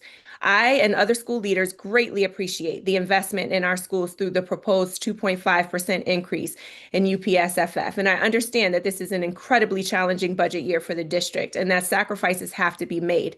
However, I don't think those sacrifices should have to be disproportionately made by public charter schools. Public charter schools have facilities costs from which DGS is not coming to save us. This budget dance we do means we have to pull from our per pupil funding that could be used to raise salaries for our dedicated teachers, invest in programming and enrichment activities for students, and much more. By moving funding outside of the UPSFF for DCPS to DGS and meanwhile eliminating the legally required 3.1% annual increase to the per pupil charter school facilities allotment, this budget makes it even more challenging for us to plan for unexpected facilities costs and ensure we have the funding necessary to cover them. Given all this year has brought, we shouldn't have to be here fighting for equitable funding to serve our city students too. I urge the council to guarantee that funding is fair for charters and DCPS by ensuring it goes through the UPSFF and that the legally required charter facilities funding is maintained at 3.1%. Our students and their futures are more than worth the investment. Thank you for your time. Thank you, Ms. Cox. Greg Martin, who I believe is online. Yes, hello. Good afternoon, members of the Council of the Whole and Chairman Mendelson. I am, let's see, Dr. Greg Martin, the high school music teacher at Capital City Public Charter School, as well as one of the union representatives for the full staff of close to 200 people. Our school serves over 1,000 students pre-K through 12th grade. Capital City's mission is to develop creativity, problem-solving skills while teaching students to be engaged and possess commitment to personal and civic responsibility. I've remained at Capital City for over 17 years for several reasons, including our school's inclusion of the arts, the student-centered approach to teaching, which is fundamental to our school's mission, and because of the positive community that I am proud to be a part of. The past few years have been challenging, to say the least. Many students of our community have had to learn in situations that are less than ideal. Our school has had to face the fear of losing federal funding. Our students have been questioned and even harassed by agents trying to get to school. Some of our students' parents have been abducted without any rationale or with no information about their whereabouts. And yet our students are still coming to school, not only because of the importance of their education, but because of the safe space that our community strives to give to our staff and students. I know Capital City is a unique place, but I'm left to wonder why our students that are as much part of Washington, D.C. as any of their peers are, and yet our students' education has been valued $2,000 less than their friends in the neighborhood who go to DC public schools. This would mean $30,000 less per student during their time in school, pre-K through 12th grade. Capital City students have included several Posse Scholars, a Coca-Cola Scholar, and we have had graduates who have joined the Capital City staff as teachers, dedicated aides, and even members of our school board. We have been a pillar of education in Washington, D.C. for over a quarter of a century, whose very model is based in equity and social justice. How can it be that those students who come to school, work hard to learn, to have strong outcomes in both their learning and who they are as people, and continuing to learn to be strong leaders? How can it be that those students, our students of the District of Columbia, are not seen in an equitable manner in their education? Because of this, I strongly encourage the council to do right by all the students of Washington, D.C. and treat them with equitable funding to ensure that each and every one is given the same opportunities as their peers to create their futures. Equitable funding leads to equitable societies and to a brighter tomorrow. Thank you for your time and consideration. Thank you, Dr. Martin. Chris Avila, I believe, is not here. Felicia Reeves, I believe, is not here. Ms. Reeves, are you here?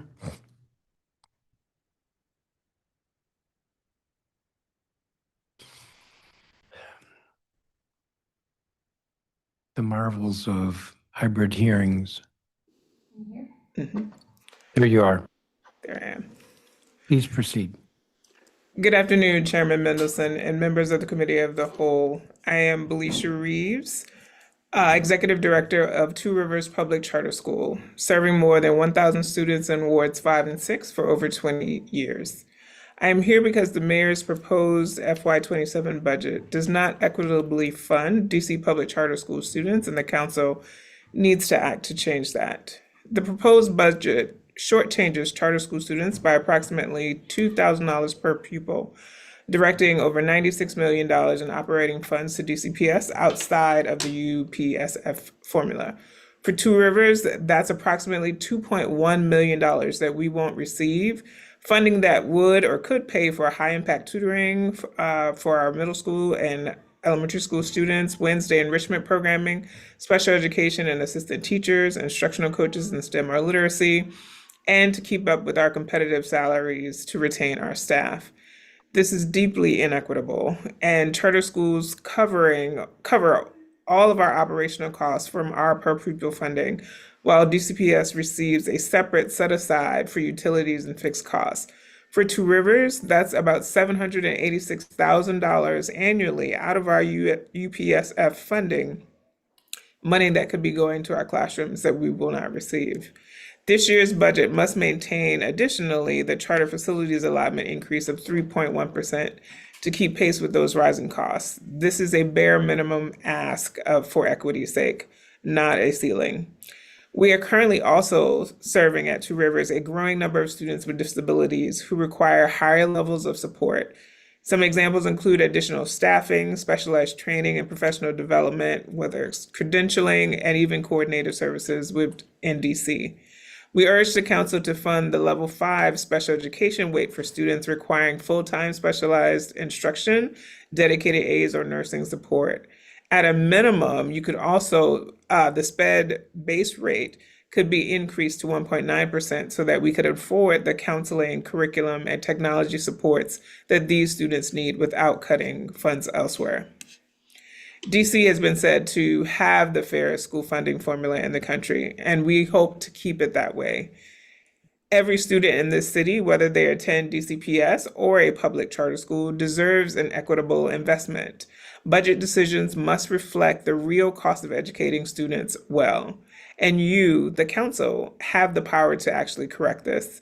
I am hoping and urging you to do so. Thank you all for all that you do, and I'm happy to answer any questions that you may have. Thank you, Ms. Reeves. That concludes the testimony for all of this group. I did want to say something to Ms. Perry. You testified regarding the child care subsidy, which is actually our OSSI hearing, whatever that's coming up, because that's where that is funded. That's not to say you shouldn't have testified today. It's perfectly fine. You did mention 6 priority levels. I don't know what you were referring to. Microphone.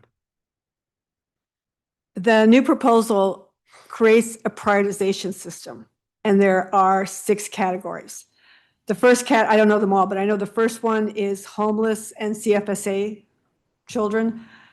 Parenting students falls between 4 and 5. And in each category, there's different categories of students, depending. And I don't know, I've not been able to find out how that was developed and what is the actual process to move. I mean, when there's suddenly money appears, then students get to be placed in a daycare. But what if the daycare that they want is not have an availability? How it's really confusing to me how it's going to work. And I'm at Garnet-Patterson. We have a new daycare that construction has finally begun. When that opens, there's not going to be any subsidies for students who don't already have a childcare subsidy. So they'll have to look for people to pay, which means it defeats the purpose of having, because we can fill that daycare. We have enough. I have anywhere between, well, it's about 68 students on my caseload. So we could fill that daycare. And what are they going to do? They can't go to work because they still need daycare to go to work. You know, it's just going to be, we're at the point where we really want to see this as a way to change the culture, talk about attendance, talk about responsibility, parenting involvement. And we're proceeding with that, but we don't know if we're actually going to have the actual voucher subsidy for our students to really be able to make use of that. And I will go check the OSSI schedule. I apologize for that. I didn't realize. I think all this is in formulation, and part of this budget process, I'm hopeful that we can bring a little bit more rationality to the program. The mayor's proposed budget funds the childcare subsidy, but below what she's asking for this year. What she's asking for this year, if I remember correctly, is 135 million. That's in the supplemental budget. She budgeted less than that initially. Actually, was it this year that she budgeted 88 million and we upped it to 100? We upped it to about 101, which was well below where it needed to be, which is like 135. And with the supplemental, which is what we call the revised budget, she would up it to 135 this year. But if I remember correctly, for next year, she funds it at like 125. Well, I'm only off by a bit. She funds it at 114. I mean, I think you just now touched on part of the value of the program, which is that this is not just about babysitting. This is about enabling parents to get a job or an education. You mentioned Garnet-Patterson. But it's also recognizing that the childcare is not just babysitting, but it's early child education. It's because so much more. We have, really have transformed the system from just being a place where you can dump your child to a place where a child gets early child education that gets them ready for pre-K3 or pre-K4, unless that's what the child care facility has, in which case you're getting them ready for kindergarten.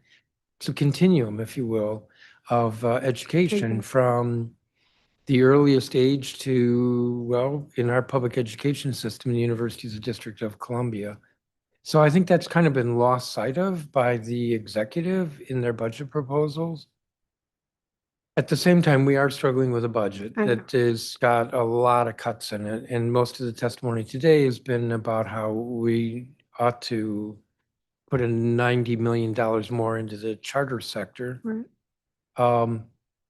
So we're trying to figure out what we can do. But I will just say that we means me and the staff on the committee as a whole, recognize the value of the child care subsidy, also the early child educator pay equity fund. And so it's high on the list to see if we can't restore those. And just one quick thing. I mean, this goes into effect May 12th. So if It would be the wait list that goes in. Right, which means I'm running around trying to find daycare available for my current students, because if I don't find it by May 12th, they don't have it until they go through the process of how they prioritize the distribution of whatever monies they get. At Garnet-Patterson, and I'd be glad to write up more information. We have the CDA program, the child care certificate. So we will and an amazing director of that, the amount of early childhood teachers that we could contribute to the city from them being able to use the daycare, having the CDA program. I mean, the potential is beyond, like you say, just childcare. And really being, helping produce folks that are really going to contribute to making a difference in the city. And I don't think there's very many, I could be wrong, very many pieces in the budget that really focuses on that population. And I have to say, and I'll stop, that it's harder this year to get them.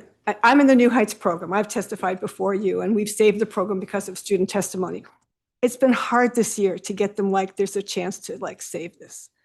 People are getting really demoralized, and we're doing the best we can, but it's a population of this city that's been ignored, and we got to start paying attention. We really do. Thank you for your testimony. Thank you, all of you. Thank you for being in person, and those of you who are online. You all are excused, and I'm going to continue with the list. Dominique Moore, community organizer with Empower Ed. Simone Scott, parent leader with PAVE. Renee Davis, parent leader with PAVE. Brian Daniels. Robin Roche or Resch. Oh, okay. Ava Millstone. Here. Amber Williams. Brian Daniels here.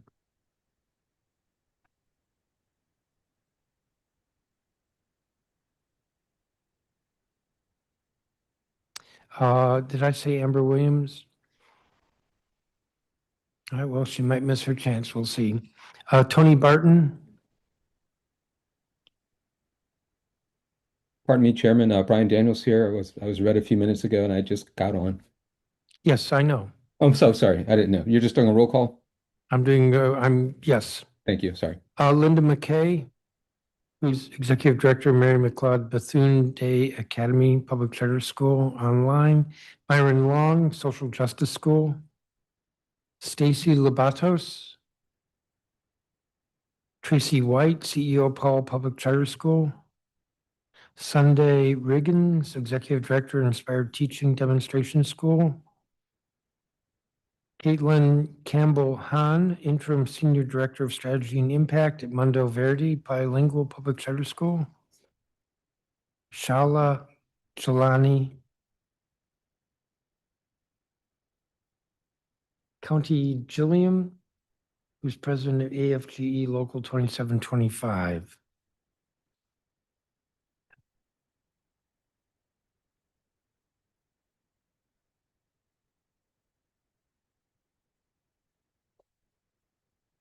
All right, let's go back to Dominique Moore.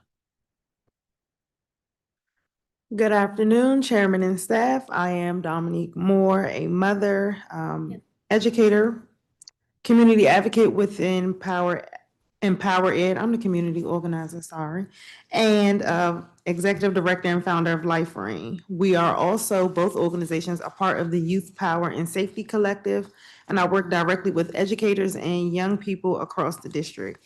I'm here today because what we are seeing in this school budget and communities is not disconnect. It is the result of an ecosystem of disinvestment that is now showing up in real time. It shows up through teacher burnout, student truancy, low literacy rates, youth resistance, and disengagement. While there is minimal growth in this budget for education, as the mayor stated, the district is not broke. This budget is not just about schools. It is about the success, safety, stability, and correlation to the ecosystem of the success of the district's families and youth.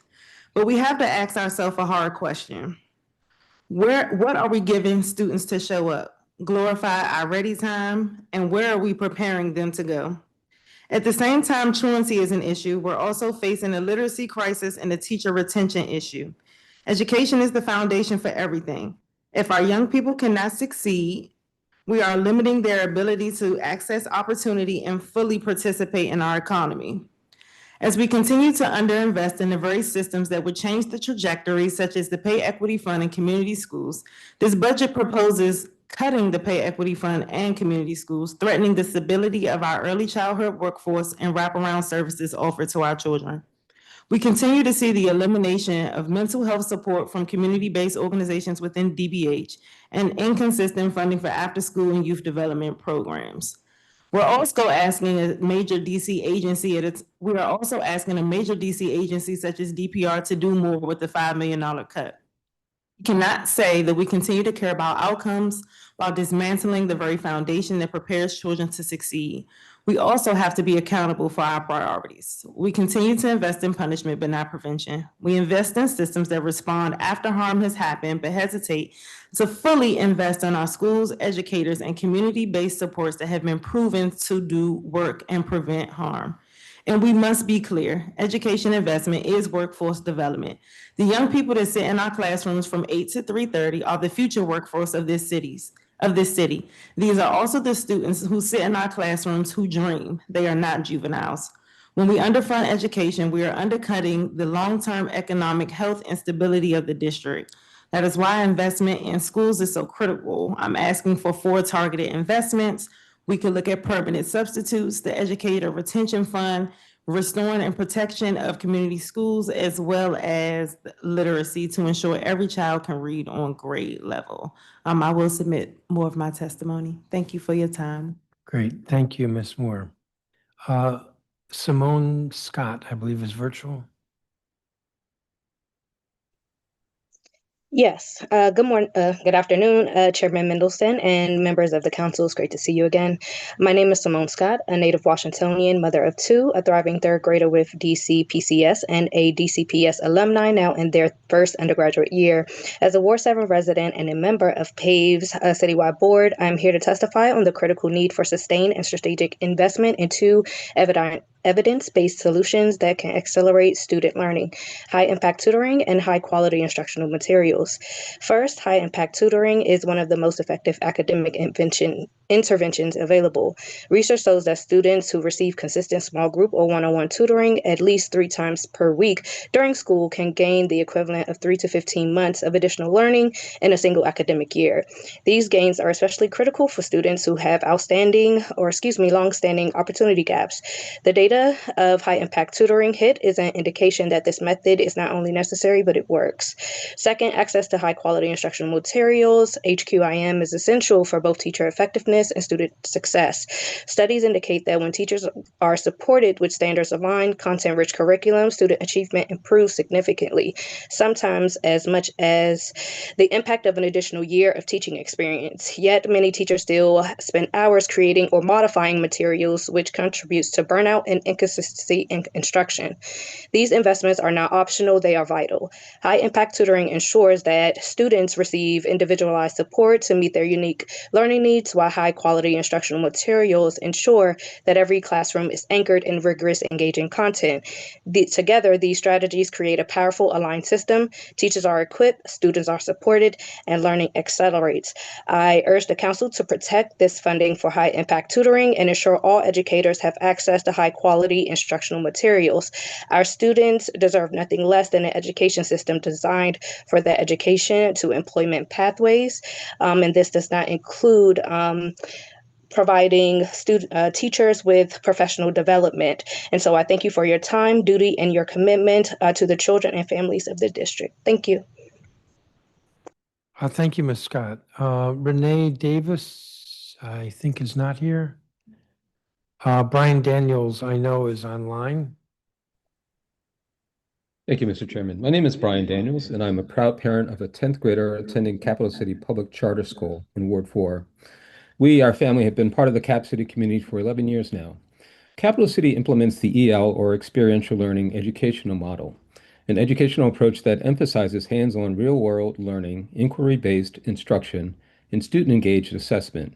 It aims to develop not only academic skills, but also positive character traits and high-quality work among students. With that said, within our family, we've always leaned into giving our son the power to discern, evaluate, and choose his academic path to the best of his ability as he's continued to grow. So he has actively chosen to stay with Cap City Charter School from lower to middle and now high school, knowing that he has had and has the options to attend DCPS or even private schools. With that said, I want to speak out personally about what we believe could be at stake for us as parents of a student at Cap City and all DC charter schools receiving reduced funding if this budget goes through as is. These are three scenarios that may be impacted from reduced charter school funding from what we see with our experience with our son at Cap City.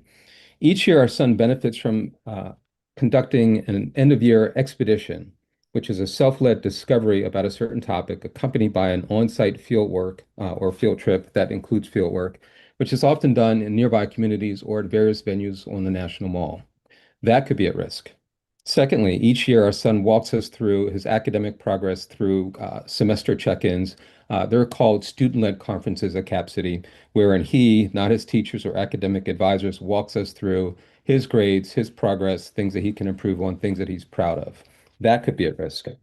He's benefited from numerous after-school programs that have helped him become a more rounded young adult. Currently, he's learning to play the bass guitar and their after-school program called School of Rock. That could be at risk. Lastly, while I've been reflecting on why my family wants to see steady continued funding for Cap City and all public charter schools, we recognize that there are so many families across the city who would also feel losses in ways I don't even know should reduced funding impact their charter schools. Thank you for your time and attention. Thank you, Mr. Daniels. I believe Renee Davis has joined us.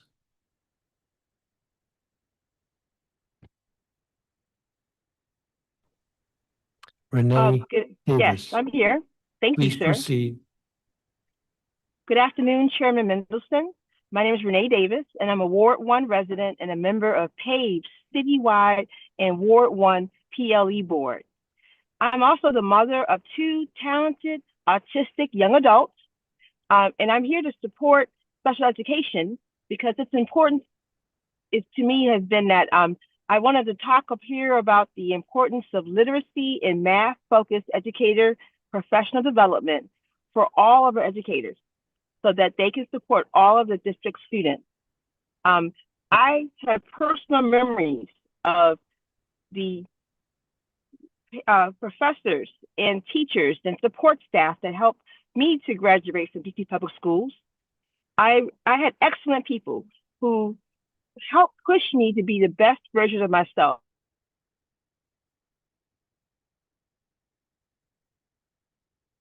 That's not good.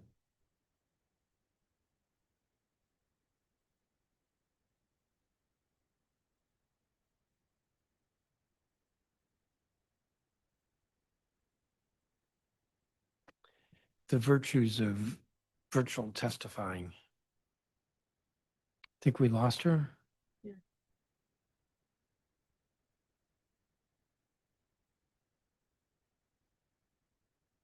Ms. Davis, I don't know if you can hear me, but we lost you. So I'm going to move on and you may have to log off and come back. We'll let you complete your statement. Robin Resch. Right. Good afternoon, Chairman Mendelson and members of the committee. My name is Robin Resch, and I'm a parent of 2 children at Chisholm Elementary School in Ward 6, and I also serve as the PTO Vice President. Thank you for the opportunity to testify today. I'm here to ask the council to ensure that Chisholm can maintain all of its kindergarten classroom aides for the 2026-2027 school year. Due to current budget constraints, it has been proposed that our school eliminate 2 of our 4 kindergarten aide positions, which would significantly reduce classroom support for our youngest learners. Earlier this year, I testified in support of Councilmember Allen's Holding School Budgets Harmless During Modernization Act. It's a mouthful, because families at Chisholm were concerned about exactly this situation, that during a major transition, schools would be forced to absorb cuts that directly impact students. Unfortunately, that concern is now becoming reality. Next year, our school will be relocating to a swing space far from our current building, and many kindergartners will be bused for the first time. These are 4- and 5-year-olds. Simply getting them safely off buses through transitions and into classrooms will require significant adult support. Reducing aids at the same time we are increasing logistical complexity is not aligned with what young children need to succeed.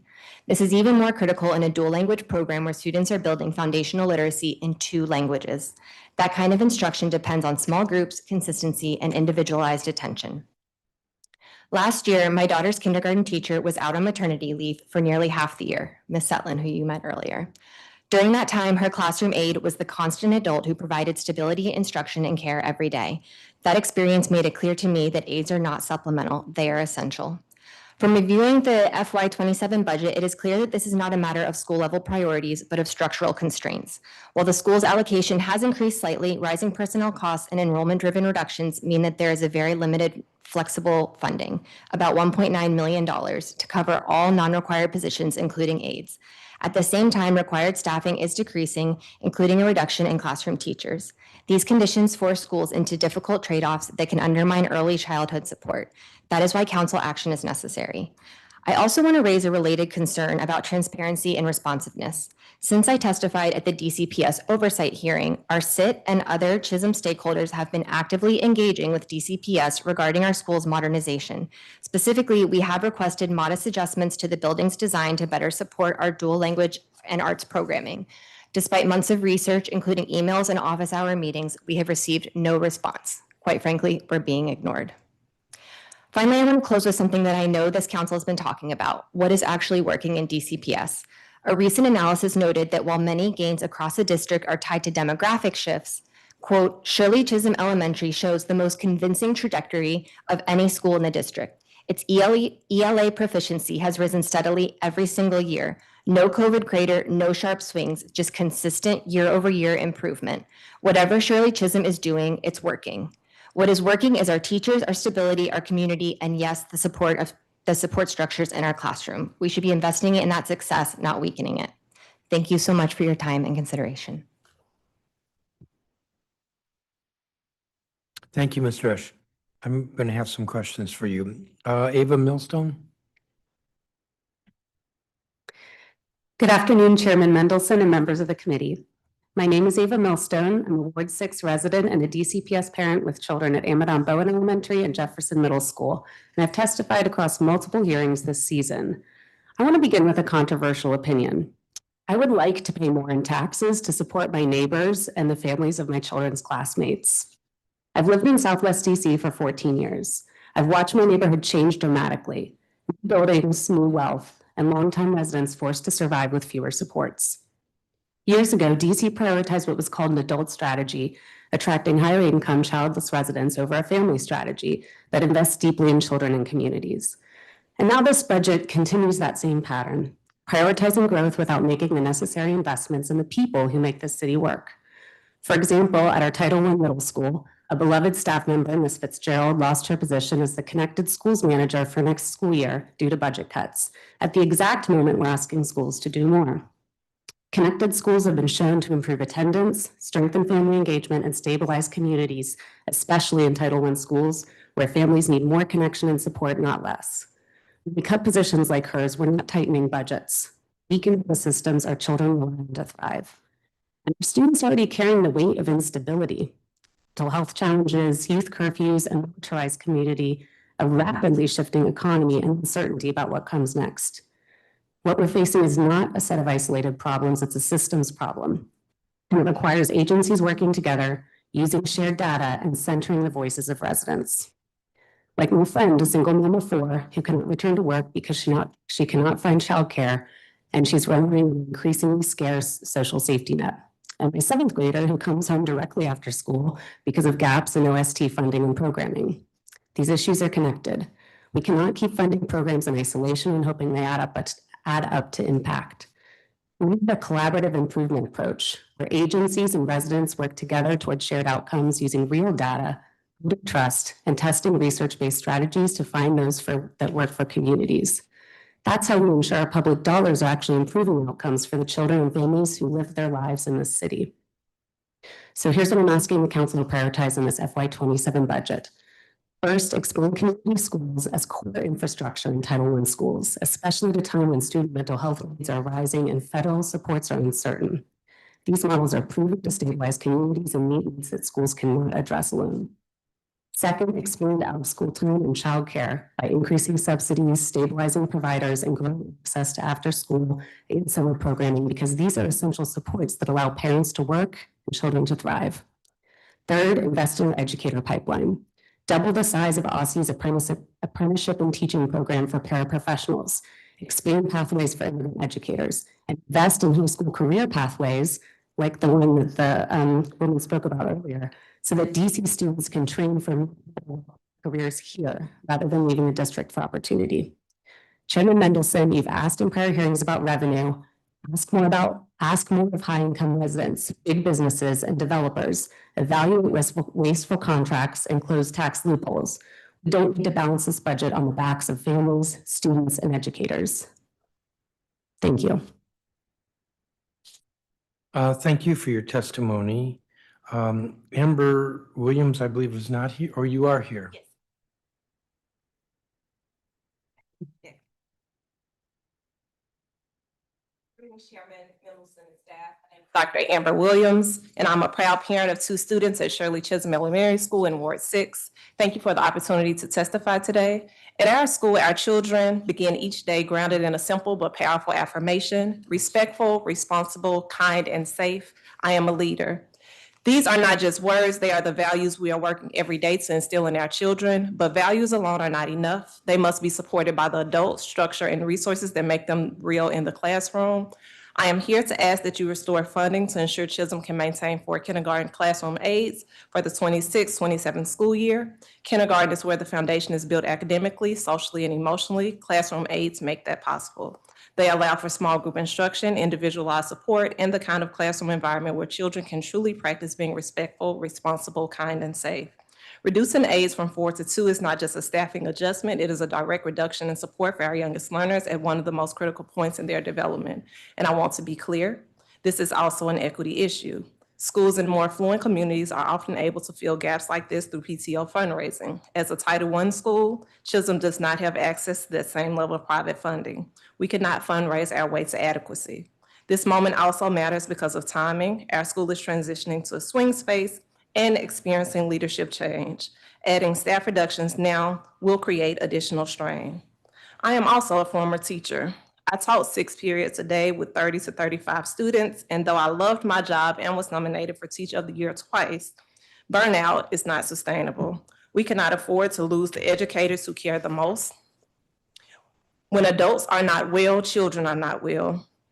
Because when we center parent voice, invest resources equitably, and protect educator wellness, our children don't just succeed, they lead. I respectfully urge the council to ensure that Shirley Chisholm can maintain 4 kindergarten classroom aides. Our children are already telling us who they are becoming: respectful, responsible, kind, safe leaders. The question is whether we fund the system that helps them to get there. I thank you for your time and consideration. I have also noted that you have said that we are well within your radar. So I have also provided some additional context for the FY 2027 budget reductions that are happening at Shirley Chisholm. I heard that question raised earlier. There are some cuts that are also happening in addition to those aides. We are just testifying about the aides because those are the positions that most directly affect the students. So I have provided that in my testimony that has been submitted. Yes, I have your statement right here. Thank you. Tony, so I'm going to come back to Chisholm. Tony Barton, who's online. Yes. Please proceed. Good afternoon, Chairman Mendelson and Council. My name is Tony Barton, and I am the CEO of E.L. Haynes Public Charter School located in Wards 1 and 4. This is my first year leading our pre-K to 12th grade community of approximately 1,200 students coming from every ward in the city. Thank you for the opportunity to testify today. I started my career as a teacher in DC public schools and have since served as a DC charter school principal and system leader, demonstrating a longstanding commitment to all schools across our city. Entering this budget season, I've learned a lot about what has stayed the same and what has evolved in recent years, especially with respect to the equity and parity of funding across public schools in DC. Our students deserve every resource and opportunity that a DC public school student receives. And without equity across schools, we are not able to invest in our students, our educators, and our programs and facilities at the same levels as our DCPS counterparts. Today, I am testifying with two specific asks. First, that all public school education funding flows through the uniform per student funding formula. And second, that this year's budget maintains the annual charter facilities allotment increase at 3.1% to keep pace with rising costs and ensure equity in funding for all public school buildings serving our students. We appreciate the 2.55% UPSFF increase. However, we believe the mayor's budget is deeply unfair. The $96 million in operating funds directed to DCPS outside of the UPSFF formula shortchanges public charter school students, undermining the formula's fair funding principles. This separate set aside for DCPS operational costs, which charters must cover from the formula, directly disadvantages nearly half of DC students in public charter schools. Consistent equitable funding through UPSFF allows all schools to invest in staff salaries and plan for innovations. Programmatic choices like DCPS impact teacher bonuses must be funded within the UPSFF so both sectors can retain excellent educators. To ensure our facilities meet student needs, we require the legally mandated 3.1% annual increase to the per pupil charter facilities allotment. The mayor's proposed budget eliminates this increase for charter schools while adding $72 million to DCPS's FY27 capital budget. Charter schools lack access to city capital funds, and all facility costs, including HVAC accessibility, AV technology, and modernization, must be covered by the annual facilities allotment. As E.L. Haynes' new CEO, I am leading our transition to becoming the city's first pre-K-12 STEAM charter school, designing new learning to inspire college and career paths. I will pause my testimony here. I have submitted the rest of my testimony to the council. Yes, I have your statement in my left hand. Thank you, Ms. Barton. Linda McKay, who I believe is online. Yes. Good afternoon. Good afternoon, Chairman Mendelson and members of the council. Thank you for the opportunity to testify today. My name is Dr. Linda McKay, and I'm here on behalf of Mary McLeod Bethune-Day Academy Public Charter School community, serving families across all of DC. We serve students from pre-K 3 through grade 8, offering the IB primary years program, dual language instruction, and a strong out-of-school time after-school program, supported through the Learn 24. That provides enrichment and care for our students and families, and they rely on that every day. At Bethune, the IB primary years program is not just a curriculum or a philosophy, it's our entire approach to teaching and learning. Our students engage in inquiry-based instruction that builds critical thinking, global awareness, and strong academic foundations across all subject areas. This approach ensures that every child, regardless of where they start, has access to rigorous, engaging learning experiences. But access alone is not enough. We pair our IB framework with high-impact tutoring, social emotional learning, and enrichment opportunities to support the whole child. Every day, our teachers work very hard to ensure students are not only meeting standards, but developing the confidence to ask questions, solve problems, and see themselves as capable learners. These outcomes require intentional planning, highly skilled educators, and consistent resources. Yet, there remains a persistent inequity. Charter schools educate nearly half of the public school students in DC. Yet, we receive approximately $2,000 less per pupil. And we know that it is more when we look at capital improvements. That gap has real consequences. It impacts our ability to sustain programs, retain staff, and provide the level of support our students need. I appreciate the investments proposed in this budget, including increase to the UPSF fund formula. However, these investments are undermined by how funding is distributed. Significant funding continues to be allocated outside the formula, and charter schools do not have access to those funds. As a result, the per pupil gap grows even larger when facilities and other costs are considered. I urge the council to ensure that all education funding flows through the UPS formula, address the per pupil funding gap, and create a more equitable system for all students. And quite frankly, hopefully we won't have to be here again this next year saying the same thing. Thank you for your time and your commitment to all students in the District of Columbia. Thank you, Ms. McKay. Myron Long, I believe, is virtual. Yes. Good evening, Chairman Middleton and members of the council. My name is Myron Long. I am the founding executive director of the Social Justice School, a native Washingtonian, and a parent of 2 children who attend a public charter school here in DC. At Social Justice School, we serve students across all wards, and we are committed to developing scholar activists who use their voice, skills, and knowledge to fight for justice and create meaningful change in their communities. I want to start by acknowledging that strong oversight from Public Charter School Board paired with equitable funding is what allows a school like ours to deliver high-quality outcomes for students. At SJS, we have seen strong student growth, high levels of engagement through our social justice learning expeditions, and nearly all of our students participating in authentic community-based projects. In 24-25, we were designated a level 2, which is a strong school in the Aspire framework. However, what's at stake right now is whether we can sustain and deepen this work. Social Justice School is a single-site school. We've been working tirelessly to secure a permanent facility in the neighborhood in which we started, designed, have been welcomed, and fell in love with. And I'm proud to share that we have found a new space. We are deeply committed to remaining in the Lamont-Brace community and continuing to serve families all across all wards.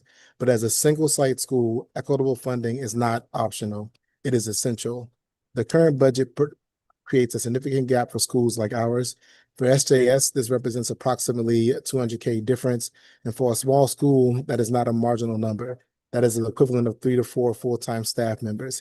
And that matters deeply, for SJS saw a 10% increase in the scholar activists who have IEPs who attend our school.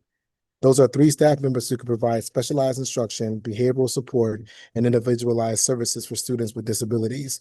Without that funding, we are put in the position of having to stretch already limited resources, which directly impacts our ability to fully support our students and families.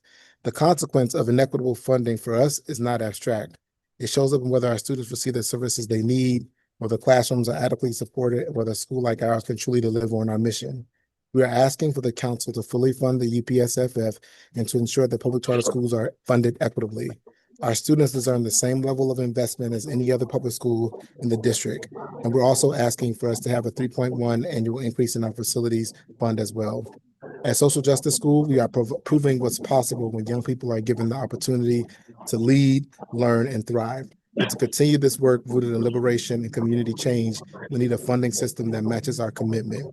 We thank you deeply for your time and consideration and your advocacy to make sure that all schools are funded equitably in DC, my native town. Thank you, Mr. Long. Stacy Labatos, I'm not sure if she's here.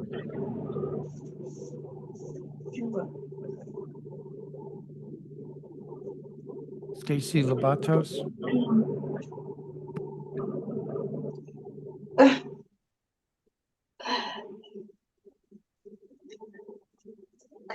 Stacy Labatos. Yes, I'm here. Please proceed. Thank you so much. Thank you for the opportunity to speak with you today. My name is Stacy Lovatos, and I am a parent of 2 children at Shirley Chisholm Elementary School. I am reaching out to you because we love our school, and there is a proposed reduction from 4 to 2 kindergarten classroom aides that would be detrimental to our teachers, kids, and learning environment.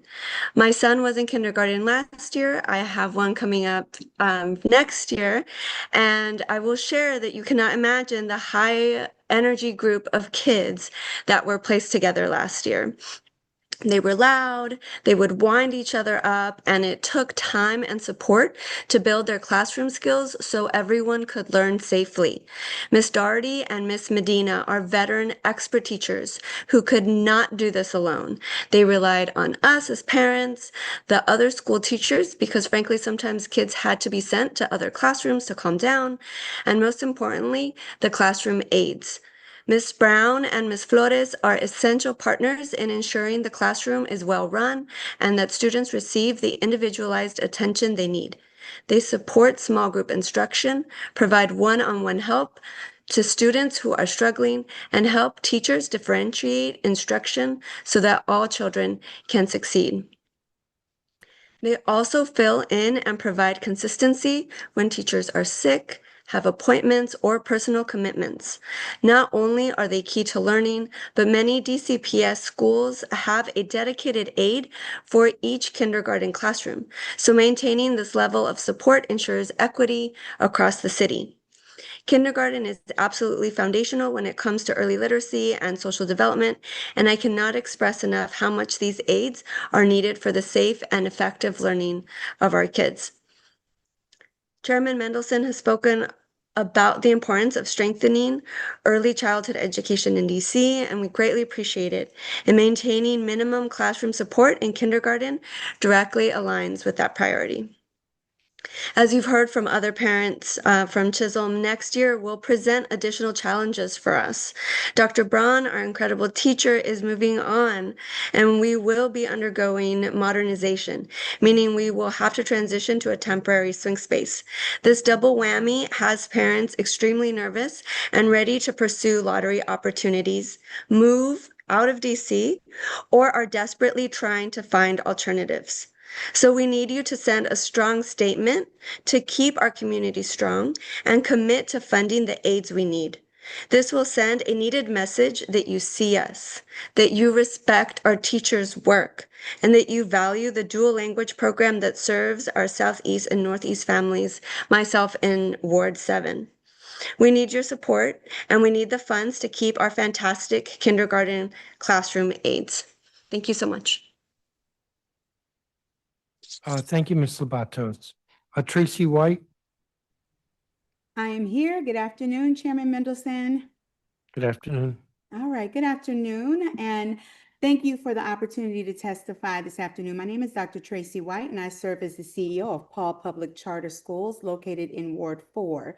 I am celebrating my 30th year of serving the children and families of Washington, D.C., both spending almost half of my career as a D.C. Public Schools teacher and administrator, and then the other half as a leader in the charter sector. Over that time, one of the most important changes in public education in DC that I observed has been the expansion of school choice. It literally changed the trajectory of education in this city because it empowered families, especially families furthest from opportunity, to choose the learning environment that best met the needs of their child or their children. For many families, charter schools were not simply another option. They were the first time parents felt like they had the power, the voice, and the agency in deciding where and how their child or their children would learn. That is why the continued underfunding of the charter sector feels like such a direct attack on the rights of families to choose. When charter schools are funded at lower levels than DC public schools, despite serving nearly half of the public school students in the city, it sends a very clear message that some children matter more than others and that some families' choices are more worthy of support than others. At Paul, we serve about 750 students in grades 5 through 12. Our scholars have access to strong academic programming, career and technical education pathways, dual enrollment, arts, athletic, world language, intervention supports, mental health services, and social emotional learning. We are especially proud of our work with students with disabilities and our students who are at risk and our English learners. Our students with IEPs have shown positive gains in math and ELA growth, graduation rates, attendance rates, and post-secondary outcomes because we have invested deeply in specialized supports, co-teaching, intervention, and inclusive practices, and those things cost money. And yet, charter schools continue to be funded unequally. For Paul, with approximately 750 students, the $2,000 that are being included in the DCPS budget outside of the UPSFF translates into roughly $1.5 million less in funding for our children. That $1.5 million could fund additional special education teachers, aides, social workers, mental health clinicians, reading interventionists, and other employees that can make sure that our students are able to excel both while they are with us and when they are transitioning to college, career, and beyond. This is not just a charter school issue. It's an issue of equity. It's an issue of fairness, and it's an issue of whether we truly believe that all public school students deserve equal access and opportunity. I urge the council to fully fund the UPSFF, restore the annual facilities allotment increase, fund the level 5 special education weight, and bring an end to this two-tiered system that has existed for far too long. Every child in Washington, D.C. deserves an equitable investment. Every family deserves to have their choice respected, and every public school student deserves the same chance to thrive. Thank you, Chairman. Thank you. Thank you for your testimony. Sunday Riggins, I believe, is virtual. Yes, good afternoon. Good afternoon. Please proceed. Good afternoon, Chairman Mendelson and council members. My name is Dr. Sunday Riggins, and I am the Executive Director at Inspired Teaching Demonstration Public Charter School. I lead a wonderful community serving 527 students in the Edgewood neighborhood of Ward 5. I've been a school leader in DC for over 10 years, and I have worked in both sectors. I am a former highly effective DC school leader, and I'm currently an executive leader in the charter sector. Since I started leading urban school communities 15 years ago, I have continued to advocate for funding that appropriately supports the needs of school-age children. Sector division and inequity continue to allow mediocrity to thrive in our city and further takes us away from the goal, appropriate and equitably serving all DC students. First, I'd like to start by acknowledging the difficult position that DC leadership has been faced in within this challenging fiscal year. I'm extremely grateful for Mayor Bowser's proposed 2.55% increase to the UPSFF. However, I'm disappointed that charter schools will not receive an increase to the facilities allotment and that there remains a significant overall gap in equitable funding for charters. When the total gap is calculated, the result is $9,675 less per charter school student than their DCPS peers. Without an increase in the facilities allotment, we will be facing the question of pulling funds from student-facing programs, activities, or teacher development to support various student needs. Facility allotments allow for schools to plan year-to-year renovations and repairs to improve the grounds, facilities, and overall space. Most school buildings in DC have a variety of needs that require expensive upgrades, HVAC, plumbing, etc., and our building is no exception. We moved into our building 12 years ago and are now facing the need to replace aging systems. And of course, we are also hoping to plan for building upgrades to meet the changing needs of our students and staff. During last year's budget hearing, I provided testimony focused on the one-time educator compensation fund, which we've continued to ask to be added to the UPSFF. That hasn't happened, and now we don't have that funding at all. As an LEA leader, I'm committed to working with you to explore equitable solutions to ensure that our students receive the same multi-year funding approach offered to DCPS to ensure that charter schools are able to retain top talent. As a school with a mission that includes a focus on growing teacher practice and nurturing novice teachers entering the profession, I want to make sure that educators feel stable and supported within our sector because the messaging and investment in equitable funding, irrespective of the LEA you serve, is clear and consistent. We are committed to ensuring that our compensation is competitive across the sector, but without an equitable, stable, and consistent funding projection, it puts schools in a precarious position to promise raises when the money isn't available to fulfill such commitments. I submitted my testimony and I'm out of time, but I just want to thank you for your time and consideration of this important matter.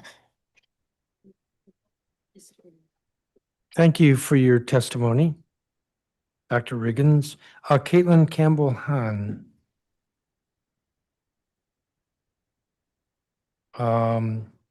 Shalala Jalani. They're not online. Hey. Campbell-Han, Jalani. No. And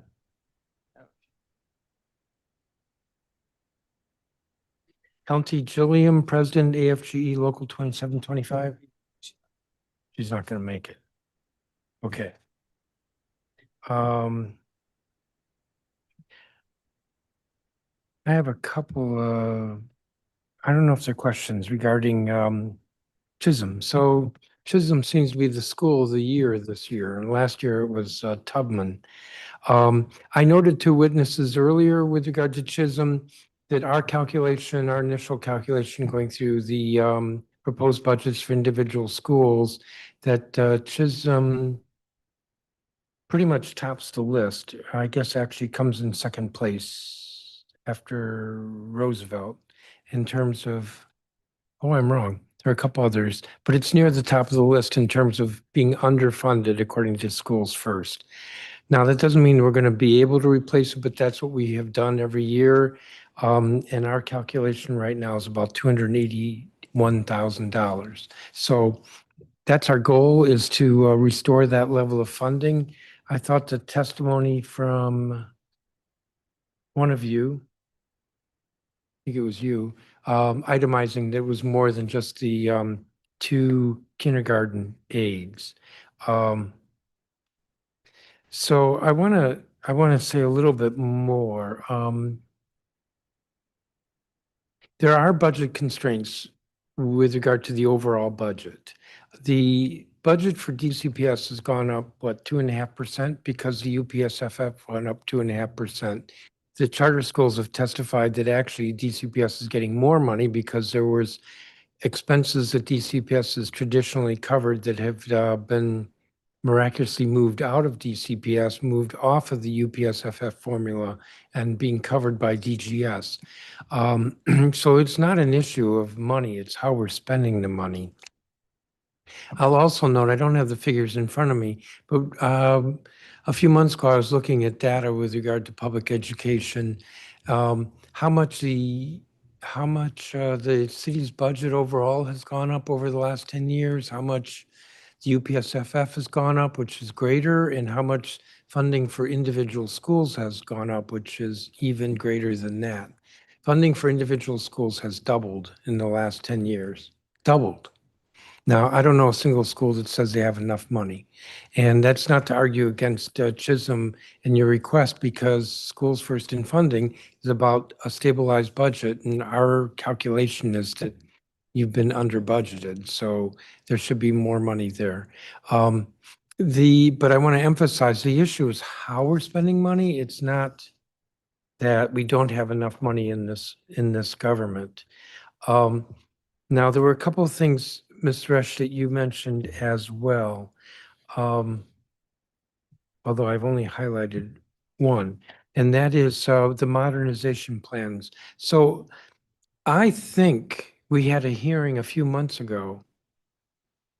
It may have been our performance oversight hearing where we talked about modernization, and what we were being told by parents and what we were being told by the chancellor's office was very different, that there is communication.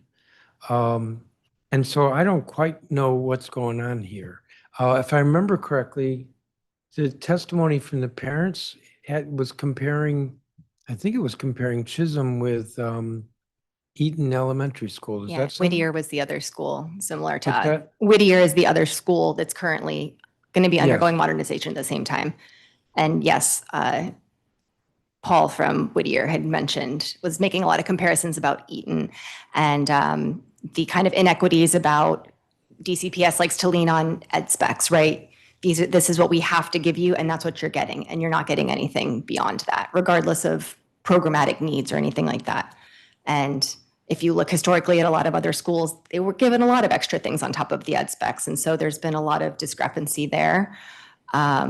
And you're correct, at the DCPS oversight hearing, I very much appreciate you and everyone taking note of that and recognizing the discrepancy in what we are experiencing as parents in a school community versus what DCPS has been saying, because that's been the issue for honestly the last year. It's a lot of, we are saying one thing, there's a communication gap, right? So we're telling you one thing and they're telling you one thing, but they're not talking to us. So they're not really relaying what we're trying to say.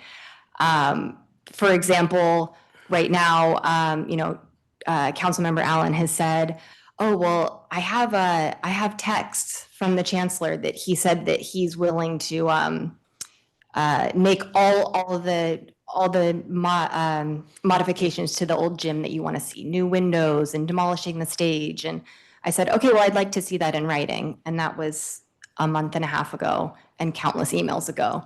And I've yet to see it in writing, and I've yet to receive any official response from DCPS. And all we're asking for is just a meeting so we can close this communication gap. Because quite frankly, it's becoming extremely frustrating the amount of time we've spent shouting into the void. One meeting, an hour meeting with just all involved stakeholders is all that we're asking for. And I've been told over and over again, that's never going to happen. And that feels. Who told you it's never going to happen? Councilmember Allen. He said it's very unlikely that you will get that meeting. And to that I say, I was able to get DCPS leadership from central office, the chancellor, chief of external affairs, to come to our school and host a community meeting with some very spicy parents. And they sat there and they engaged with us in person. We're asking for a little meeting with like just our sit team and the people that have been trying to make these requests for so long so that we can know. I was hoping to come here and say, hey, I've been told through the grapevine that demolishing the old stage is going to cost $300,000, and that the chancellor has told Councilmember Allen that that's how much it's going to cost. And yeah, I can cover that. Are you though? Is that in writing? Like, do I need to be here advocating for $300,000 in the budget? I don't know. Is it covered? I don't know how much these things So cost, you said though that you did have a meeting, but it wasn't on modernization, or was it? It was last year with the Crescendo Chisholm and dual language middle school advocacy. And you've been unable to get that kind of meeting again? Correct. And I'm not even asking for that level of a meeting. I'm so grateful that they were willing to do that over the summer, and so many people were there. So it's frustrating to hear that, like, yes, we're willing to do that sort of big meeting with your whole community and anybody that wants to come, but we're unwilling to do even just a virtual 1 hour Zoom call with the sit team. Like, well, let me talk with my staff and see. I don't want to get ahead of Councilmember Allen. of course not. And I think he's truly, I don't say this, I don't want to drag his name through the mud or anything. I think he is doing the best he can too. But I think he's just meeting resistance on his end and just trying to set expectations for us. Okay, because I left the last hearing feeling like DCPS was being responsive, but I also had a sense that there was some uncoordinated communication. Correct. So let me noodle with my staff and see what we can do on that. Okay, thank you so much. I appreciate that.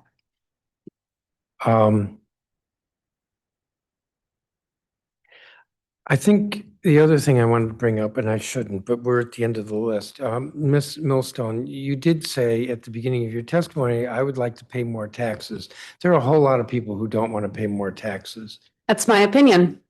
The fact of the matter is that we have raised taxes over the last few years, and beyond raising taxes, our revenues have gone up. And right now we have a budget crunch, but that's not because our revenues have gone down. It's because our revenues are not growing as fast as our expenses are. In the fall, I had 3 or 4 hearings about how there are a handful of agencies that are just spending out of control. The question is, why isn't the executive controlling spending by its agencies? Why isn't the CFO controlling spending, making sure it stays within the budget? We're talking about hundreds of millions of dollars.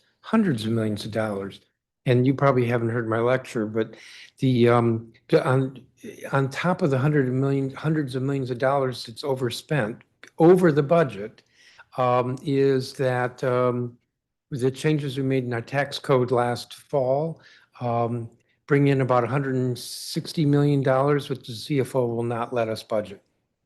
So add hundreds of millions overspending, add 160 million to that.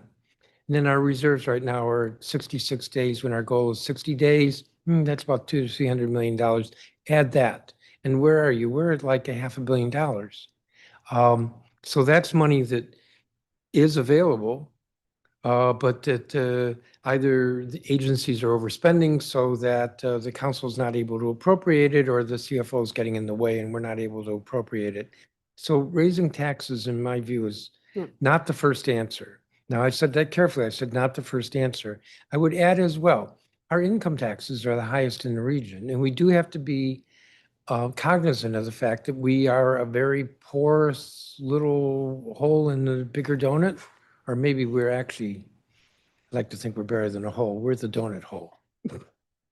You can buy donut holes, right? It's substantive. We are that. And but we have to be cognizant of that. Our real property tax, our commercial property tax is 50, 60 cents per $100 valuation higher than the next highest jurisdiction for commercial properties. That's a real challenge. And our residential property tax is the lowest in the region. I can tell you from experience, raising that, let's just raise it from 85 cents to 90 cents and there will be a storm. So we look at income tax, but it's the highest in the region, and we have, other than our residential property tax, we have the highest tax rates in the region. So raising taxes, I hear it every year. It's like the first thing that advocates push, and there are other ways we can look at this. I don't mean to argue that you have an easy job or that this budget is easy in any sense. But I agree with her. I agree with her. I agree with her. I agree with her. I agree with her. You know, I think we all see that resources are limited. The cuts are hurting real people and real communities. And I see opportunities here within the education system, and I'll be back at the OSSI hearing, to have a more collaborative approach. We have a multiple sector system here in DC education, and OSSI is our state education agency that can be funded in I'm not here, like, there's great solutions here and through the other advocates, but I don't think that our resources are scarce, but I think we can use them better in this more collaborative way, which other cities are doing, to have a budget that really works for the people who live here. I'm going to add, I'm not disagreeing with you, but I'm going to add that we have focused on the annual budget. We adopt with the annual budget a financial plan. It's a 4-year plan, unlike other jurisdictions, and it has to be balanced. In my view, it's balanced with gimmicks. And last year we went along with that, and it's proposed again. And when I say gimmicks, so you all are aware of the testimony about the education sector. People are pleased that the UPSFF is going up 2.5%. In the financial plan, after next year, it goes down. I mean, it goes not just down, but it goes down. And the childcare subsidy is reduced. Out of school time is reduced substantially. There are a lot of cuts in the education sector after next year. And if we don't want to next year be where we are this year, we've got to address the financial plan. I'm not quite sure how we're going to do that, because that's adding expense to just this year's challenges. But there's a structural problem, and people need to realize this isn't just, I mean, this is not about lack of money. This is about how we're spending the money and how we are pretending that over the next 4 years, things will be balanced when they absolutely are not. That was not a question. That was 100% agree. So I'm going to thank you all for your testimony, and this actually is going to conclude this hearing. So you all are excused at the table, and those of you who are online.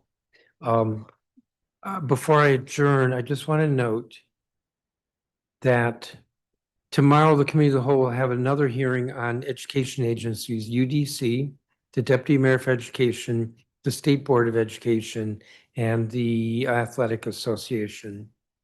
On Friday, we have a third hearing, which will be the